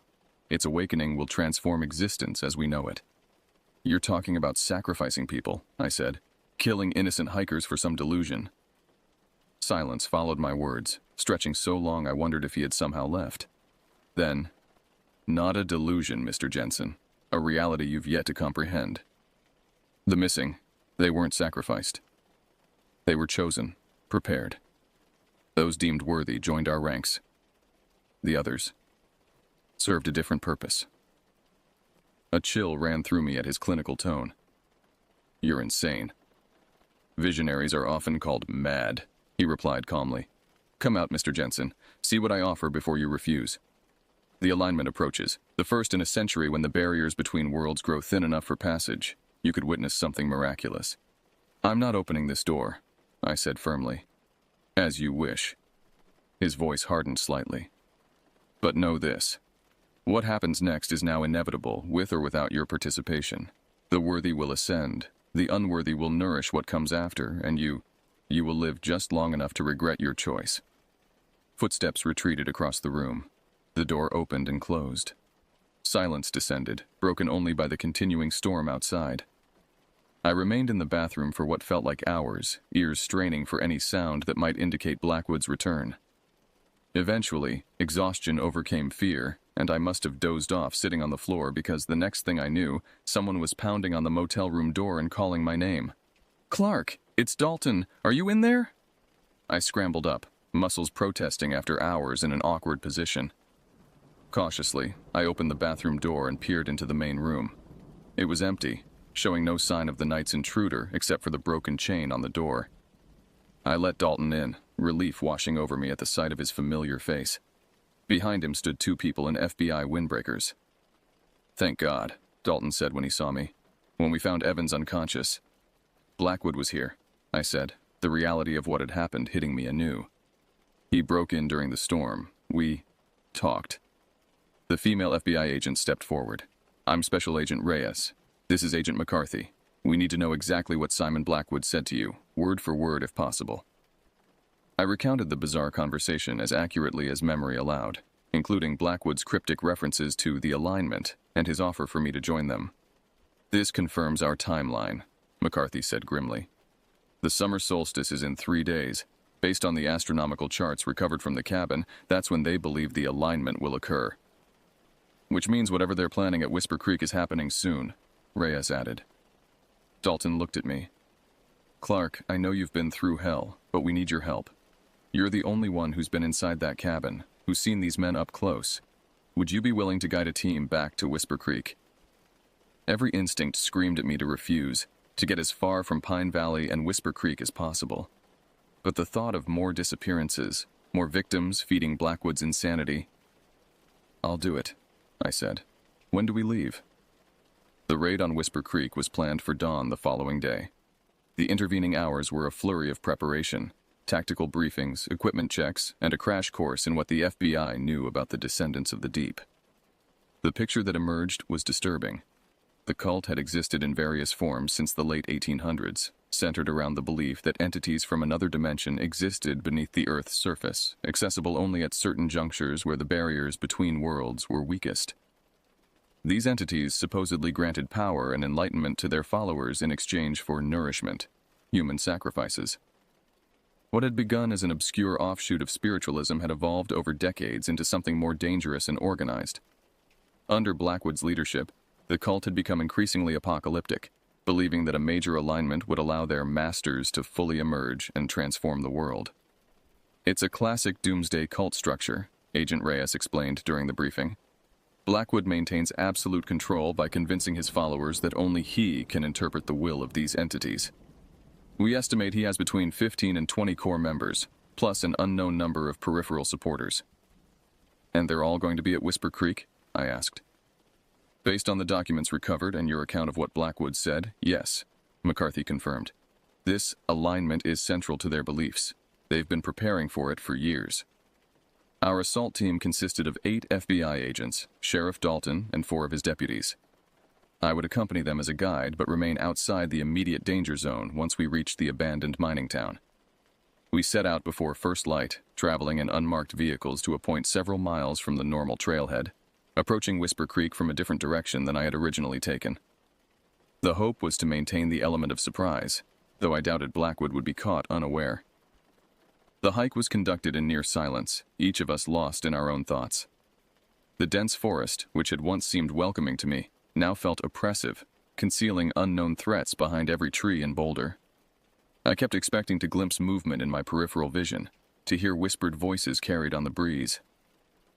We reached the ridgeline overlooking Whisper Creek just as dawn broke, bathing the valley in pale golden light. From our vantage point, we could see activity below, figures moving between buildings, preparing what appeared to be an elaborate arrangement of symbols drawn on the ground in front of the mine entrance. "I count 16 individuals," Agent McCarthy murmured, lowering his binoculars. "Several appear armed." "Blackwood?" Reyes asked. McCarthy adjusted his focus. "Negative on visual confirmation." The FBI's plan called for agents to descend into the valley from multiple directions, surrounding the cult members before they realized what was happening. Dalton and his deputies would secure the perimeter to prevent escapes, while I remained on the ridge with Agent Reyes, who would coordinate communication. As the team moved into position, I watched through borrowed binoculars, trying to make sense of what the cult members were doing. The symbols they had drawn formed concentric circles around the mine entrance, with smaller patterns branching outward like the rays of a dark sun. Within these circles, objects had been placed at precise intervals: candles, small statues, and things I couldn't identify from this distance. "What are they preparing for?" I asked quietly. Reyes shook her head. "In their minds, a dimensional breach, the arrival of their masters. In reality, most likely a mass suicide or murder-suicide once their prophecy fails to materialize. We've seen it before with apocalyptic groups when the promised event doesn't occur. The raid began with mechanical precision. Agents emerged from the tree line simultaneously, weapons drawn, shouting identifications and commands. For a moment, it seemed the operation would go smoothly. Several cult members dropped to their knees, raising their hands in surrender. Then, everything went to hell. Gunfire erupted from one of the buildings we had assumed was abandoned. An agent fell, clutching his leg. Another dove for cover behind mining equipment. The peaceful surrender transformed instantly into a chaotic firefight.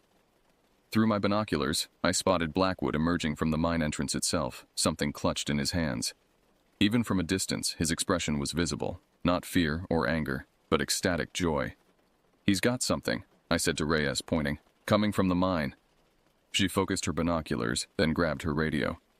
"All units, primary target has emerged from the mine shaft, holding an unidentified object. Exercise extreme caution." Below us, the situation was deteriorating. Cult members who had initially surrendered were now fighting with fanatical intensity, as if Blackwood's appearance had triggered something in them. Several agents had taken cover behind buildings, pinned down by gunfire. Blackwood himself remained near the mine entrance, seemingly unconcerned with the battle raging around him. He knelt within the innermost circle of symbols, placing the object, which I could now see was some kind of stone artifact, at its center. "We need to stop him," I said urgently. "Whatever he's doing." "Stay here," Reyes ordered, already moving toward the path that would take her down to the valley. "That's an order, Jensen." I watched her descend, torn between the safety of the ridge and the growing certainty that something terrible was about to happen. When gunfire erupted in her direction, forcing her to take cover behind a boulder, my decision was made for me. I scrambled down a different route, using the cover of trees and the distraction of the ongoing firefight to approach the mine entrance from behind. The sounds of battle, gunshots, shouts, the crack of splintering wood, created a surreal backdrop to my advance. Drawing closer, I could see Blackwood more clearly. He was chanting now, hands raised above the stone artifact, which had begun to emit a faint luminescence that seemed to absorb rather than reflect the morning light. The air around him shimmered, as if viewed through heat waves despite the cool morning. I crept from cover to cover, avoiding the attention of both law enforcement and cult members. Neither side had noticed me yet, focused as they were on each other. 20 yards from Blackwood, I paused behind the collapsed remains of what had once been a storage shed, considering my options. I had no weapon, no authority, and no plan beyond a desperate need to interrupt whatever ritual Blackwood was performing. The rational part of my brain insisted this was just the theatrical finale of a delusional man, that the strange light and shimmering air were tricks of perception or simple technology designed to impress his followers. Yet something deeper, more primal, recognized a wrongness in what was unfolding, a fundamental violation of natural law. The mine entrance behind Blackwood seemed darker than mere absence of light should allow, a blackness that hurt to look at directly. A cult member spotted me, shouting a warning to Blackwood. I abandoned stealth and sprinted forward, driven by pure instinct. Blackwood turned, his ecstatic expression unchanging as he saw me. "You came after all," he said, his voice carrying clearly despite the chaos around us. "To witness the moment of transformation?" "This stops now," I said, trying to project a confidence I didn't feel. Blackwood laughed, a sound of genuine amusement. "Stop it? You can no more stop this than you can halt the rotation of the Earth. The alignment is perfect. The way is opening." As if to punctuate his words, the ground trembled beneath our feet. From deep within the mine came a sound I still struggle to describe. Not quite a roar, not quite a musical note, but something that vibrated in the bones and set teeth on edge. The cult member who had spotted me raised a gun, but Blackwood waved him off. No, he should see. He should know what he tried to prevent. The shimmering air around Blackwood intensified, the darkness within the mine entrance seeming to leak outward like spilled ink. The stone artifact at his feet pulsed with that strange anti-light, each pulse accompanied by another tremor. "What have you done?" I whispered, transfixed by the wrongness before me. "Fulfilled a promise centuries in the making," Blackwood replied, his eyes reflecting the artifact's pulsations. "They come now, the masters of the deep. Those who have waited in the spaces between dimensions since before mankind first walked upright." The tremors intensified, no longer isolated but continuous, a sustained vibration that sent loose stones dancing across the ground.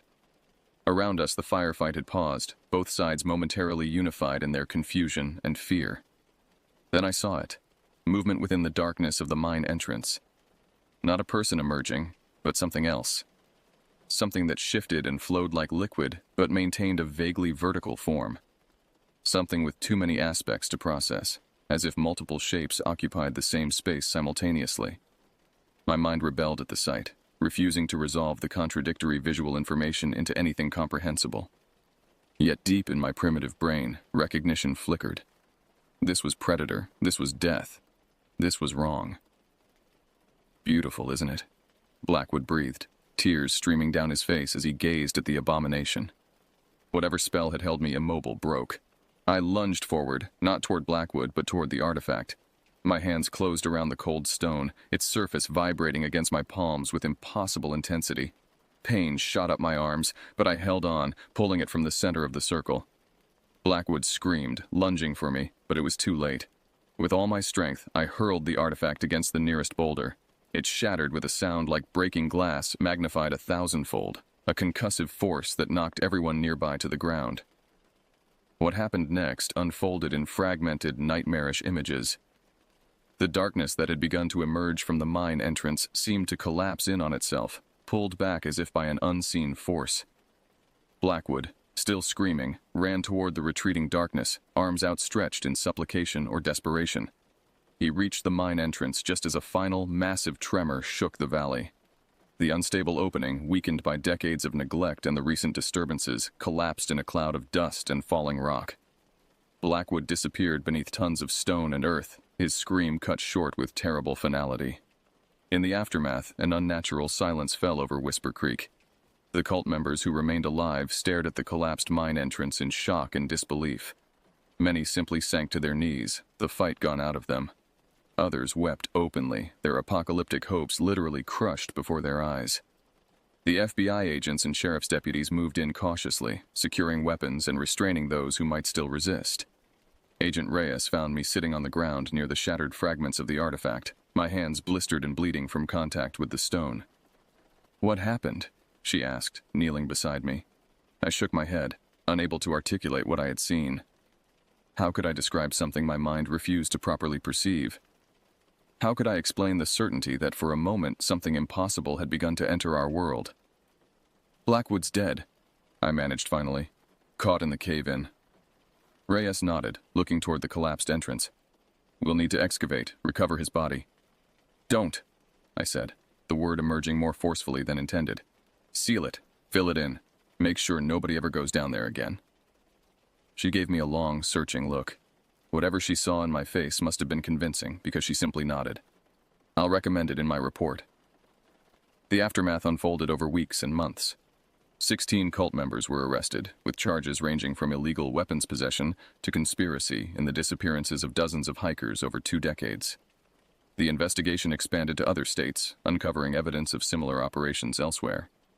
As for me, I spent 3 days in the hospital recovering from what doctors diagnosed as extreme stress, dehydration, and minor injuries from the concussive force of the artifact's destruction.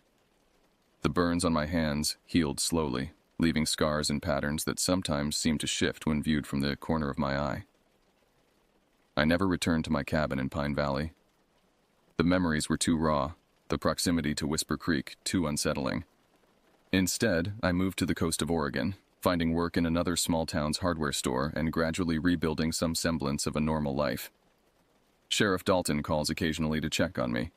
He never asks directly about what happened in those final moments at the mine entrance, and I never volunteer the information.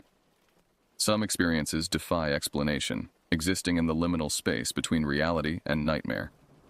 The official report concluded that Simon Blackwood was a charismatic psychopath who manipulated vulnerable individuals into joining his cult, using drugs and psychological conditioning to maintain control. The strange phenomena witnessed during the raid were attributed to hallucinogens released into the air, combined with elaborate stage effects designed to reinforce his followers' beliefs. It's a rational explanation. Clean. Comprehensible. I tell myself it's true on the good days, when the sun is bright and the memory of what emerged from that mine entrance seems distant and dreamlike. On bad days, when the scars on my hands throb with phantom pain, when I wake gasping from dreams of darkness flowing against natural law, I know better. And on the worst days, I wonder if destroying the artifact truly stopped whatever was beginning, or merely delayed it. I wonder if somewhere, in another abandoned mine or forgotten cave, another group of believers is preparing another ritual, drawing another set of symbols around another ancient stone. Because the most terrifying realization, the one that keeps me awake on moonless nights, is this: if such things exist in the spaces between dimensions, waiting for opportunities to enter our world, then Whisper Creek isn't special. It's just one weak point among many, one door among countless others. And sometimes, when I hike the coastal trails of my new home, I find myself scanning the hillsides, looking for abandoned structures, for signs of disturbance. Not out of curiosity anymore, but out of vigilance. Because I know now what lurks in forgotten places, in the shadows beneath the earth. I know what waits, patient and hungry, for someone curious or foolish enough to open the way. And I live with the knowledge that next time, there might not be anyone to close it.